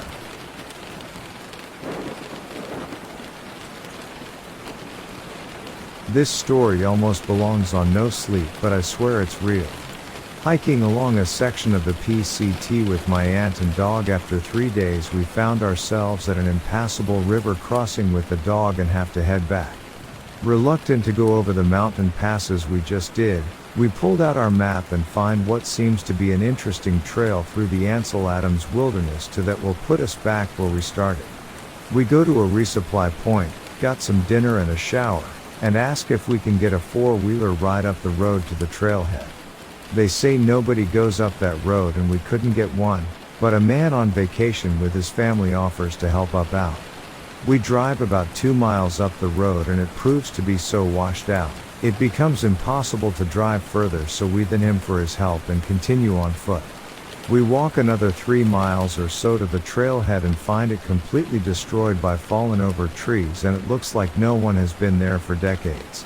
Turns out this was an old logging road used in that area before it became a wilderness area 50 or 60 years ago. So we start hiking down to the trail another 4 miles until we camp for the night. Along this trail we see nothing but bear tracks and deer tracks, no people tracks, horses, or anything. We even stumble on a bear in the middle of taking a dump on the side of the trail and scare him off. From our camp the road or trail gets really tough. It was about 6 miles of climbing over giant fir trees one after another. We finally reached an opening and followed it for about another mile until amazingly we couldn't believe it, but we came up on a 2-story building way out there in the middle of nowhere, 15 miles from the nearest people and 50 from any civilization. This place was super eerie. The house was straight out of the Blair Witch, and it must have been there since before it became a wilderness area. This where thing got weird. We found a sign here for our trail that pointed directly into thick brush and bushes. This is when we knew we were a little screwed. We decided that we should just go for it anyway. We were too far to turn back now, and luckily we had a GPS to help guide us even without a trail. So we go through the bushes and follow what used to be a trail. We get about another mile or so down the trail before I notice barefoot human prints. Let me remind you that I've been seeing bear prints and cougar prints along this trail the whole time. These were human. I put my size 11 hiking shoe over it and they were the same size and shape, and asked my aunt if I was going crazy and she agreed it was human. We walked another 500 yards down the trail with human prints leading us to what looked like either a dump or a homeless camp. There was a tarp strung up, trash bags piled up, and garbage scattered all over next to the creek. Nope. F that. No more investigating this creepy place in the middle of nowhere. We just hiked as fast as we could, continuing up the hill and away from that place as possible, with the eerie feeling that someone was watching us for miles. We continued the way we did, hiking with no trail, for another 12 miles until we reached a maintained trail on the other side of the pass along some really pretty areas that probably haven't been seen in years. But seeing a homeless Bigfoot camp in the middle of nowhere was not one of them.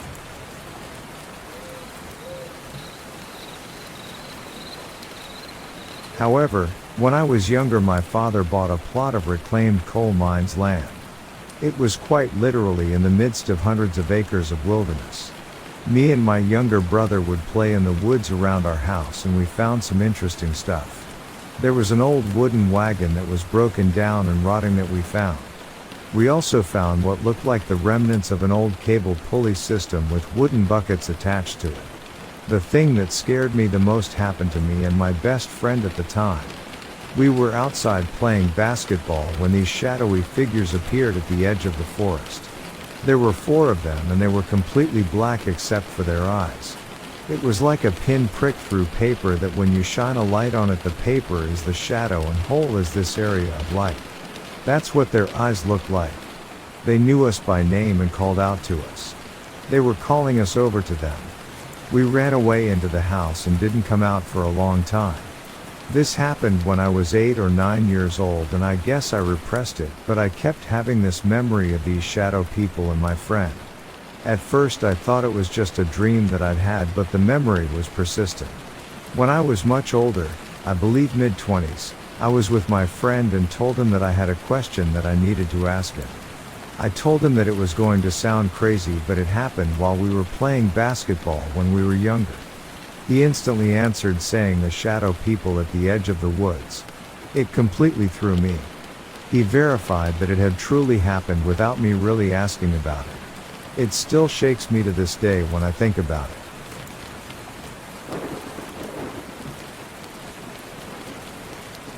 First time hunting, about 6 years ago in my early 20s. I was with 2 friends from high school that I hadn't seen in a few years. One of the guys, say his name is Freddie, had gone silent on me and my other friend, let's say Jacob. Freddie came back into town and went drinking with Jacob. Jacob calls me saying Freddie is back and wants to go camping. Turns into hunting pretty quick. Here's the weird part. Freddie had this unmistakable scar over his eye, like he'd been in a fight with a guy in like the movies. The knife was pressed down. I'd asked Jacob and he hadn't checked as to why. But we found out pretty quick the guy was nuts, so who knows. Freddie says he remembered hunting there with his dad. Mind you, we were supposed to be camping. He said the location was just up the way. A few shots of tequila and about 5 more just up the ways, and Freddie stops. He looks back. I realize it's twilight and darkness is falling on us fast. Freddie, Jacob, I think this is where it happened. Jacob looks back at me, bewildered. Jacob, what's that, man? Freddie, where it almost killed me. About that time, the tequila buzz amped up and I laughed out loud. Turns out Freddie didn't like this and took off running. We try to catch up, but he's like gone. So drunk, Jacob and I had to pop open our easy setup tent and stay the night in Bum F, Montana. Jacob and I start talking about Freddie, his history, the eye, and where the F he went to. Throughout the night we heard what we thought for sure was him. Same cough and all. We start laughing about old times and must have passed out. I hear a zipper, and see a dim light through the film of the tent. It's Freddy. Hey guys, get the F up. I'm freaking out. Buzz had worn off, but Jacob and I were totally confused. Freddy, my friend Sam doesn't believe me when I tell him I got friends. Or something to that effect. Sam turned out to be a deep woodsman from the back country. A true hillbilly hick in every sense. Dude smelled like compost, and I couldn't see much of him, just silhouette. Jacob pulls a gun and tells them to F off. We get out, leaving everything behind. I was still a bit too drunk to process what happened. The sun comes up and we hit the main road again after what was probably 2 hours if walking. I sober up completely and Jacob tells me something that I still remember.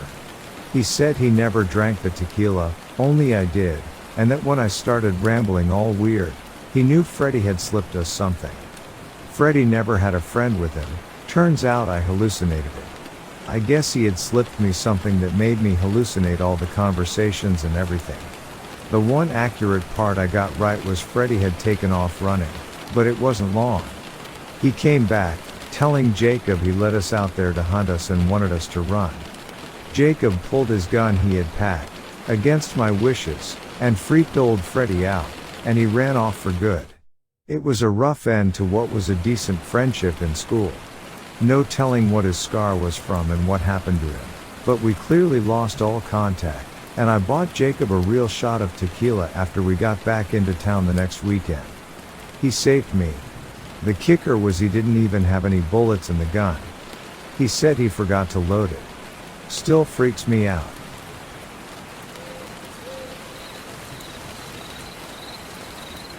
A few years ago my wife and I were living near Laneville, Texas, which is located in Rusk County on Farm to Market Route 225. My wife loves gardens and we always had a chicken pen. Our adult children enjoy the garden produce and the fresh eggs from our hens.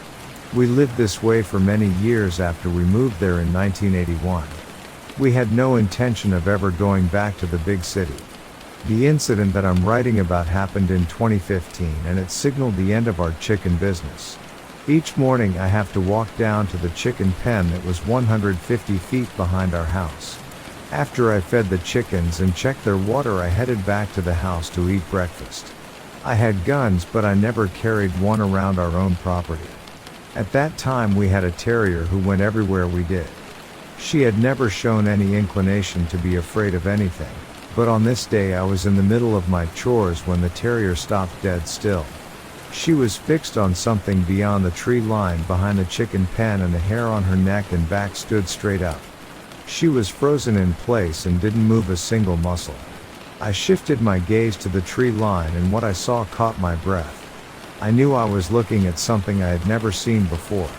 This thing apparently had been walking just outside the tree line and it stopped when we did. It seemed to be the size of a wolf. Its head was light gray and there wasn't a single hair on its body. Its rear legs made it appear as though it could easily walk on all fours or stand upright like a man. The tail was the same length as its body and from where I stood it looked like a dog until it turned, revealing a head that looked more like a feline than a canine with similar short pointed ears. The eyes were something unworldly. They were bright blue and bored into us for about 15 seconds, showing no sign of fear. It then turned and walked to the woods and out of sight. I tried to make sense of what I had just witnessed. As I hurried and tossed the chicken feed into the pen, I realized that the terrier had already hightailed it back to the house ahead of me. Over breakfast I told my wife about the encounter, and from that day onward the terrier would not go near the chicken pen unless she was with me. Even then she stayed behind me, always watching the woods. I did too. It's strange how random things can suddenly make sense once you see a connection. A few weeks later, a feral dog got into the pen and was trying to kill a chicken. I was going to gather eggs, and ever since the strange encounter that day I had begun carrying a rifle with me. I shot the dog, got a shovel, and dug a hole behind the pen. The feral dog was the size of a large collie and must have weighed 80 or so pounds. I had to drag the carcass to the hole and roll it in. After burying the dog and securing the pen, I went back to the house, and that was the end of it, or so we thought. 2 days later, while feeding the chickens, I noticed something odd behind the pen. I walked around to take a look. What I found was a hole 2 feet across right where I had buried the dead dog, and the carcass was gone. There were no drag marks, so whatever it was big enough to pull the body up out of the dirt and carry it off without leaving a trail. I searched all over the back of our property and never found anything that would suggest some sort of scavenger was at work. My wife and I were the only ones who knew what I had buried back there. The next morning, when I went to feed the chickens, it looked like a crime scene. They were all dead and their headless remains were scattered about the pen. The rooster had been tossed 20 feet from the ground into the top of a persimmon tree. Oddly enough, given the scale of the carnage, there was not a single drop of blood anywhere. The gate was latched and there was no hole in the fence or signs of something that gained entry by digging under the fence. But the killer had left some evidence behind. There were footprints and deep gouges made by 3 long claws that were estimated to be 2.5 inches long. I drove over to my neighbor's house and asked him to have a look at the tracks. He was a hunter who was born and raised in the area, but even he was stumped. He suggested we call a friend of his who was a constable and another longtime resident. He looked at the tracks and examined the dead chickens. After he noticed the dead rooster dangling in the tree, he warned us not to go out at night without a gun. We decided not to replace the chickens. Not long after that incident, we moved to another location. We just didn't want to cross paths with whatever was lurking around the property.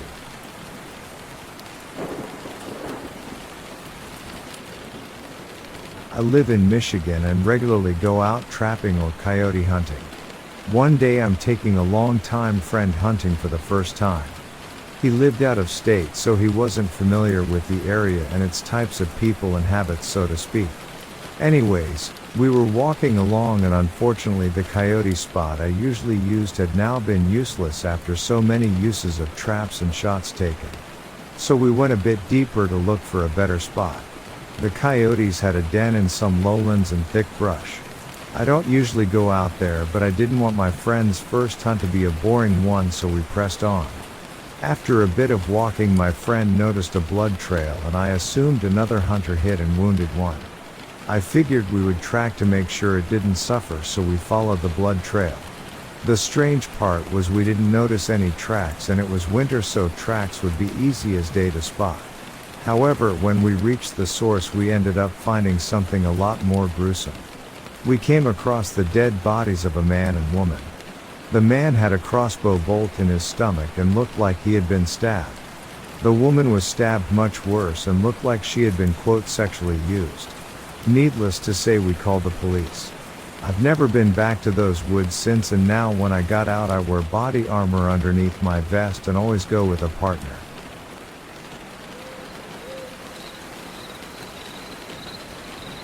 I'm always going to go back to the forest, and this isn't a hunting story, but here's one unknown thing that really freaked me out. I was hiking the highest peak in Utah with a small group over one 4th of July weekend, and we had to backpack in about 12 miles to where we would set up camp. One of the guys in our group owned 2 pack llamas and brought them along to carry some stuff. The owner said that llamas are very territorial and will make a high-pitched gobbling sound if they feel threatened. I thought that was weird and didn't really believe him. On the second night after summiting the peak, I had a crazy headache and wasn't getting any sleep in my tiny single-person tent. I had been laying there for hours after everyone else had gone to bed, and it was late into the night when I started hearing gobbling from the llamas in our camp. Sitting alone in a tent with no protection and not knowing what is looming around my campsite did not make for a fun night, and that was the last time I slept in a tent. In the morning everyone said they were asleep and did not hear anything.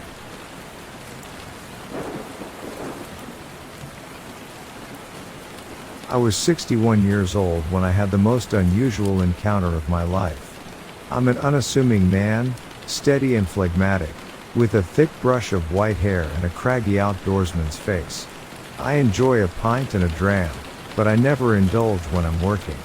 I've spent my entire adult life working as a forester in the Deekmont Woods located in Livingston, West Lothian, Scotland.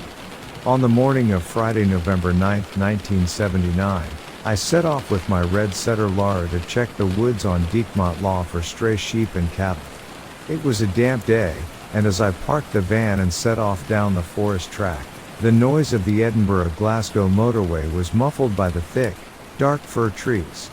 The dog ran ahead, and my trudging Wellingtons made the only sound. Then, as I turned a corner into a clearing filled with light, I saw it, an unidentified flying object, UFO. The object had a dark gray color, and its texture was like an emery board, with small brighter highlighted areas against a darker background. The appearance of the exterior seemed to change, as if the UFO was attempting to camouflage itself. I estimated its size to be around 18 to 20 feet in diameter and about 12 feet high.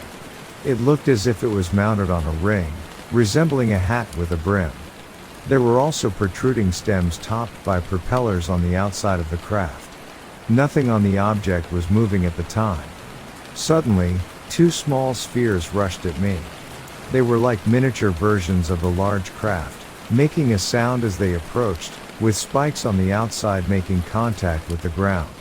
They stopped by my side and attached themselves to my trousers, dragging me back toward the UFO. I was overwhelmed by an extremely strong smell, causing me to struggle for air, and I soon lost consciousness. When I regained consciousness, the UFO and the smaller spheres were gone, but Lara, my red setter, was still with me. She was unsettled, running around and barking madly. As I tried to call out to her, I realized I had no voice. I couldn't stand either. Eventually, I crawled back the way I had come for about 300 feet. Gradually, I was able to stand up and walk back to my pickup truck. I attempted to contact the forestry headquarters using my two-way radio but found that my voice had not yet returned. I tried to drive back home in my pickup truck, but it got stuck in the mud. So, I began the long walk back to my house, which was approximately a mile away, and finally arrived at 11:15 a.m. My entire experience had lasted just over an hour. By the time I reached home, my wife was shocked to see my condition, covered in mud with torn pants. I began telling her the story of what had happened. She wanted to call the police, but I was against it, considering the subject matter. However, I allowed her to call my job supervisor, Malcolm Drummond, and inform him about the incident. While she made the calls, I took a bath to clean up. Drummond, being eager to find out what had happened, called a physician and immediately drove to my house. He questioned me while I was still in the bathtub. We both agreed that there must be some kind of physical evidence left on the ground by either the craft or the small spheres, so we headed back to the area to investigate. However, Drummond couldn't find the exact location. Dr. Gordon Adams arrived and examined my condition. He found grazed areas on my left leg and under my chin, but no apparent head injuries. At that time, my body temperature, blood pressure, and other functions seemed normal. Adams called for an ambulance to take me to the hospital for a head X-ray and a counseling session. However, I decided to postpone the hospital visit as I had planned to visit relatives over the weekend and didn't want to miss the trip. Word of the encounter spread, and soon the press caught wind of it. By Sunday, the incident was known all over the United Kingdom, and within a week, it had gained worldwide attention. The story was featured in television documentaries, magazines, and books. Even the company I worked for erected a plaque at the site to commemorate the event, although it was later stolen. The local police, inexperienced in dealing with UFO cases, didn't discount my description of the incident. They took testimony from me, my wife, and Dr. Adams. Due to the assault involved, they sent my clothing from that day for forensic examination. A cursory overview revealed torn pant legs at the hip area, and traces of a powder were found. However, it turned out that the powder was just maize starch transferred from the bag used to send in the trousers. The police also investigated any flights that might have occurred that day, but found no evidence of planes, helicopters, or any other equipment in the area. The ground markings, consisting of two parallel ladder-like tracks with holes, confirmed that something had been on the spot I indicated. I was well respected by people in the area, and there was no reason to believe I would hoax such an incident. I had a history of illnesses and surgeries, but there was nothing in my medical records suggesting head injuries or psychosis. I know what I saw, I insisted. My firm belief in my story led the police to open a criminal investigation for assault, making it the only such case in Britain arising from a UFO sighting. The investigation remains open. My neighbors, however, were more skeptical, and eventually, I decided to move away to an undisclosed address. Nevertheless, I became the most famous witness to aliens in Britain. My trousers were analyzed by psychics at spiritualist meetings, and on the anniversaries of the sighting, UFO spotters would gather in the clearing, hoping for another encounter. The aliens didn't stop there. Since that November day, West Lothian skies have been filled with glimmering discs, strange lights, and bouncing fireballs. The Falkirk Triangle now records around 300 UFO sightings a year, more than any other place on Earth. The Forge restaurant in Bonnybridge, where fireballs sail over the trees and wingless planes are seen in the fields, has become a hotspot. Some experts suggest that West Lothian may be a thin place, offering a window from Earth into another dimension. If we accept my account as true, I was abducted by something otherworldly for about 20 minutes on November 9, 1979. No evidence has emerged to disprove my story. I was respected by those who knew me, and I never sought to profit from my alleged experience. My friend and I, both 18-year-old males at the time, decided to go camping in the Mogollon Rim of northern Arizona. We had no particular spot in mind as to where to camp, so we drove around the NF woods until we came across a small, very secluded lake. I literally brought everything a guy would need to be out camping in the wilderness. Sleeping bags, lighter, food, knife, etc., except I had forgotten my brand new Coleman tent I purchased specifically for this adventure. So we wound up just camping in our sleeping bags on the ground next to the fire. It took forever to fall asleep because the temperatures dropped below freezing and we were shaking. We went based off the weather for Payson, Arizona, which was 4,000 feet and 50 miles from where we actually laid camp. My friend, we'll call him Tom, fell asleep before I did. I can't remember if ever did fall asleep or if I was just half asleep. But around midnight I start hearing some really weird noises in the distance. I knew there were elk bugling nearby, so I didn't think much of it. Gradually a snapping sound kept getting closer and closer to the camp over the course of about a half hour. I started getting scared, hoping it would go away, but it didn't. Suddenly, on the side of camp closest to Tom, I hear something running through the meadow straight toward us. I jumped up so fast and yelled at Tom to get up. While I was yelling at him, I was searching the ground nearby for my .40 caliber handgun. By the time I got the gun and flashlight trained on Tom, there was massive black bear standing right above him. Tom was trying to get up, having realized there was in fact a bear hovering above him. I aimed in the direction of the bear and squeezed the trigger 4 times. I could hear the bear run off, not knowing whether I hit it or not. We were shaking so fiercely afterwards I couldn't tell if it was the cold or the adrenaline. We then packed our sleeping bags and left all of the other stuff to retrieve in the morning, and began the half-mile walk back to the dirt road where Tom's car was. I could be wrong, but I'm pretty sure that bear stalked us all the way back to the car.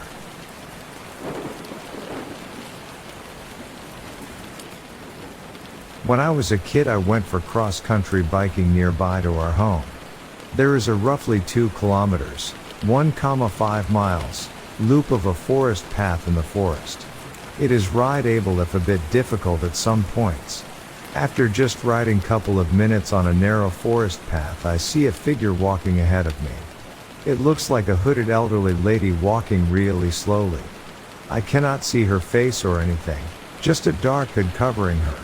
I recall she being very tall, but I was also just 13 years old, so she could have been normal size. I drove just behind her, but the path is too narrow to overtake her from any of her sides. Also, I get this heavy feeling on my chest telling me not to try to overtake her. I can't explain it, but something just felt very off when I got closer to her. I stop my bike and get off and watch her walk ahead of me.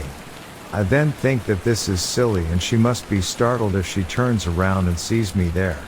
So I think to act cool and turn down to pick up a blueberry. I pick it up, raise my head back to the road ahead of me, and there is nothing. I can see the path ahead maybe 50 meters, and it's just impossible that she would have never done that distance within those 5 seconds I wasn't watching. I then try to reason this with and think that she must have jumped off road, since there is extremely thick bushes and I cannot see there. I felt a bit uneasy about this but decide to continue. I ride my bike about 500 meters more, and there is a cliff where I can see down the road ahead another 500 meters. And there she is. I can see her walking there again really slowly. Again, tall figure covered in a dark hood. I cannot see her face or anything but the hood she is wearing. And she is walking slowly on the road.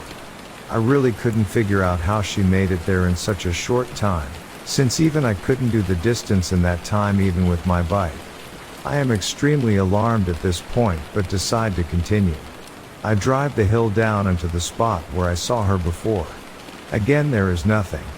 At this part of the forest it is more open and I can see quite far in any direction. Yet she is nowhere to be seen, and yet there she was just 30 seconds before.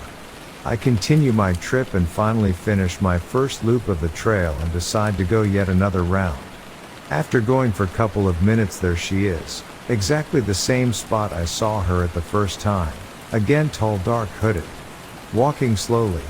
I got totally freaked out after this. I rode off the woods as fast as I could and in a total panic ride to my friend's home, which was further away from the woods than my own home.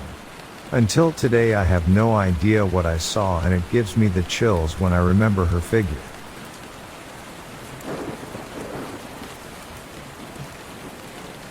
During the summer of 1989, my girlfriend and I decided to take a few days and go visit my mother and family in Spokane, Washington. We lived in Southern California and I have driven north to visit her a few times. I usually stick to the main interstates for fear of running out of gas. Anyway, on this particular drive I decided to take a shortcut through Oregon to try and save some time. I saw on the map that Highway 97 would be a good route to take. I knew that Bend was a fairly good-sized town with services if I needed them. The night was beautiful with a little moonlight, so I opened up the moonroof on the car so I could peek up at it from time to time. The road had tall timbers on both sides and it was pitch black beyond them. My girlfriend was asleep at the time. The road took a slow curve to the right. I was probably driving around 50 to 55 miles per hour, when suddenly to my right my headlights lit up a huge hairy creature. It was walking upright on two legs and heading the same direction I was traveling, so I couldn't see a face. I could make out its height of about 7 to 8 feet. I had to look up out of the windshield at it. It had reddish, dirty brown hair, broad shoulders and a short neck with a rounded head. I quickly put my foot on the brake hoping my tail lights would give me a view from my rear view mirror, but it didn't work. I took the next turn out, which was a few hundred feet down the road. I woke up my girlfriend and told her what I saw. At first she thought I was kidding around until I turned the car around and went back to see if it was still there. No luck, it must have got spooked and made off into the woods. I'm an avid hunter and outdoorsman. I know what bears and elk and moose look like, and this was neither. I know what I saw, and it was him. I will never forget that night. When I tell my friends of the story, they believe me, because I'm a very trustworthy guy and I don't make up stories for the hell of it.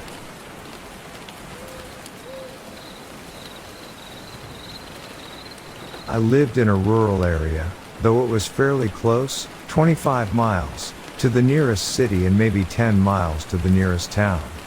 One day I was riding the bus to school and saw an odd collection of trash, a mannequin, shopping cart and tarp hanging from a tree, in the woods to the side of the road.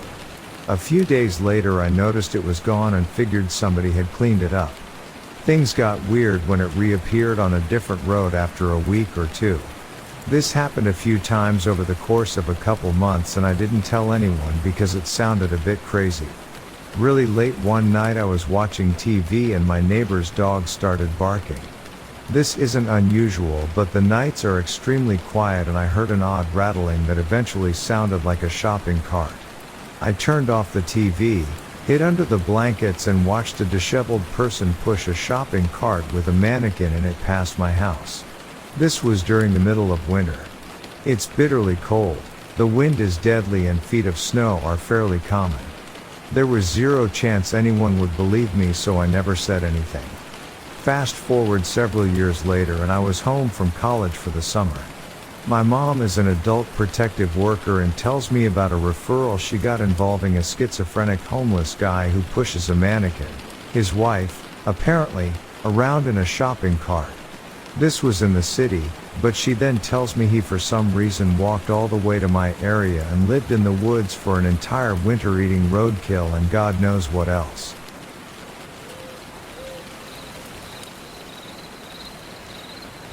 I honestly don't know how to explain what had happened to me. I believe I saw some sort of Native American entity. I was working as a ranger for the city of Austin, Texas. I just had one left of our reserve campsites when a very strange thing occurred. This was about 10:30 at night. I was driving my four-wheel drive pickup truck on a dirt road that led back to the entrance of the park. The area is a wooded hillside spanning 200 acres and contains a very large number of wildlife. So, being nighttime and how many animals are nocturnal, I was watching up for signs of their movement on either side of me. It was quiet, and I was the only one around. I had been following the road closely when I got this strong sensation. The road, everything around it, dense woods. I looked up just as a deer ran out in front of my truck directly in my path. It was something like 40 yards ahead of me when I saw it. I reacted immediately by pulling onto the shoulder, slamming my brakes. The deer now was only about 10 feet away from my truck when I swerved, and it vanished as soon as it went out of sight. The feeling that it told me to look up subsided. Everything went back to normal. There were no other cars on the road, of course, being just mine. I sat in place, trying to collect my bearings.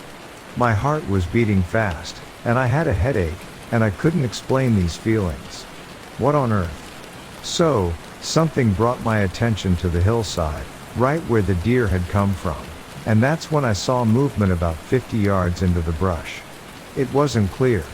I got out of my truck to inspect and walked up to the spot where I thought I had seen the movement through the tree line. The woods were pretty thick, but about 20 feet into them, there was a small opening in trees with lower branches and ones that were not as wide or tall. They almost kind of formed a natural corridor that, maybe, I'd say 50 yards opened up to the hillside before becoming obscured by the other trees and foliage. The ground sloped slightly upward, many leaves. I called out with my flashlight, thinking, why would there be somebody out here? It didn't make any sense. Thinking maybe I was just seeing things or it might be another deer. There was no answer, and that was it. I assumed it was just my own paranoia. Now, I didn't hear anything move past me, so I decided to inspect further because why not? Calling out loudly, I knew, at least, I'm pretty sure I saw a movement, and again, there should be no reason at all why anybody should be this far out here late at night. The movement I saw was more like a person, not a deer, at least I'm sure of it. So, I kind of very shortly walked up the hillside, never hearing a sound. I decided finally that, okay, enough is enough. I'm gonna leave and head back to my truck. As soon as I got in, I realized there was something wrong, something strange and paranormal, if you will. As soon as I got back in my truck, that's when I saw it coming out of the woods ahead of me, slightly up from where the deer emerged. It is what I can only unmistakably describe as an apparition. It was this glowing, translucent being, but unmistakably a spirit. It shimmered, seeming to be faint but nearly transparent.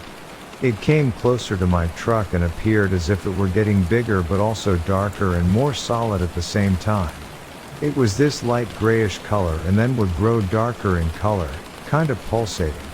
It just walked right past the front of my truck with no fear or concern about my presence whatsoever. It just walked by like nothing was there, with some kind of purposeful stride, without having so much as even a look of curiosity. And then, right there in my view, it just vanished, fading into obscurity. Not wasting a second, I flew my vehicle out of there, and my only mission in that moment was to go. Before this, I thought ghosts were a joke. I had never been a believer in the paranormal or what many refer to as the spirit realm. But after this, that changed my mind, and I'll never forget what I saw. But it wasn't until the following morning when I really kind of fully mentally processed what I saw, surprisingly because I didn't sleep that much. But a thought occurred to me, and I realized what it really happened. What I saw looked like a stereotypical image of a native, long hair down to its shoulders, feathers, a headdress, actually. My professional theory is that somebody, a Native American, has gone through this road many times before in their lifetime, and they're simply showing me something that happened here at some point along the way. Maybe they stumbled upon these woods at night, and for whatever reason, they were killed on the spot by first contact European settlers who probably had no qualms about killing anybody different than them, including women and children. I do not believe this entity or spirit to have been malicious. It didn't come off as that. It was just something that happened to them in their lifetime. This spirit was merely doing whatever some non-physical thing does when in the process of trying to relive what happened. It's a possibility that this spot is where these people might have been killed or injured in an altercation. Maybe they were stuck between this world and the next. I don't know. Maybe they've seen my truck hundreds of times out here late at night over the years, and now I'm able to pick up on whatever happens to come through here. Who knows? Anyway, that's my experience with the paranormal. Hopefully, it will be my last.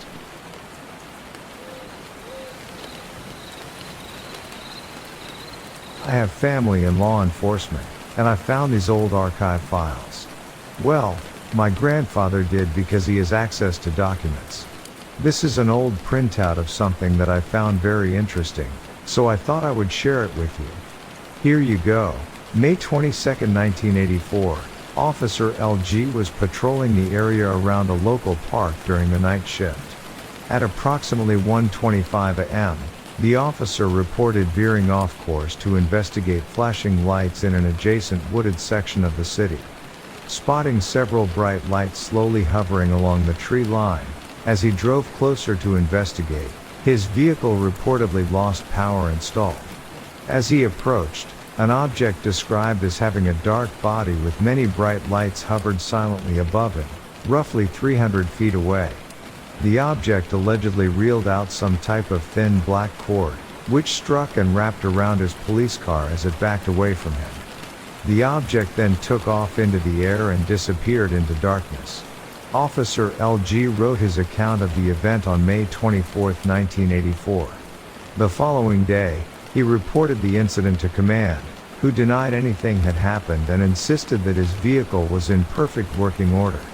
Officer LG's police cruiser was inspected by technicians at the city garage, who found nothing wrong with it mechanically.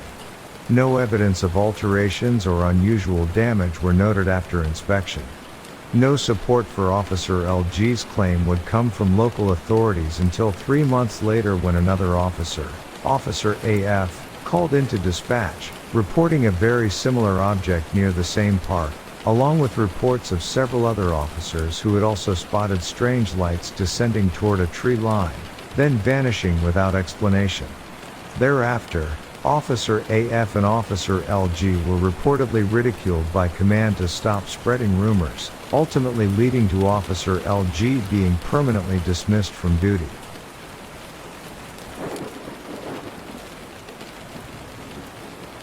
I live in Marcus Hook, Pennsylvania in Delaware County. I went to college in Philadelphia. My parents moved to Florida a few months ago, but they kept their house here. So I'm living in it right now. The property is along the bank of the Delaware River. The river is 20 or so yards from the back door of the house. I had found a new job and I stayed up later and later. I was bored and with nobody else to hang out with. Most nights I would wind up outside in a lawn chair, fishing in the river until 3 in the morning. It was on a night like this when the first incident happened. I wasn't paying too much attention around me. I was watching something on my phone and my rod started bouncing around like crazy. I jumped up to set the hook, jerking it back. The line went slack for a second and then jerked away. I figured I had a fish on, but when I tried to reel again it wouldn't budge. I thought maybe I was snagged, but then the line snapped away again. I'm not an expert fisherman, but the way the line moved was odd, not like a typical fish bite, but like something in the water was purposely pulling back on the line each time I did. It was almost like it was intelligent. I was a bit freaked out and I ended up just cutting the line and heading back inside. I told myself it was caught on a snag or something, but I suspected otherwise. A week later I had fallen asleep in my chair and I woke up startled after hearing a large splash in the water just a few yards out. The light from my back porch barely hit the edge of the water and I could see a series of rings spreading out from where something had entered the water. A new set of rings then appeared a few feet away and then again and again until they were out of sight. I was a bit baffled since catfish or bottom feeders seldom come to the surface of the water and they rarely jump. I grabbed my gear and headed inside, but in my groggy state, I left my cutting board knife and a fresh bag of bait, I used pepperoni for catfish, sitting on the ground outside. The next day I realized what I had done and I went outside to retrieve it. Everything was gone. In the patch of dirt near where I had left the stuff I could see faint prints. Some kind of thin-footed animal with only 2 long slender toes had been walking through the area.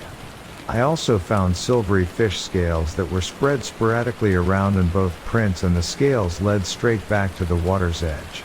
I must admit that at this point I was a little bugged out. I didn't know what to make of the evidence, but I figured that any kind of call to the police was going to get me laughed at. I tried to find information on the prints online, but with no luck. I decided that I would give fishing a rest for a while. I needed to get better sleep anyway.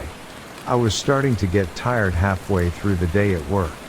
2 weeks went by and I hadn't been back outside to fish. I had started dating a new girl. Between her and work I pretty much forgot all about the tracks. But then the most bizarre incident occurred. I was fast asleep in the room upstairs when I was shaken awake by my girlfriend. She told me that my dog was downstairs barking like crazy. I'm a heavy sleeper and probably wouldn't have noticed, but sure enough he was downstairs going nuts. Before I reached the stairs the barking abruptly stopped, but then it turned into a low growl. I felt a twinge of panic. My girlfriend was behind me on the stairs and we crept down quietly. I could see the dog standing at the back door in a rigid posture growling at something outside. I walked quietly over to him and tried to calm him down. I was stroking his head when I heard my girlfriend let out a gasp. She was looking through the small window of the back door.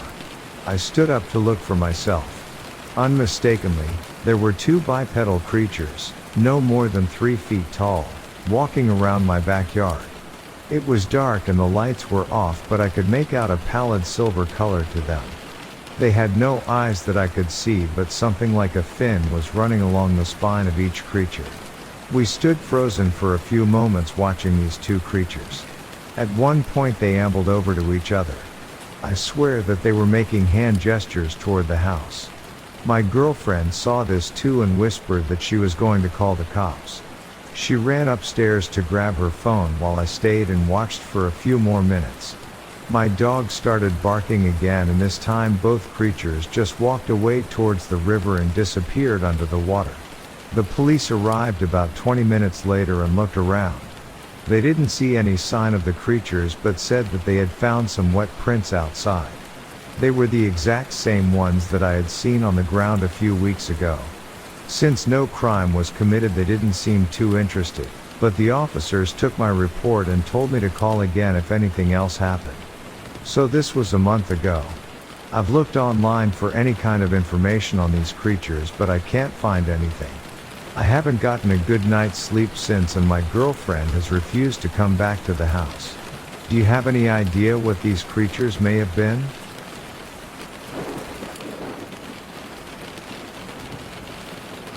The crisp morning air embraced me as I tightened the straps on my backpack, preparing for our daring patrol into the uncharted territory of Yellowstone National Park.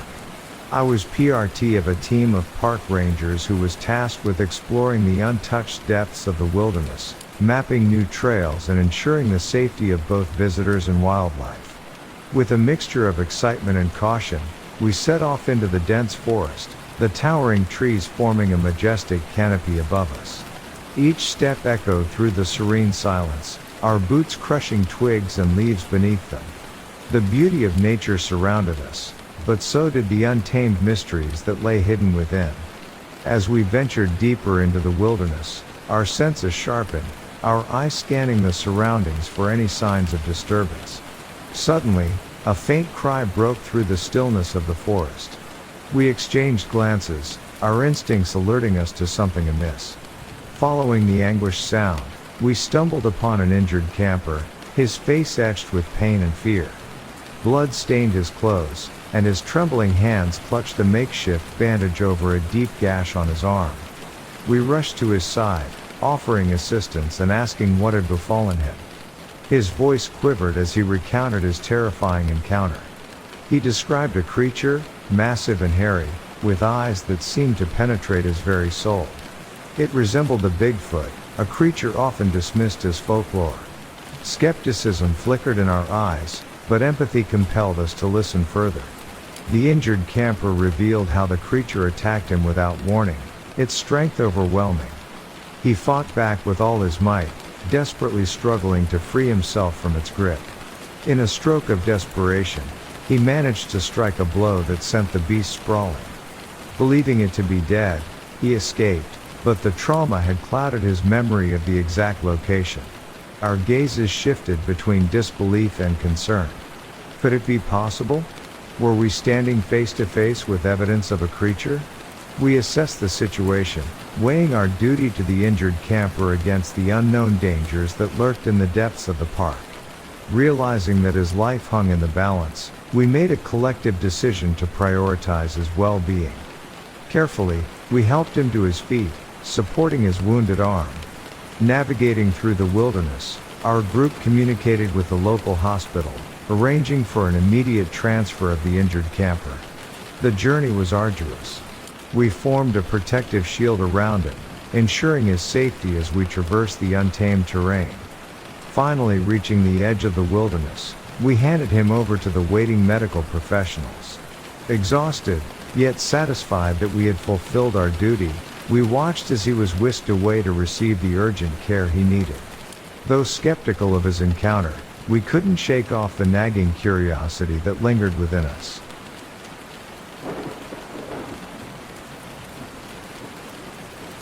I was returning from Central Oregon at night over the Santiam Pass. There was a light drizzle, but visibility was good. This creature walked out of the trees on my left side and walked across the highway in front of me. It left my sight in the trees to my right. It walked straight up like a man. It was swinging its arms like a man would. It didn't look like a man in a gorilla suit. What it looked like was a big man covered with fairly short dark gray hair. Its arms and legs were proportioned the same as a human. In the headlights it was well illuminated. This creature walked like a man, not a primate.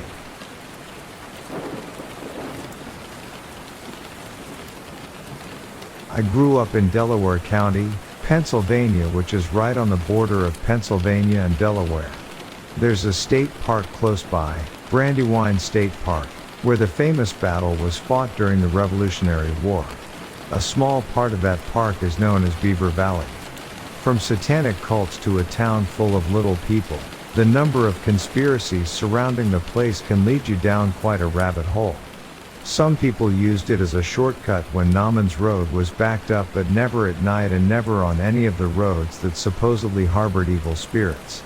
Well, one night after getting out of work at around 11 o'clock, I was feeling adventurous. I called my friend Alan to see if he wanted to check the place out with me. He agreed, and within a half hour I had picked him up and we were on our way. The park is large and there are multiple roads leading into and out of it. Navigating it can be a little confusing and cell phone service stinks, so GPS apps don't always work. Alan said he knew his way around, but I didn't really believe him. It didn't matter since I didn't have anything else to do this late at night. Anyway, so driving through the outskirts of the park was a little creepy. A few people lived back there, but there were no street lights at all. The only illumination we had was being cast by my car's headlights. The roads rose and fell and curved often, sometimes sharply, so I had to give driving my full attention. Eventually, we found what we were looking for. Devil's Road, Concert Road. It's called this because of the way that the trees grow along the road and that they all curve away from the road as if they're trying to uproot and escape something that's coming from deeper within the forest. I've heard about it plenty of times, but actually seeing it, well, that's a very different experience. There are rumors of cults practicing satanic rituals here in the woods. Recalling the rumors and seeing the trees, I was starting to feel like I had my fill of weirdness for the night. I was thinking about getting through as fast as I could and getting back out onto one of the larger roads. Then Alan let out a surprised yelp from the passenger seat. He told me that he was looking in the forest beside the car and he had seen something running along before disappearing into the brush. He didn't know what it was, but he said it could have been a deer or something. I kept driving. I figured out we were 3/4 of the way through when I rounded another sharp curve and I had to slam on my brakes. I had almost hit it right in front of the car. About 10 feet away, shining in the headlights, stood a completely naked man. Now, it was January and the temperatures have been dropping into the 30s lately, so the guy should have been freezing. He was a tall, thin man, filthy with long matted brown hair, and an unkempt beard. He stood staring into the windshield, not shivering or showing any signs of being exposed to the cold. His breath wasn't even fogging. Alan and I sat silently, both too shocked to say anything, and honestly, I was extremely scared. It started to get colder, even inside the car. I started to shiver, and then a moment later I was shivering uncontrollably. Alan was doing the same right next to me. I began coming around to what was happening and I reached down to put the car in reverse.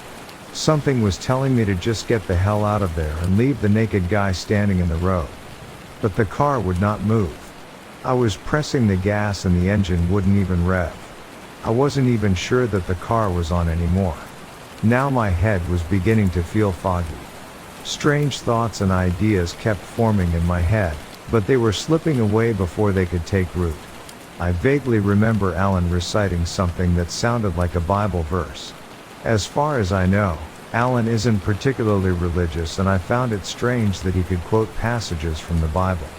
Then the man started to move slowly, stepping backward, methodically, foot after foot, still staring right into the windshield at me and Alan. He backed away completely out of view of the headlights, and then all that was in front of us was a stretch of empty road. I started warming up immediately and the fogginess began drifting away. I then saw the eyes ahead on the road coming from where the man had disappeared. It was a pair of narrowed red orbs hovering about 8 feet off the road surface. They were moving slowly up and down as if attached to something moving. A creature slowly appeared given the light.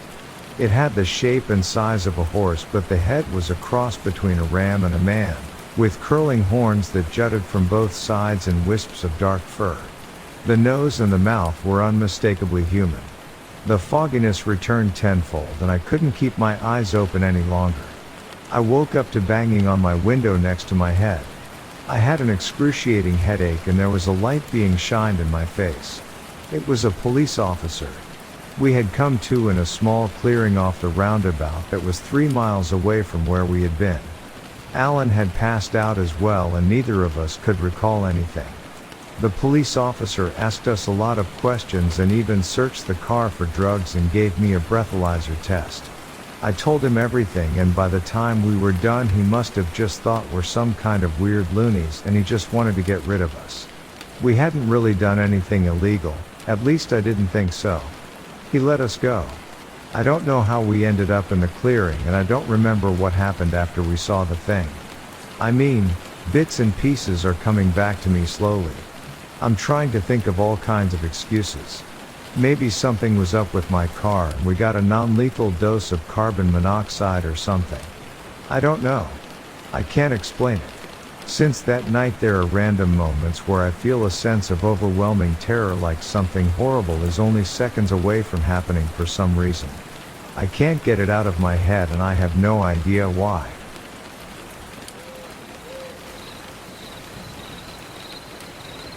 I live in Nebraska. One night in July 2021 I was driving from Lincoln to Kearney. I hate driving on the interstate, so I use the highway. I was about to enter the city of Grand Island, about 10 miles out, when my girlfriend saw something on her side of the car. So I looked and I thought I saw a little girl standing next to a wrecked car. So I stopped, turned around, drove back, parked, and walked back to her. When I was about 20 yards away she turned, and when she did, I realized that her knees were buckled inward and she was missing half her face. Needless to say, I turned around and hauled my butt away from there. We got to Grand Island and went to the police station. I told them what I saw. They told me that 10 years ago there was a car crash in that spot and the car caught on fire and burned the girl's face, along and her brother and mother. When they were investigating the collision, the medical examiner said that the mother and brother died instantly, but the little girl had her knees broken and was burned. She later died because of the blood loss and the damage to the brain. I just wanted to put this story out there. Needless to say, make sure that you get help before investigating something.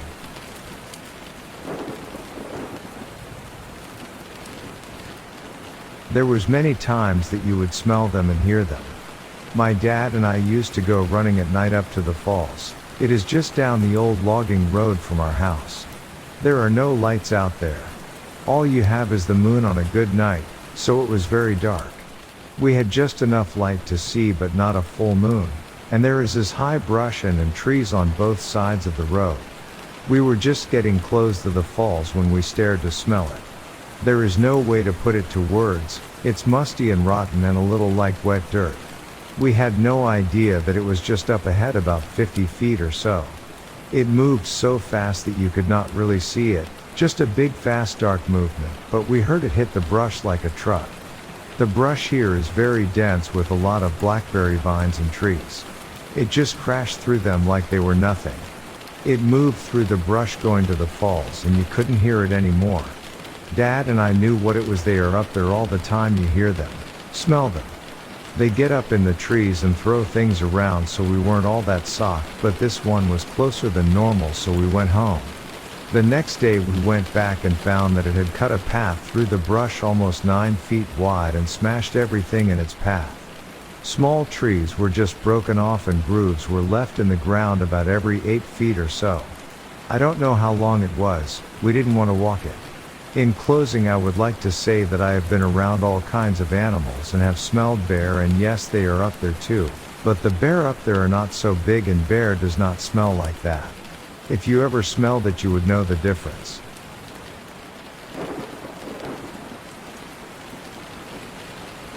This happened to me 2 years ago when I took my fiancée on her first backcountry camping trip. I have always been a bigger camper and love backpacking backcountry, and so I thought I would take her to one of my favorite places. This was in early September, and was kind of an end of summer trip. It was her and I along with my dog. We were backpacking up to a lake in the Alpine Lakes Wilderness, which is a remote area in the Cascades just east from Seattle. It is about a 1 to 2 day hike up depending on your shape and how quickly you're trying to get it out. It is very deep and far away from any civilization. The trailhead we started on is about an hour and a half from any town, and not many people use it. We park and there are no other cars around and we decide to get started. We had been hiking for 6 or 7 hours, and everything is going normal. Until one random moment. My dog was running without his leash on. I always keep him off leash when we are backcountry, and is about 100 feet up the trail ahead of us when he stops and starts snarling and whining. I think that maybe he sees something and get my bear spray out just in case it may be a black bear or something. Instead out pops this older man, probably in his late 50s with a huge beard, and he looked really dirty and homeless with a very small pack. My dog starts freaking out and barking at this point, which is strange because he usually loves people. I put my spray away and leash my dog, and the guy stops to talk to us, and I apologize for my dog. There was something off about him. I'm not sure what it was, but he was strange. Asking us where we were going, how long we were going to be staying, etc. I was getting this strange vibe and eventually try to cut the conversation short with him and tell him we have to keep going. We part ways and continue on, and I can tell me fiancé is kind of creeped out by it. At this point I try not to think much of it, because I have come across strange people on the trail all the time. She is scared, saying, but we are so far away from other people, what would happen if he tried to hurt us, etc. I try to calm her down and say she is safe with me. About 1 hour later it's getting dark and I decide to stop and make camp. As the night goes on she forgets about the whole thing and we get ready to go to bed. We fall asleep and all is good until I wake up in the middle of the night to my dog growling under his breath staring out of our tent. I look out and try to see if anything was there. The moon was out and it was a clear sky, and as my eyes adjust I start making out a figure of a man. I start freaking the F out, and begin thinking about the guy we ran into before. Why the F is he outside our tent this late? Why would he turn around and come back up the trail if he was hiking out? I try to hush my dog and prevent my fiancée from waking up to prevent her from freaking out as well. I slowly slipped my hand into my pack and pulled my .357 caliber out of my pack that I always carry loaded with me back country, and laid there trying to keep my eyes on him. I laid there for what felt like hours, until eventually he just kind of slipped away into the darkness. I didn't go back to sleep and laid there until the sun came up, freaking out at any sound of moment or twigs breaking. The next morning we wake up and I tell my fiancée that we should just go look at the lake and head back. It was only an hour or so away at that point. She was confused but didn't ask why. I didn't want to freak her out and tell her what happened the night before. But I really wanted to get the F out of there. The whole way up to the lake and hiking out to our car I kept my .357 caliber on my waist with my hand close to it. We never ran into him or saw him again. And I never told my fiancée about what happened because I didn't want her to be afraid of future trips. But it still creeps me out and I can't figure out why the F he came back up there and what he was planning on doing. I was just grateful I had my gun and dog, otherwise I probably would have been even more freaked out.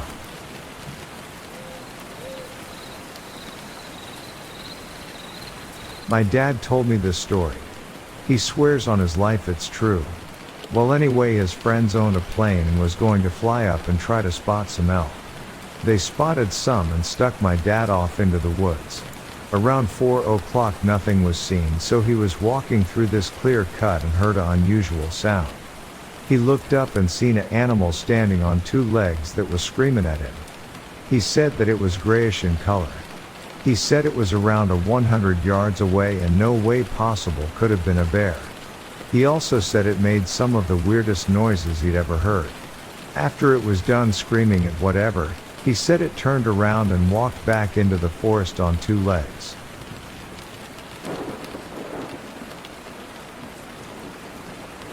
I live in the Pacific Northwest and I've been an outdoorsy type ever since I was a child.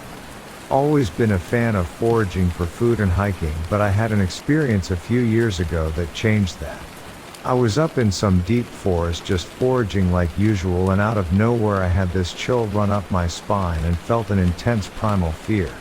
I immediately became scared because I've never had this kind of intense fear grip me.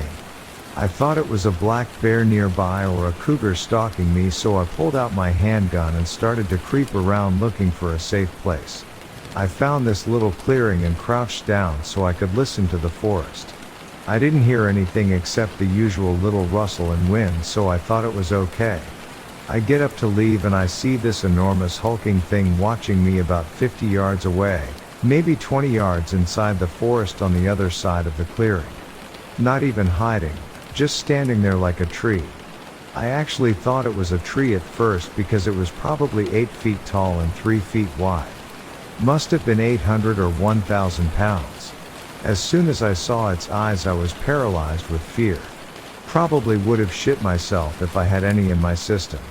And it was super quiet too. I never heard it even when it started to walk off. I just felt its presence nearby.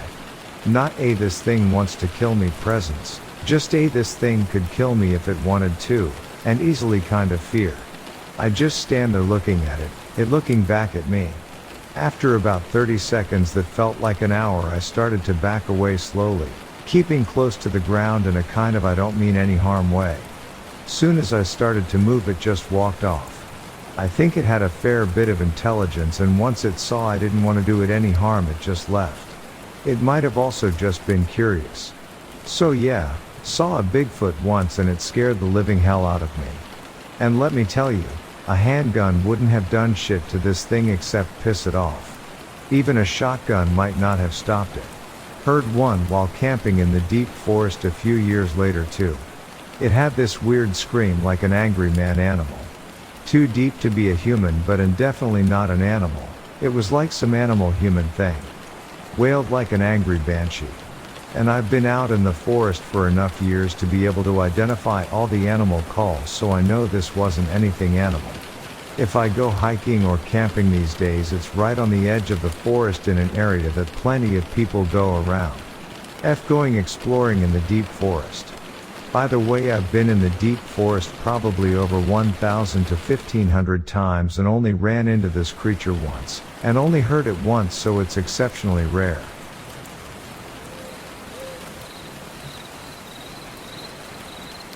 So I was just about 24 years old, when my cousin Charlie had gotten throat cancer. He wasn't really my cousin, he was my dad's cousin, but for whatever reason I always called him Cousin Charlie. Anyways, he and his wife lived up around San Luis Obispo, and when he was finally recovering from cancer, he went to stay in his estate in mainland Hawaii. At one point he needed someone to babysit his house in San Luis, and I volunteered. Fast forward, I'm staying at his place by myself. We're talking satellite internet and television slower than a snail. I had found myself enthralled in a Lord of the Rings marathon and proceeded to stay up till around 2:30 a.m. Changing the channel meant whatever channel I was clicking meant it would choose 4 stations down from my selection, so I was hesitant to change the channel. The marathon ends and I proceed to make some green tea. That's when I hear it. A distant scream calls across the valley below. I knew it was a human scream, but for some reason I just refused to believe it. The thing about houses inland from San Luis is that you have a lot of room between your neighbors. We're talking about 2 miles apart from each other.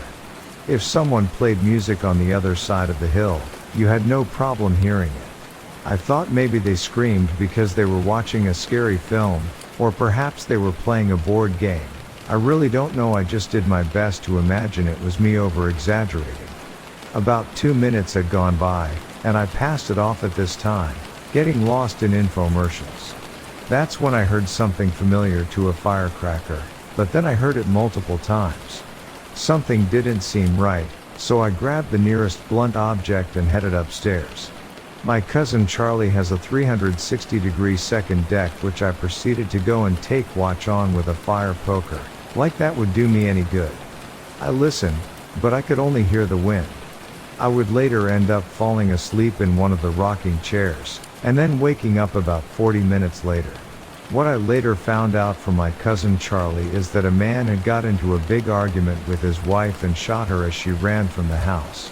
I also later found out that because I was the only one who had left the outside lights on, that she had run towards me, but died from her wounds about 60% of the way here. This still gives me chills.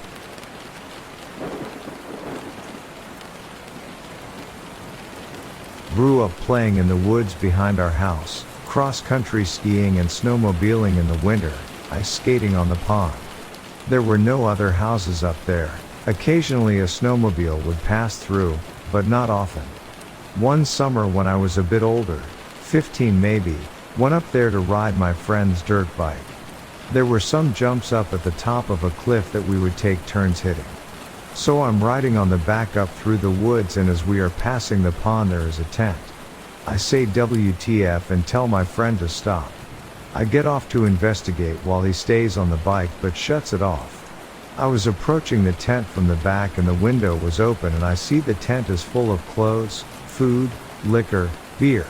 Of course I'm rattling off all of this to my friend when I happen to look up and see that there is someone sitting in the doorway of the tent with their back to me. They haven't moved and are just facing forward with their back to me, which is odd because clearly they heard me. At this point I turn around and start waving to my friend and mouthing, "Let's get out of here," as if I can somehow sneak away now. Finally the guy says very calmly, "Come around." I stopped in my tracks and looked back. He's still not facing me and he says it again, "Come around." At this point my friend is starting the dirt bike and he yells, "What did you say?" The response again is just, "Come around." I jump on the back of the bike and we tear out of there up to the top of the cliff. There is a dirt access road up to the top as there is a water tower up there, but it's a pretty rough road, so we assume this dude isn't gonna drive up there. We stop the bike and head over to the edge of the cliff to see if this guy is following us. Sure enough, he comes walking out of the woods from the same trail we came out on. He then proceeds to walk over towards some bushes and starts pulling branches down to reveal a gray truck that he had hidden.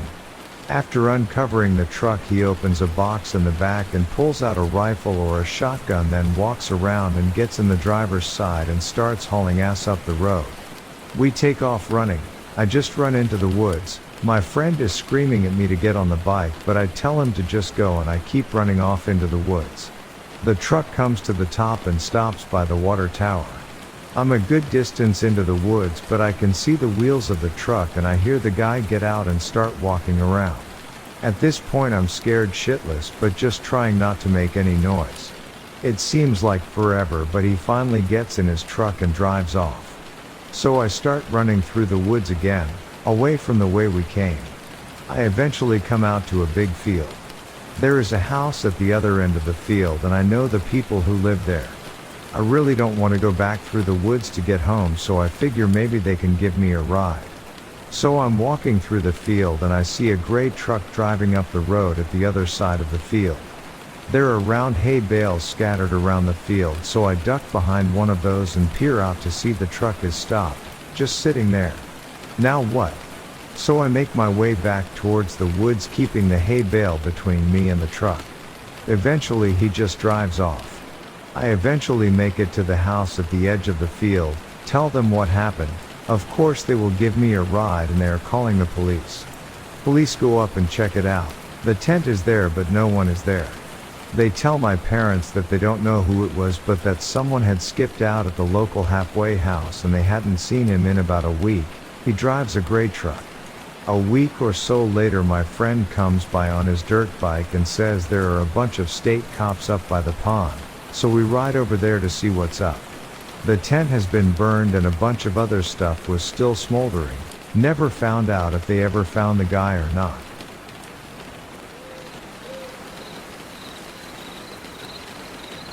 Hare hunting with my dad's family in Macedonia, in some hills. We found a pair of relatively fresh tracks. We're getting closer to them when we start hearing crashes from what sounded like two massive animals. The hare tracks led into a clearing and we reached a bush to peek out. No shit, there were two wolves having a go at a bear. One of them got swiped and its left side torn open. The other nipped the bear on the front right paw and left. The other wolf died soon and the bear left. Once we were sure it was gone, my uncle put the wolf down and its head still hangs in his house to this day. Also, we shed ourselves and no hares were hunted that day.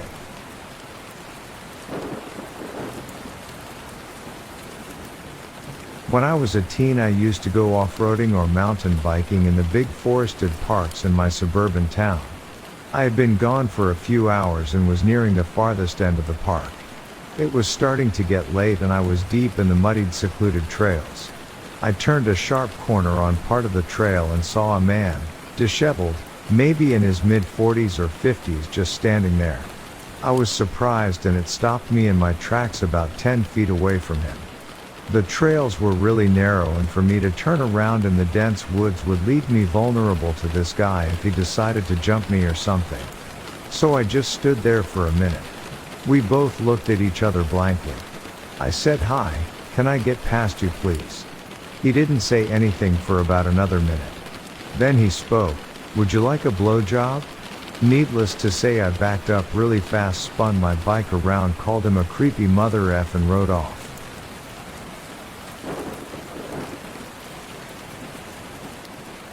Rabbit hunting at a fairly young age. We would take our beagle out to a farmer's land on Saturday mornings. Usually we would split up and just walk along, somewhat shadowing the dog on either side. Sometimes we would kick up a rabbit and call the dog over, or she would find one herself. So on days with not many rabbits we would end up walking a couple of miles in before turning around. On one such day I stumbled on a clearing with a pile of hair at the edge. At first I thought it must be some animal fur, but then I realized it was spread all around the edge of the clearing and scattered around in the clearing as well, and also appeared to be human hair. Having no clue what I had found other than a shit ton of human hair a couple of miles into the woods, it was pretty creepy. Turned out I had stumbled on someone's harvested marijuana crop. The hair is used to keep animals away. So, ended up not so creepy.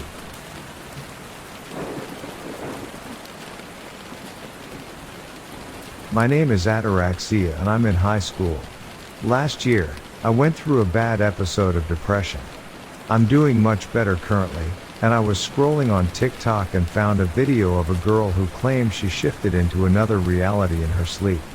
At that point in my life, going to another reality even just for a few hours a day sounded great to me. Out of curiosity, I looked up tutorials and other info on YouTube and it soon became an obsession. For about 8 whole months, I dedicated my free time to learning how to shift. The shifting I am talking about is not the kind where people say they went to an anime or Hogwarts or whatever. My desired reality, as they call it, was just a normal world where some of my problems did not exist. Since there are infinite realities that are similar to ours, I hope to reach one with those qualifications. On February 8, 2023, I decided to try shifting. I wrote down the date of when I went to sleep and the details of my desired reality.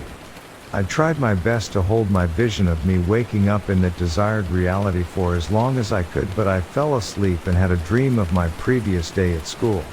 I don't think the dream had to do with anything, just adding it. I woke up disappointed and grabbed my phone to turn off my alarm, and I saw that my wallpaper was different.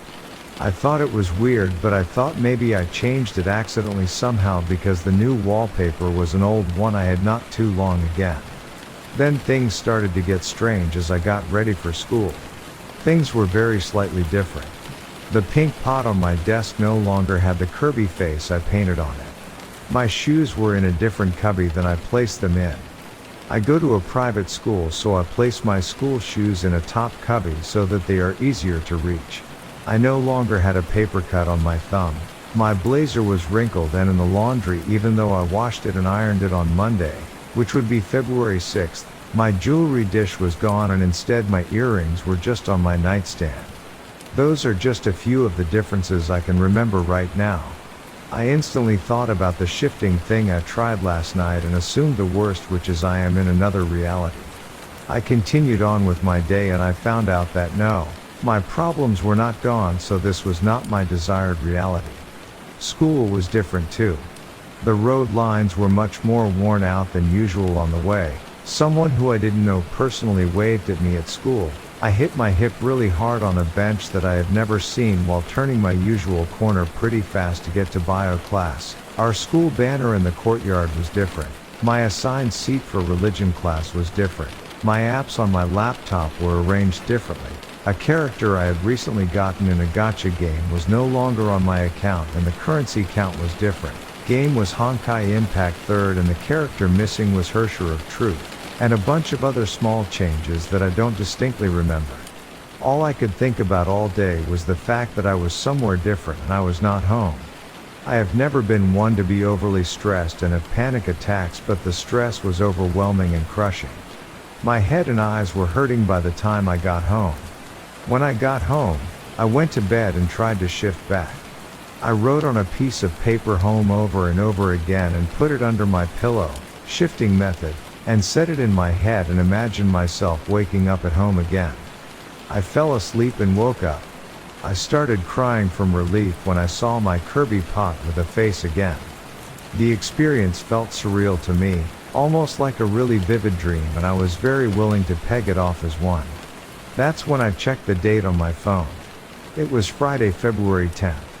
This meant I spent a day somewhere else. My friend that I didn't recall being with much yesterday.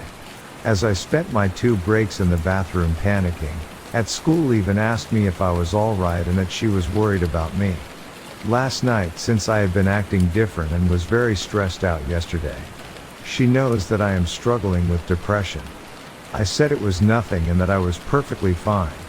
Does this mean that I switched consciousnesses with another me? And if that was the case, did we both try to shift that same night, or was it just me? Did I shift? Was this a dream? Was it something else? Either way, I took this as a sign to never try shifting ever again.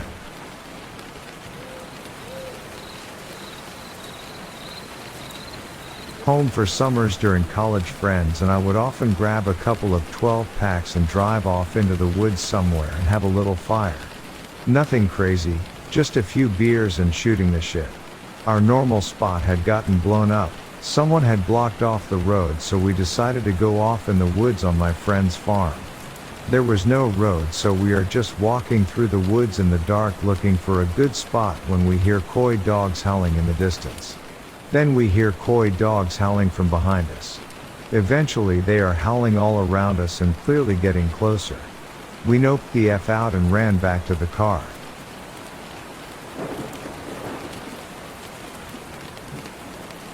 I was walking on the Jedediah Smith Redwood State Park in the Stout Memorial Grove.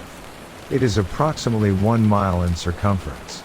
I was going to go to the left and circle around, but there were 2 young guys that started to walk off trail to a big tree, so I went to the right.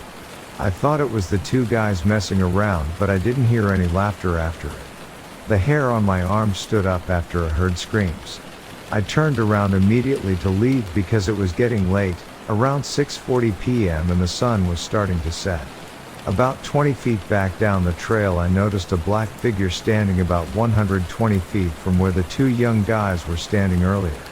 At first, I thought it was a bear standing up because it was about 7 feet tall and backlit by the sun.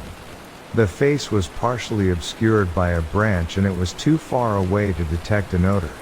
I took 2 quick photos of it and left. I didn't realize what I had photographed until later when I reviewed the photos. Unfortunately they're bad, so I won't post them here. Also, the creature was strikingly all black, 7-foot tall animal standing on hind legs.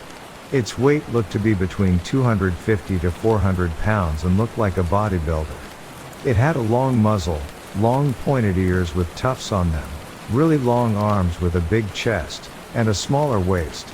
A branch covered a portion of its face. It was about 30 yards away. This was not a bear, it looked like a werewolf.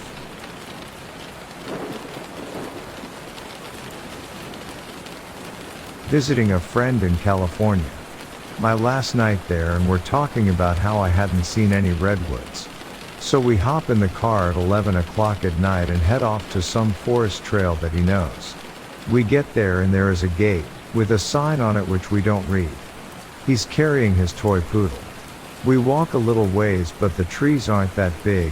He says they get bigger further in and sparks up a joint, and we keep walking. Maybe a half mile and we hear the loudest scream I have ever heard. We stop and looked at each other and my friend says, "I think someone just got murdered." We stood there for a few minutes to see if we heard anything else, and then we heard it again. It seemed to be closer, but it was tough to tell as it was echoing. Still no clue what it is, but we decide we should probably get out of there. Didn't really think much of it afterwards until I read an article about a mountain lion stalking someone, and there was audio of the sound mountain lions make. I send the link to my friend saying I think we are lucky to be alive. He laughs and says, "You know, I was up that way recently and noticed that the sign on the gate is a warning for mountain lions in the area."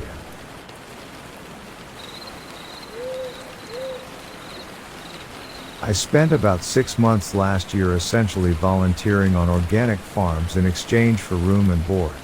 One of the farms I stayed at was actually an off-the-grid homestead near Mount Hood, Oregon, populated by shamanic hippies, who had some wild stories, themselves, and while not remote, was deep enough in the mountains that we had no neighbors for at least 10 miles in every direction. Beautiful, forested land with an amazing view of Mount Hood from the garden. I was camping every night for about 2 weeks before weird things started happening. The first bizarre occurrence happened not to me, but to a fellow friend, who I'll call Jay. Now, I am not particularly outdoorsy. I grew up in the woods in North Florida and spent my formative years getting lost in places I shouldn't be, but I don't have a great deal of camping experience and only the most basic survival skills. I am comfortable in the woods, but only until sunset. Jay, a true outdoorsman, had been a forest ranger in the Alaskan bush for 2 years prior and frequently went on weeks-long solo backpacking trips. He had shown up at the farm a few days after me and had set up camp over a mile further down the mountain than I had. Which I initially thought was a dickish move but later came to appreciate because he played his harmonica at all hours and nobody needs to hear that shit. He was a slow-talking Minnesotan that favored all things logical. One morning, we met up for breakfast and he asked me if I had heard all that screaming the night before. I hadn't.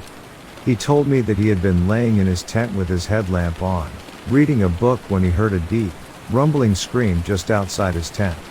He turned his lamp off to listen more closely, and realized that his entire tent was illuminated from the outside, as if someone was aiming a floodlight at it. In the few seconds after he turned his headlamp off, 2 things happened in rapid succession. The screaming cut off as if someone had flipped a switch, and the light from outside clicked off. He listened for footsteps, but heard nothing.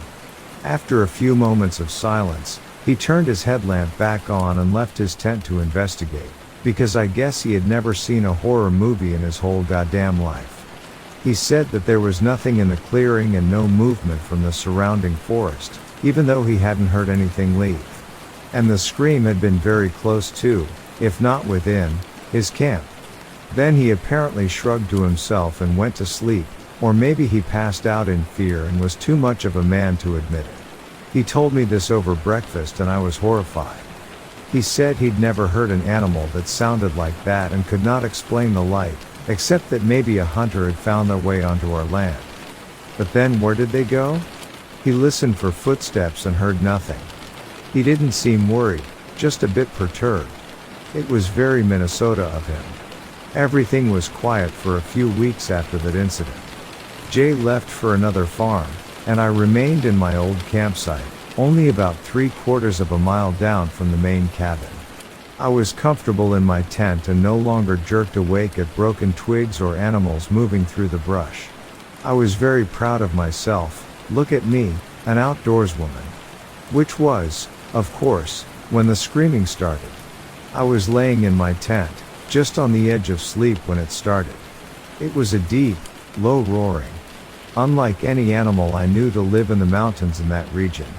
I consoled myself by saying it was an injured black bear, a messed up wolf, some kind of Lovecraftian mutant elk. Then, from farther down the mountain, something else began screaming, answering. The two whatevers shrieked at each other for the better part of an hour. I laid in my tent, trying to psych myself up to hike back up to the main cabin, but couldn't quite commit. I laced up my boots and put on my headlamp in case I had to make a run for it. Eventually, the screaming stopped and I somehow managed to sleep. I woke up somewhere around 4 a.m. to something very large shuffling in the bush directly behind my tent. I laid in the dark and listened, absolutely terrified. Elk? Bear? It was too large. I could hear it ruffling branches of trees at least 6 feet off the ground. I heard it take a step, and then another. Bipedal. Human? Hunter? A hunter would never be as loud as this thing was, and I seriously doubt they would disturb an obvious campsite. Besides, in the month I'd been on the homestead at that point, I'd never heard a gunshot. I'd never seen anyone other than the people I was working with this far up the mountain, for that matter. I laid there, considering my options. It moved slowly, like it was picking through the bushes behind me. Which, in retrospect, of course it was. I'd camped right next to wild blackberry. I laid and listened and waited for a long time, almost until sunrise. It was moving slowly down the mountain. I laid in my tent long after the noise died out. When I finally managed to rally my nerves and leave my tent, the brush behind my tent was obviously disturbed. I thought about investigating, looking for prints, droppings, but decided I'd rather just repress the whole thing and deal with it when I was far, far away from these woods. At breakfast, I asked my host, Anne, about the screaming. She was delighted that I'd had a run-in with the forest people. She said that years ago when they moved onto the land, the forest people would get into their garden and make a mess of things, so she'd started leaving baskets of produce for them as a sign of goodwill. They'd left the garden alone since. Then I camped out for another week before it got too cold and I moved into the main cabin. And never heard anything weird again. Pretty anticlimactic, but I guess real life usually is. Still very bizarre and interesting. As a lifelong student of all things esoteric, it verified a lot of suspicions I had. Mostly that weird shit happens in the woods. It's also pretty telling that everyone I met in the Cascades, granted most of them were of the shamanic, metaphysical persuasion, had a Sasquatch story. There were a few other strange things about that place, but this story is by far the most interesting. Oregon is a weird, wonderful place. I'm a police officer. So, I had just finished my shift and was on my current way home. I had stopped off at Wendy's to grab a quick bite to eat. It was right around midnight, so the drive-thru was pretty dead. As I went through the line, I saw this thing just standing there, watching me from across the parking lot. Not sure what it was, but it looked really tall and skinny, with gangly arms and legs hanging out. It gave me this very uneasy feeling, and I watched it as it turned and walked away over to some shrubbery behind one of those big light poles by the parking lot exit and entrance. I try not to think too much of it and just drove away.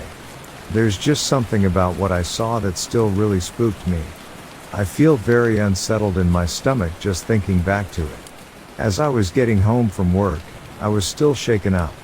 I could not stop thinking about what I saw, so I decided to show my son and daughter, 8 and 10, who were getting ready for bed, about what had rattled me so badly. Not that I could actually show them, but at least tell them. My kids kind of just looked at me like I was crazy, but being kids, I found they would believe me a lot more than my wife would. Then they started telling me about Slender Man, which sounds like it might be what I saw, but I don't know any of these creepypasta characters kids watch nowadays. Could you kindly give me any information on what do you think I saw, and was this paranormal or not?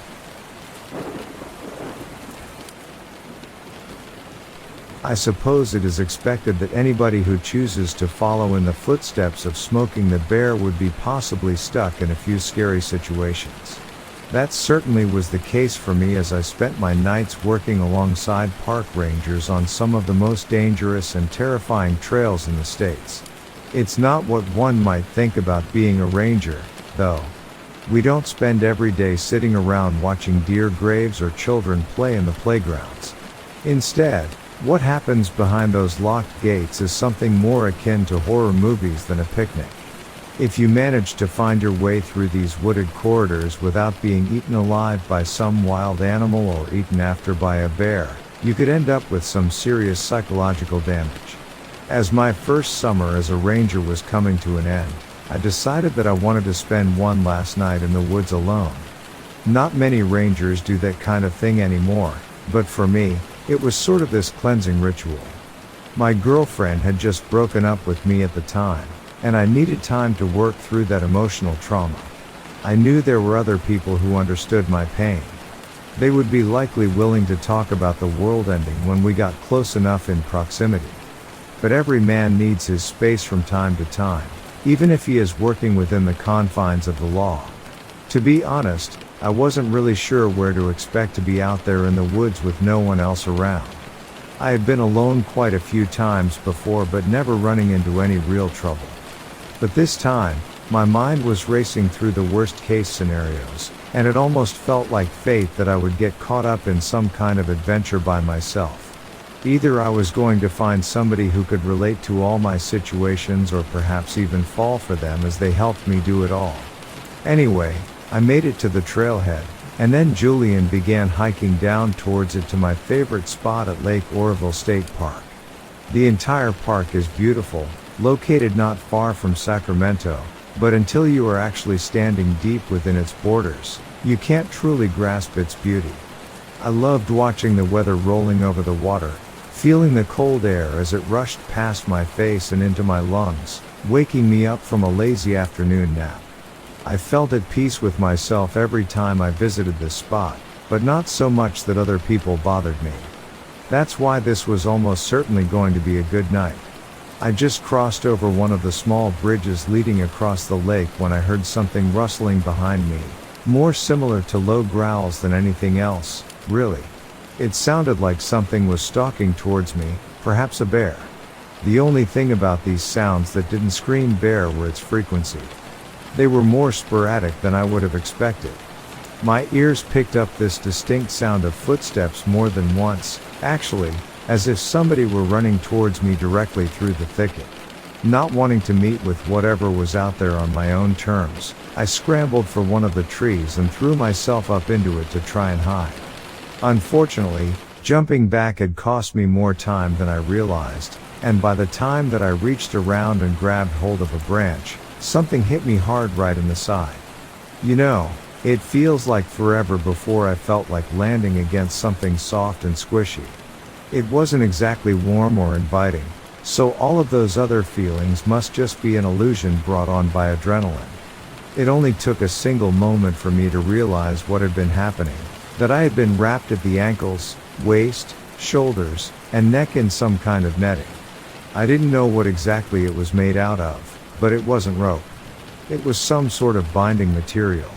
My hands were then completely immobilized by entanglement as well, so there wasn't much I could do other than struggle against my bonds, a dead-end endeavor if there ever was one. Now, the first thing I noticed when I could finally see again is it was completely dark around me. All light coming from behind with only blackness ahead. Two dim lights appeared along the walls on either side of me and began approaching slowly. As my eyes now adjust, they were really more like natural animal eyes than any sort of man-made illusions. Even worse, I noticed that the blackness ahead of me wasn't really coming from a lack of light at all. Instead, there appeared to be some kind of organic wall blocking up my view, spreading out across the room to each side. I had no idea how large this place was, but it must have been bigger than what I could see. One behind me and another in front of me, they made themselves known. Moments later, footsteps. The noises were too far away for me to make out at first, but then I could hear they belonged to something, and more than two. Now, at this point, fear began gripping my heart as I lashed out against my binds once again, only to find that they hadn't been loosened in the slightest. More so, I thought, we'll get to that in a moment. I was hauled from my small prison by several sets of long clawed hands that dragged over what appeared to be some kind of altar. It was much different from one of those sacrificial altars appearing to be used in ancient times for rituals. The ones to appease unworldly beings were said to lurk within the space between two worlds. But this one seemed more like a place where people got together for satanic worship or other unholy activities. These beings holding me lured me down onto it and began weaving this sort of flower all around me while chanting something in this ungodly language. I was so terrified, I swear I could have had a heart attack. I could make out all the words, but I had no idea what this thing was or what they were saying. The entire group of these things began chanting in unison as they surrounded me, continued weaving more of this plant material around me.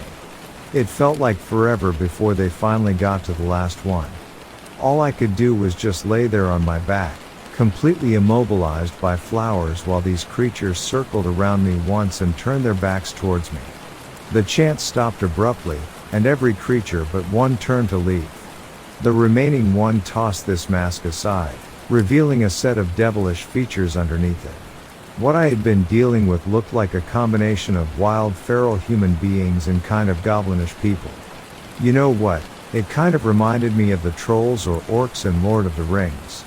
Humanoid, terrifying looking, but also not human.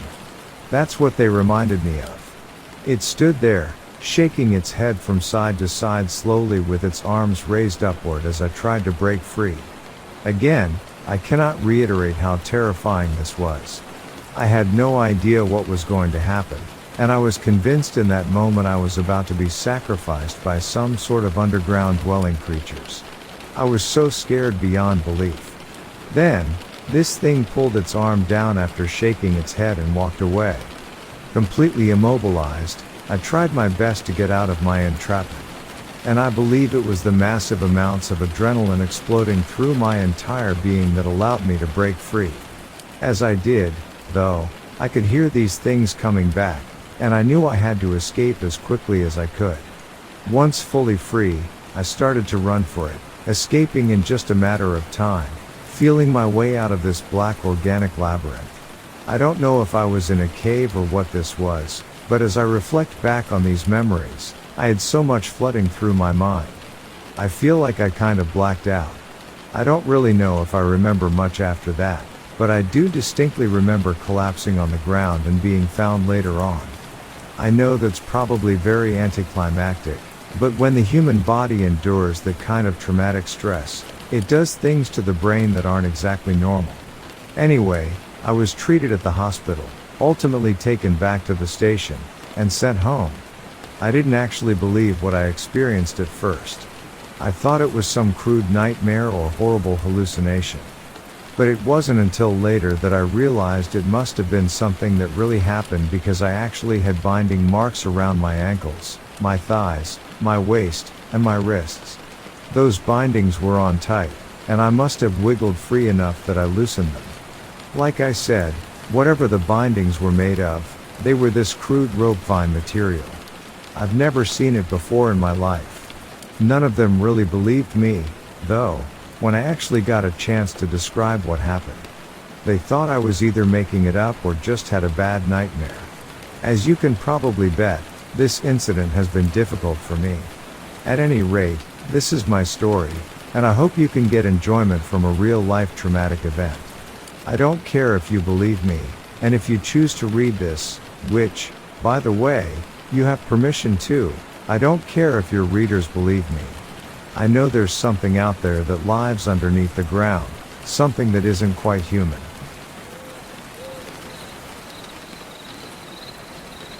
I walked with cautious excitement through the old Comanche reservation. My name is Hosa, a young Comanche Native American archaeologist deeply connected to the rich history and spiritual traditions of my people.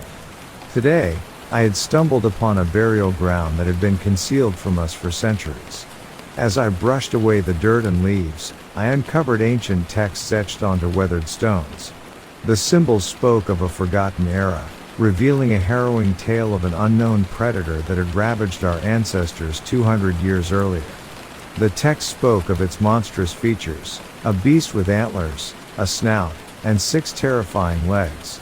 The predator's insatiable appetite for blood left our people in fear and despair. Intrigued, I delved deeper into the mysterious history of our tribe. However, with every step, I couldn't shake the feeling that unseen eyes watched my every move. Strange occurrences surrounded me, the whispers of the wind carrying warnings that echoed through the trees. It wasn't long before I realized that the unknown predator described in the text was not just a relic of the past. It was real, and it was pursuing me relentlessly. Fear coursed through my veins as I witnessed its monstrous presence in deep woods, while I was hunting. Its antlers piercing the night sky, and its 6 legs propelling it with unimaginable speed. Determined to protect my people and unveil the truth, I embarked on a perilous journey. Armed with knowledge and guided by the spirits of my ancestors, I sought to confront the predator head-on. It was a battle of survival, a clash between human will and primordial terror. After many heart-stopping encounters, the ultimate twist revealed itself, a betrayal that cut me to my core. Our tribe leader, the one whom I trusted and respected, had concealed dark secrets that were meant to stay buried. The predator, it turned out, was somehow linked to our own people's history, a curse that had been hidden for generations.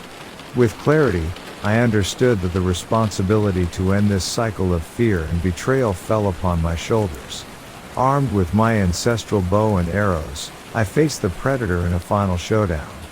Adrenaline surged through my veins as I unleashed a barrage of arrows, each one finding its mark until the beast finally fell. As the life drained from its monstrous form, it vanished before my eyes, leaving behind only a lingering sense of victory mingled with sorrow. I had fulfilled my duty, but the wounds of betrayal ran deep within my soul. In the end, I emerged from this terrifying ordeal with a newfound strength and resilience. The burial ground, once shrouded in darkness, had now been exposed to the light. I vowed to protect my people and ensure that the sins of the past would never haunt us again. For it is through the wounds of betrayal that we learn the power of our own spirit, and the strength to build a brighter future.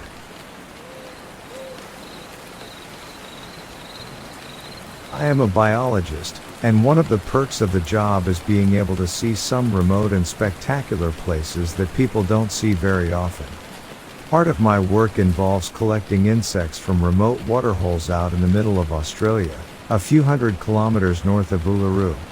One of the ladies I work with, Alice, lives out there full time, spends a lot of time out bush and has spent a lot of time with the local Aboriginal people, so she has a trove of stories and weird experiences.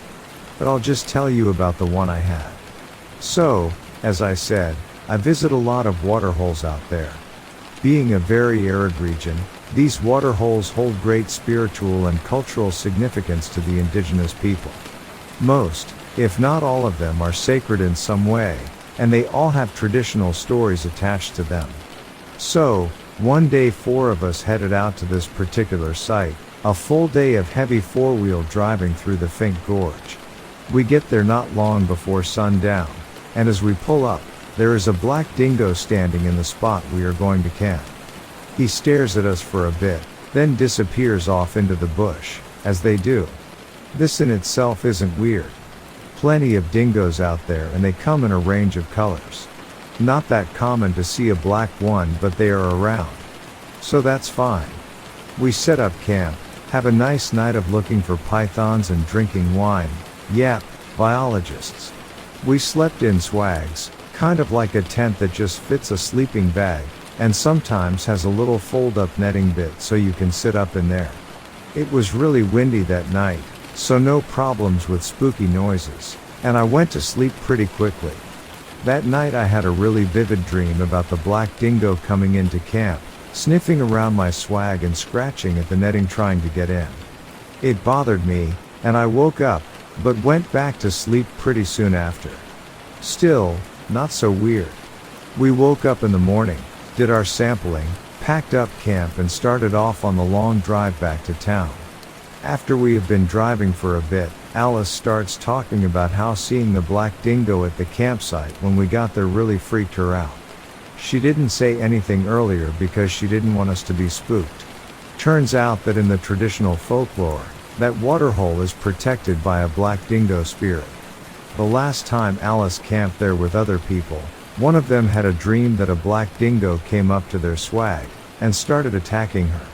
This lady woke up with long, deep scratches all over her face, and no reasonable explanation for them. I had no idea of this story before I had the dream, and didn't mention it to anyone that morning. There is definitely a special feeling to a lot of these places. Very hard to describe. When you are out in this country, these kinds of weird semi-spiritual coincidences are commonplace. I have some more stories, but I'm typing on my phone and my thumbs are sore.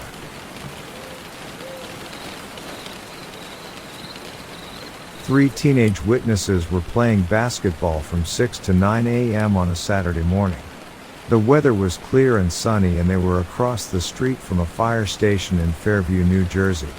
While walking back to a friend's home, the reporting witness noticed that the area was empty of cars and people when normally there would be 50 to 100 people in the park. The witness stated that he observed rainbow colors out of the corner of his right eye. When he looked, he saw a shining silver metallic saucer with round tinted windows. He alerted his 2 friends who also saw the craft.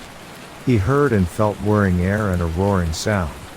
His shirt was flapping as if in a 5-mile-an-hour wind, but there was no wind. They were paralyzed and could not run. They later arrived back at his friend's home with no memory of walking there. The witness discussed the incident with 2 friends, both now deceased, and they had no memory of being on the craft as he did. He recalls seeing them on operating tables, but he was standing approximately 30 feet away.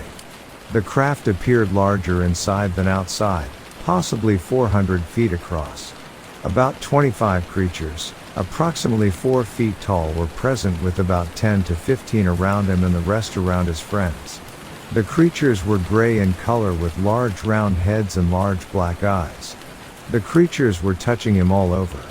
They were speaking telepathically and were surprised when they realized that he could hear them. His mother had previously told him that psychic abilities were common in their family, but he had never really believed it. He asked why they were there. His impression was that they were friendly and curious and meant no harm. He believed that they were trying to help his 2 friends who both had heart problems, and he believes that their lives may have been extended by the aid rendered on the craft. He remembers looking out the window and down onto the basketball court where they had been playing. He could see other beings moving about in long corridors. He remembers seeing the craft ascend after they had been returned. It moved up and to the right, then left, then up and away, leaving a rainbow-colored trail behind. When he returned to his home, his mother said he seemed changed and he replied, "It's no big deal, Mom." Before this report, he had only confided this story to his 2 daughters because he did not feel that anyone would believe him.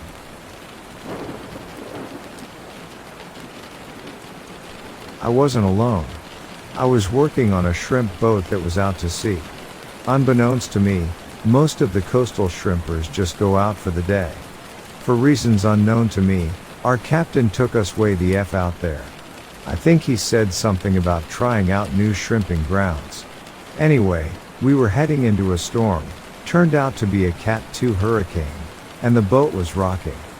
We got our rescue here and waited for the inevitable. It never came, but none of us slept that night. It was eerie passing through the eye. Totally calm, while everything else raged around us. We had all made our peace. The next morning we had either gone through it, or we came back the way we came. Either way, we were on the edge of the storm. The captain was tired, so we took the day off. The first mate and I sat on the deck for a fair bit of the day watching the last of the hurricane and the start of a new storm. We thought we had this smaller storm beat. We lowered the boom masts again, and braced for heavy seas. The first mate brought along a bunch of weed, and taught me how to roll a joint in your hand, and how to smoke it. By this time it was getting late in the day and the storm was getting more energetic. Lots of thunder and lightning. We could see the reflective light and hear the thunder, so we knew it was at least 10 miles out. The first mate, who was pretty stingy otherwise, rolled me a big old fat joint and told me to enjoy it. Of course I was in hog heaven. It never occurred to why this skinflint was sharing all this with me. He absolutely didn't have to, hadn't before, and wouldn't afterwards. At some point it dawns on me.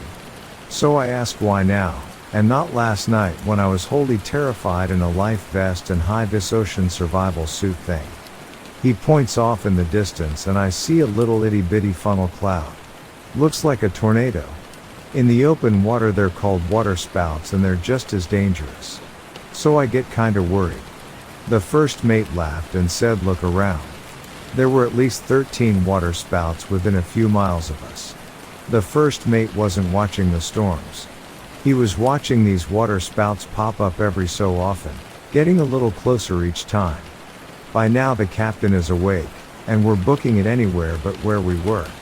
By the time all was said and done, we had gotten passed by 3 different spouts, got a rain of sand dollars, jellyfish, and a load of other ocean goodies.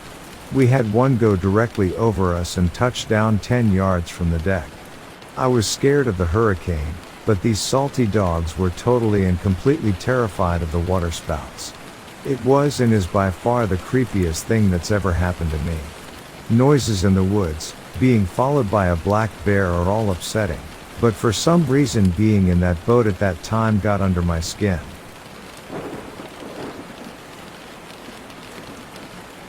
I don't really believe in any cryptids, though the idea of them is fun, except for Mothman. Around the time of these sightings in mid-fall 2017, I lived in a small town in southeast Michigan, Oakland County, and was attending high school. My older sister, who is 9 years my senior and had a similarly timed work schedule, drove me to school extra early every morning so I could attend an extra hour and fit another class into my schedule. It was awful and started at 6 a.m., but we only lived about 15 minutes from my school, so it wasn't all that bad of a drive. One morning we were making our way to the school as per usual through some super curvy wooded back roads by our house, a route we took every day. Suddenly, in a break between the section of road we were on, just between the third curve and the last curve before the road straightened out, I noticed 2 glowing red spots about maybe 600 to 800 feet in the distance. At first, I brushed it off as the area was known for deer and the spacing for eyes wasn't too far off, but I couldn't shake the wrong feeling I had. The eyes just weren't the right color to be reflecting deer eyes, and, as we neared closer, it became apparent to me that if these indeed were eyes, the figure was far too tall to be any type of animal I could think of. It was still really dark out, so I was only able to make out the eyes and a dark black silhouette before. As our headlights were finally near enough to begin illuminating the figure, it took off into the sky like a literal bat out of hell. It moved incredibly fast, and before it took off, the dark silhouette expanded significantly in a manner that was incredibly similar to how birds use their wings to take off. Before I could hardly register what had just happened, it disappeared over the tree line and out of sight. At first, I was worried I was seeing things. However, as I looked over at my sister, I was met with a mirror of my same shocked expression. She asked incredulously if I had just seen that too, and we began conferring about what we just saw. I was relieved to hear that I wasn't going crazy, as she described the same things I had also just seen. I still think about that morning to this day and was surprised when a couple of years after it, I came across your articles and reports. A lot of the sightings and encounters you compiled dated around the same time. I saw what, I believe more and more every year, had to be Mothman.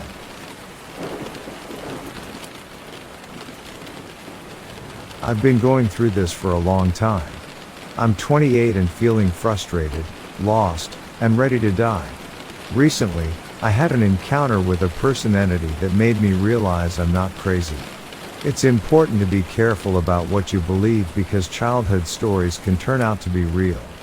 These entities are present all the time, often unnoticed.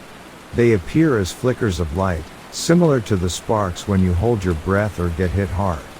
Their intelligence in observing us is a mistake on their part. It all started when I was a child, always curious and seeking to understand how everything worked. I had knowledge beyond my years, even though I didn't fully comprehend it. The adults knew I was different. They control everything, and were caught in the middle of their game. Demons, ghosts, fairies, trolls, Nephilim, and even aliens are real. I've seen more than my fair share of them. I'm dead serious about this, and if you put me on a lie detector, you would know. When I was 8, I discovered a circle mark on my stomach. Months later, I developed a sixth sense, predicting when things would go wrong. I could also sense the emotions of both humans and animals. At the age of 13, I witnessed shadows moving at the end of my bed, and I would become paralyzed with fear. When I woke up, I had a brand on my right hand. At 16, the shadows appeared again, and I woke up with a brand on my chest. This mark stayed with me until I was 18. At 20, my gift of sensing emotions became overwhelming, making it hard for me to go anywhere without having an anxiety attack. At 22, a deep, beautiful voice spoke to me, telling me to search for the golden compass using a golden seal. I couldn't come up with something like that on my own, and I couldn't find any information about it. When I turned 23, I experienced the touch of death when something grabbed my shoulder, leaving me frozen with fear. On July 9th, at the age of 23, I had a terrible feeling that something horrible was about to happen.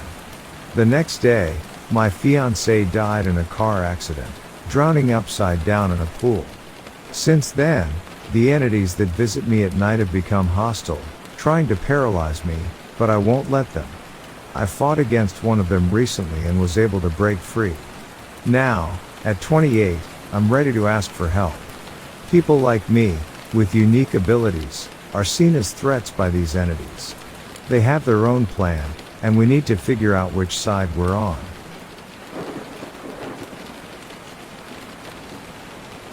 About a decade ago, I went looking for deer sheds in a new place here in Northeast Oregon.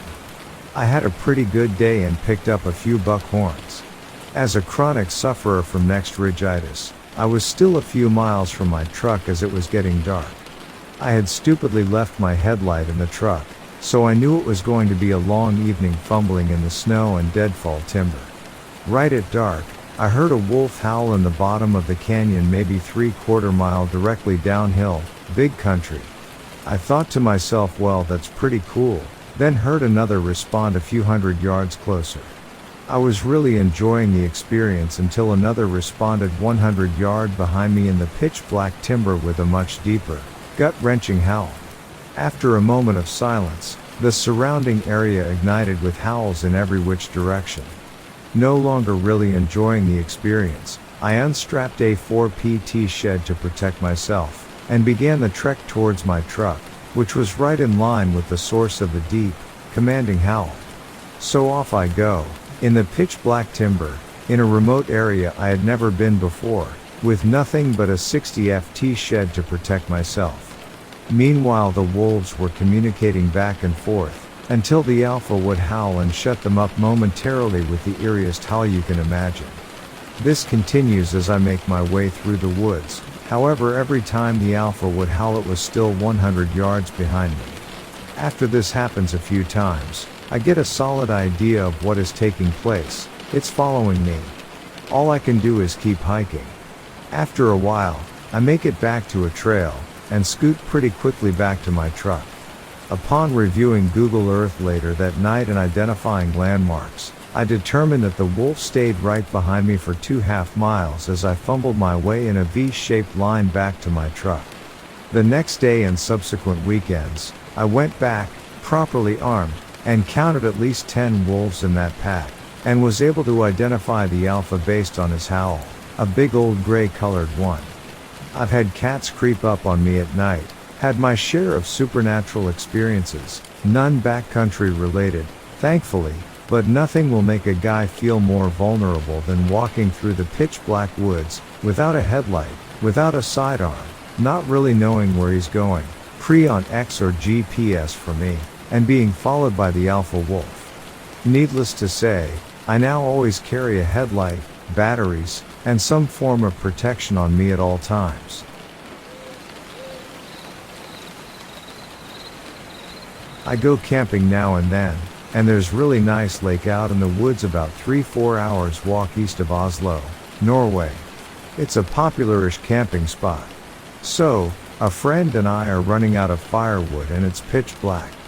Bad planning plus whiskey drunk, so we grab our flashlights and head out to get some more bits and pieces to keep the fire going.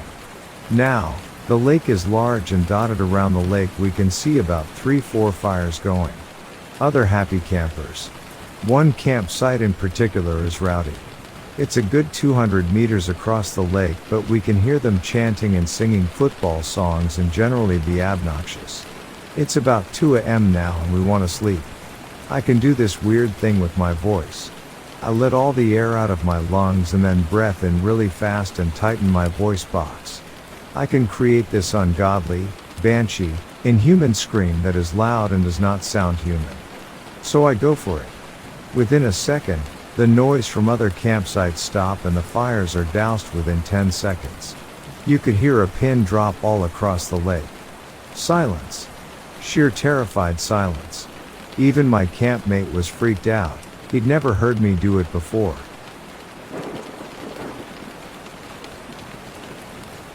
I was taking a nap at 3 p.m. in my apartment on my Murphy bed, and my girlfriend was down the hall with her friend.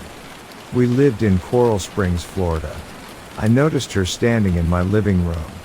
It was a studio apartment and the entity stood in front of my entertainment system.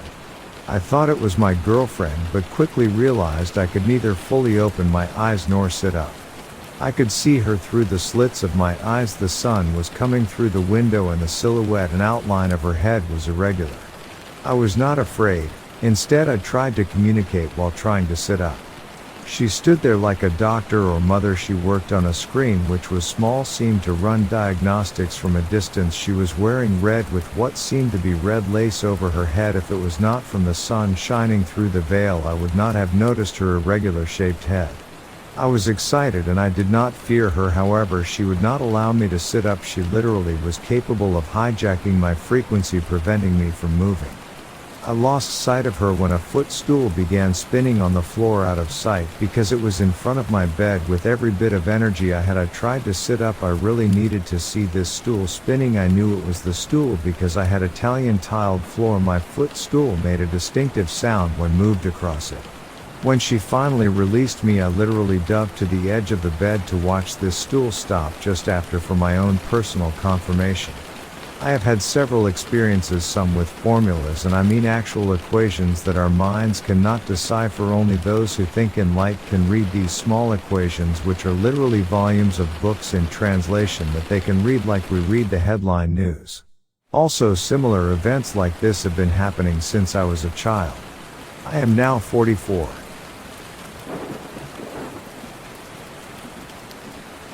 My cousin and I were on our second elk hunt. It was rifle season in the Oregon Cascades. We had been hunting hard and were pretty much exhausted from hiking and trying to locate elk. We decided that we would hit up a small valley that everyone else was avoiding due to terrain and vegetation. Beginning of our backpack hunting, we left camp at 3 a.m. and set out to a point that overlooked a corner of an old burn that had a small river flowing through the bottom.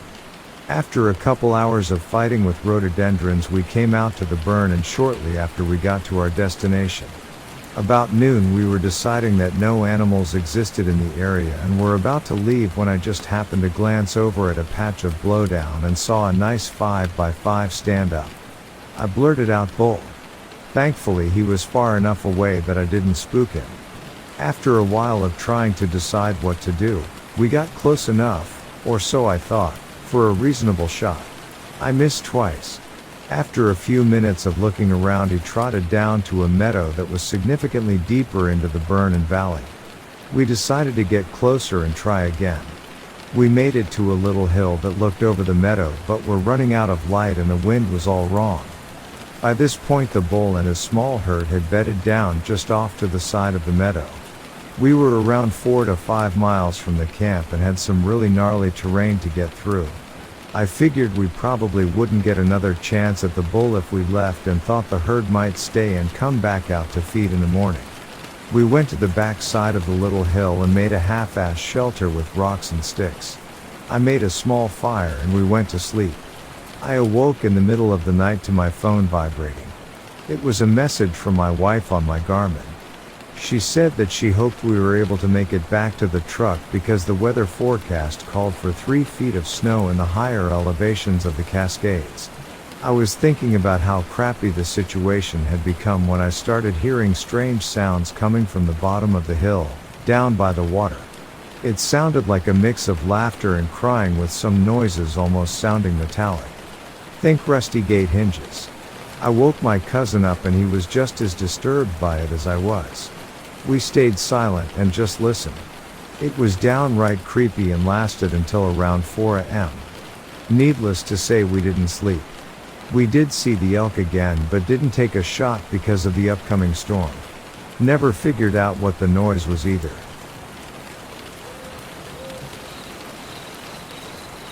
My story starts about 25 years ago. 17 years old. I used to take a shortcut through the woods. Freeport, Long Island, New York. And heading towards the shortcut, I'd say maybe about 12 blocks, I had to go through like a marshy swamp area. About 100 yards in, it's dark. It's in the back of an old railroad station. No lit light. You could barely see. You could barely see 20 or 30 yards. About 100 yards in there, I had to follow a trail along a fence. I had to sit down to smoke a cigarette. I'm sitting there. 17 years old. I'm not scared of much, especially growing up in New York. All kinds of surprises. Until after this experience. So out in the marsh, I'm sitting down, and out in the marsh, I hear some dog tags, clanking together. I didn't think much of it. There are a lot of dogs out there, goofing off. And as I sat there, the chains just started coming closer. The tags were clinking and clanking and started coming closer. So I'm thinking a dog's on its way, no big deal. No need for alarm. As my ears, I couldn't really see. To my left was a creek that came out of a pipe that came from under the property. It wrapped around in front of me to about a 10 or 12 yard drop to the creek. The creek's about 10 yards and a sand bank on the other side. Then there's some type of marshy small trees, and then you could see maybe 10 or 20 yards past the creek. Those clanking sounds are coming closer and closer. My ears are telling me that it should be visible soon, should be coming into my range. And I still thought it was a dog, so I'm expecting to hear a little critter, coming through the grass and the leaves and whatnot. And I hear 2 footsteps. I hear something with 2 footsteps. Thump, thump. And it's coming towards me. Not a French poodle. Not a German shepherd.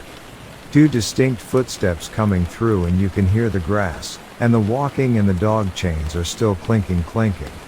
That's about when my alarm bell went off. I'm thinking, okay, this is a problem. There's no way you can think this is anything but a problem.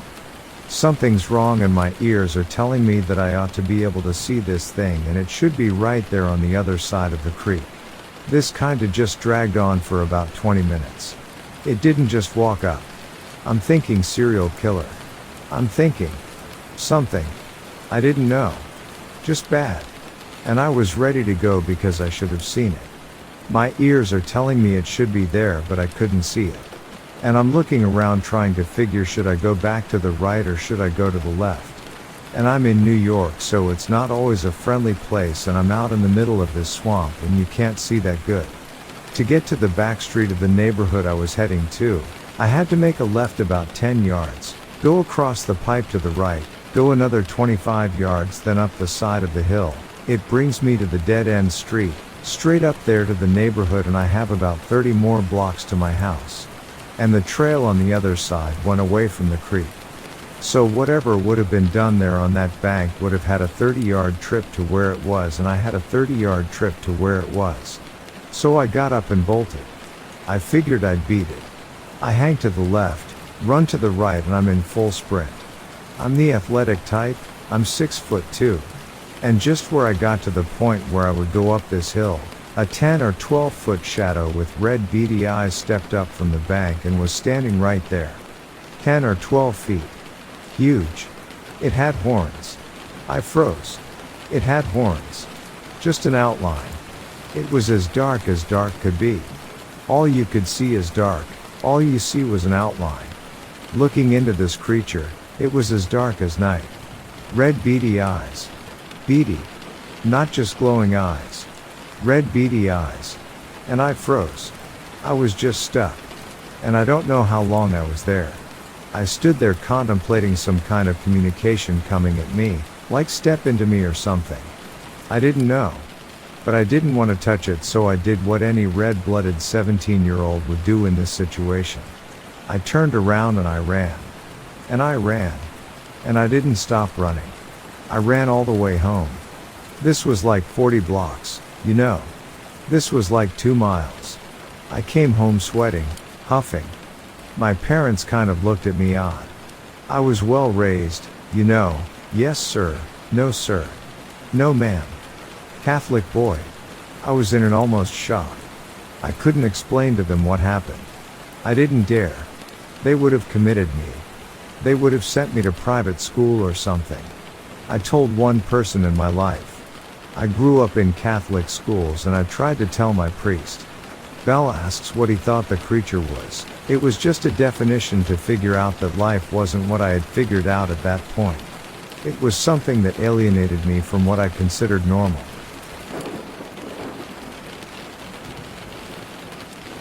I was in the U.S. Air Force, 1962 to 1970, and volunteered to go to Vietnam in 1965. I got orders to go to Nha Trang, but when I arrived in Saigon, I was instead sent to Thailand and ended up at Udon RTAFB, which in the north close to the border of Laos. It was a small base with just a couple of hundred personnel. We didn't even have any jets, just prop planes.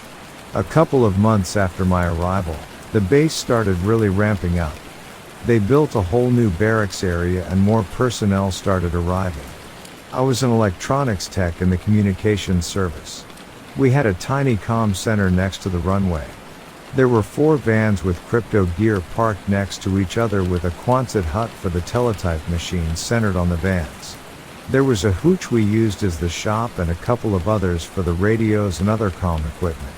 We had wooden pallets laid out for sidewalks, as it got pretty muddy during monsoon season. At the end of one walkway we had a water buffalo, a big water tank on wheels that held our drinking water. During night shift, it was the newest guy's job to make coffee for everyone in a big urn. You'd carry the urn out to the water buffalo, fill it, bring it back and do your thing. So one night, this had to be in early '67 as we were already living in the new barracks but the new comm center wasn't completed yet, the new guy hauled the urn out to make coffee. After a while, somebody noticed he hadn't returned and went looking for him. He found the urn laying on the ground by the water buffalo but no sign of the airman. We went on alert, the base was locked down and a big search started. He was gone. Naturally, we all assumed he had been snatched by the Pathet Lao, Laos version of the Viet Cong. What we couldn't figure out was how they could have penetrated into the center of the base. And why grab an 18-year-old airman third-class teletype operator? Due to the treaty with Thailand, we couldn't carry arms, so it was up to the air police to tighten up security. We were pretty spooked. Probably a good thing we didn't have guns. Ha! So 3 days later I was in my hooch and a guy came running in saying they found the missing guy. They found him on the ground right next to the water buffalo. Now, the missing guy's hooch was right next to mine, so I went in there. A minute later he came in, escorted by an AP, and started grabbing his stuff and throwing it in his duffel bag. I asked him what happened and he said, "I've been ordered not to talk about it." So I asked him where he was going and he said, "To Japan." The AP was very uncomfortable and told me not to talk to him, so I shut up. I looked him over as he packed and could see he was in fine shape. He was clean and all I could see wrong were 3 or 4 scratches on his cheek. He finished up, said bye, and off they went. We never saw him again and never heard anything else about the matter. We all shrugged our shoulders and figured the Pathet Lao weren't the type that beat up their captives. We couldn't figure how they penetrated the base twice though. We figured it was just to intimidate us and things just went back to normal. I was happy when we got moved into the new comm center and away from that spooky spot by the runway. So years later in the 90s, I was watching a TV show about alien abductions and they said something about the victims having skin samples scooped out of their cheeks. I suddenly flashed back to that event and remembered the marks on that airman's face. Could it have been?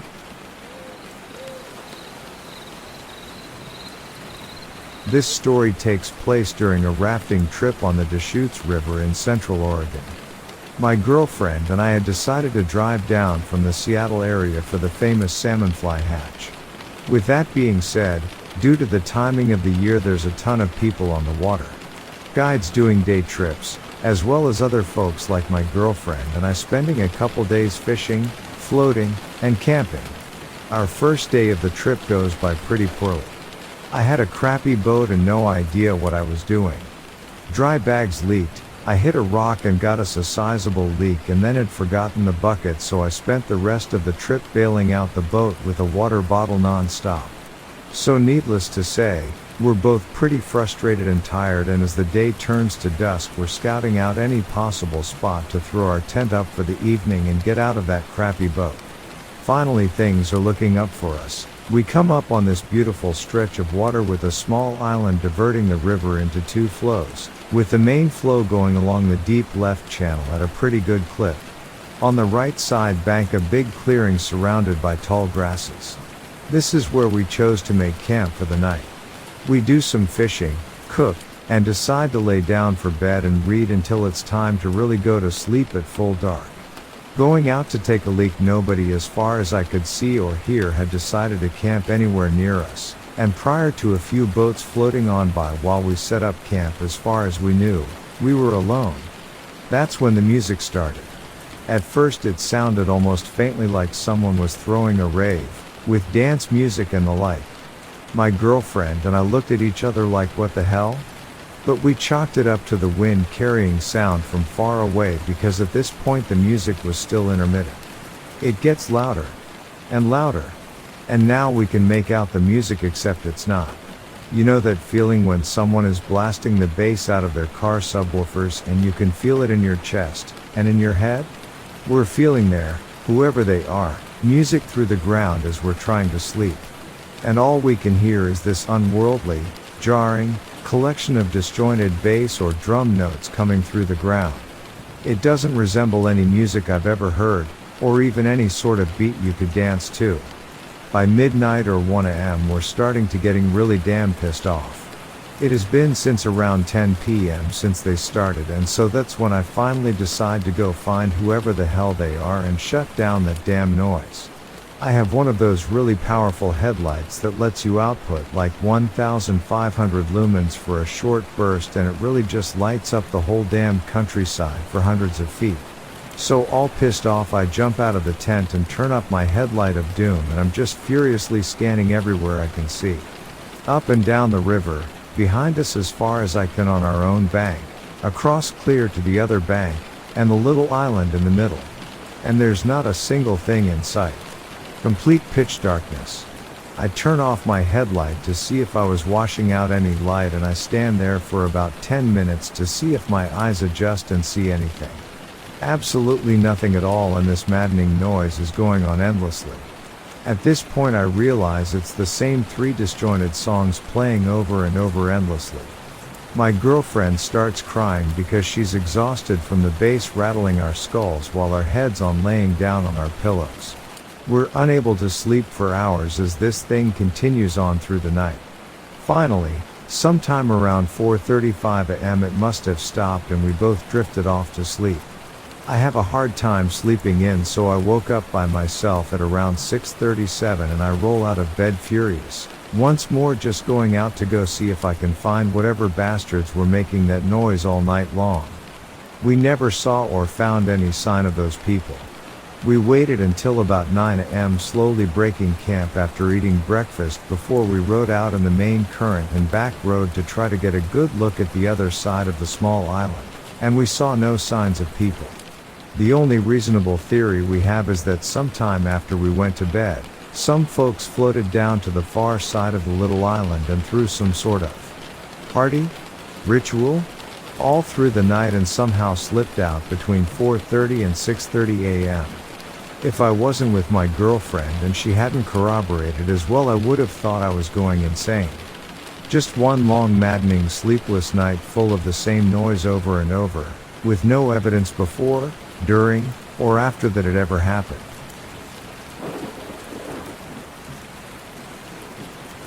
Living my life in central West Virginia, I have spent a lot of time hunting in the Monongahela National Forest.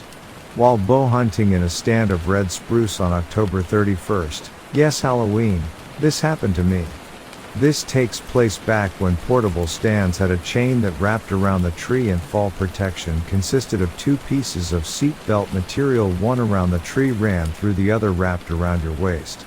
I was in the stand overlooking a small creek and had watched a couple of doe walk by and decided to stay until full darkness. The moon had risen early, so there was some light and I had a flashlight in my pack.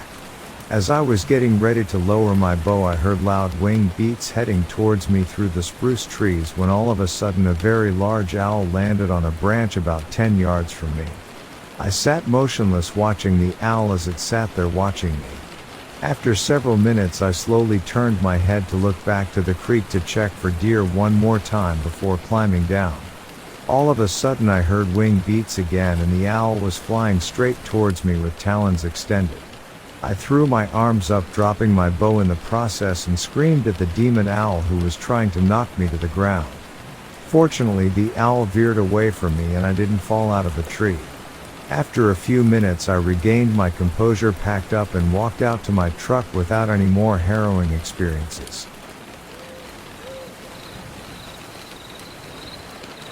Nearly a year ago, the people living along the river front near Preston were set agog by the appearance in the woods of a strange being in human form. When discovered by a party of hunters on his all fours pawing and neighing like a horse, their attention was first attracted by what they took to be the whining of a startled horse in the undergrowth. When advanced upon, the strange being ran off on his hands and feet, but the pursuers gained upon him so rapidly he sprang to his feet and, quickly covering the short distance to the river, plunged headlong from a rather high bank into the water and swam to the Indian side. When he reached that bank he stood up, shook himself like a horse just out of a bath, and with what might really be called a horse laugh ran off into the woods.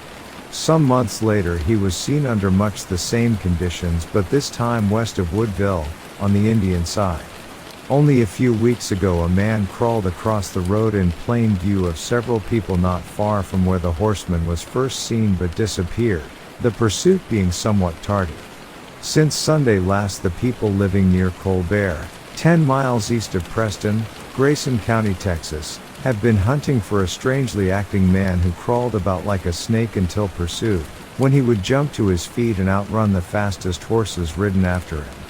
Others who pursued him on foot say they shot at him at close range, but the bullets, if they struck their target, seemed to have no effect. As late as last evening, children claimed to have seen the crawling man again near the Varner place, 6 miles from Colbert. A phone message from Colbert this afternoon confirms previous reports sent out from Durant about the state of excitement and the gathering of several parties for pursuit, but states that public interest has received something of a chill because some of the parties who were present when the close-range shots were tired say that although the peculiar being was in the open and very close, that he disappeared with the smoke of the powder. At the Varner place he crawled into the henhouse. It is stated that out in the field a dead chicken, bitten in the neck, and from which there was the appearance of the blood having been drawn, was found. Though with somewhat reduced enthusiasm, the people of the Varner neighborhood are preparing for another big roundup this afternoon and tonight.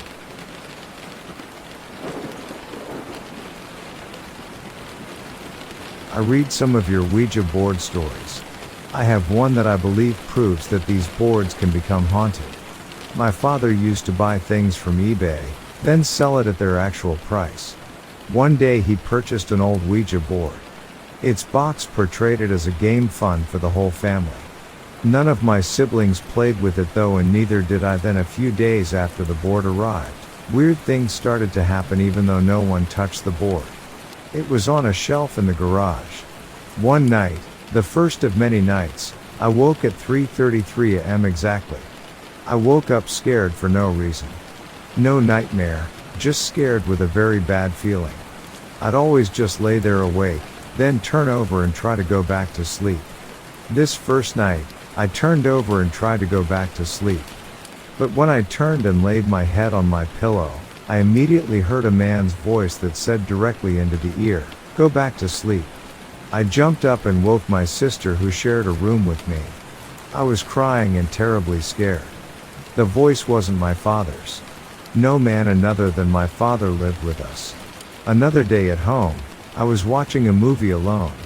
I paused the movie and took the remote with me to the bathroom. When I came back, the disc was out and placed on the table next to the TV. The disk drive on the Xbox was open, and my room was tossed all over. It was a mess. Another time in the same house, I left the kitchen and heard something behind me. When I turned, I saw a man in a red flannel shirt behind me, though I heard no doors open. I ran from him and turned back around, and he was gone. My father soon sold the board and we moved soon after. I've had nothing weird or paranormal happen since.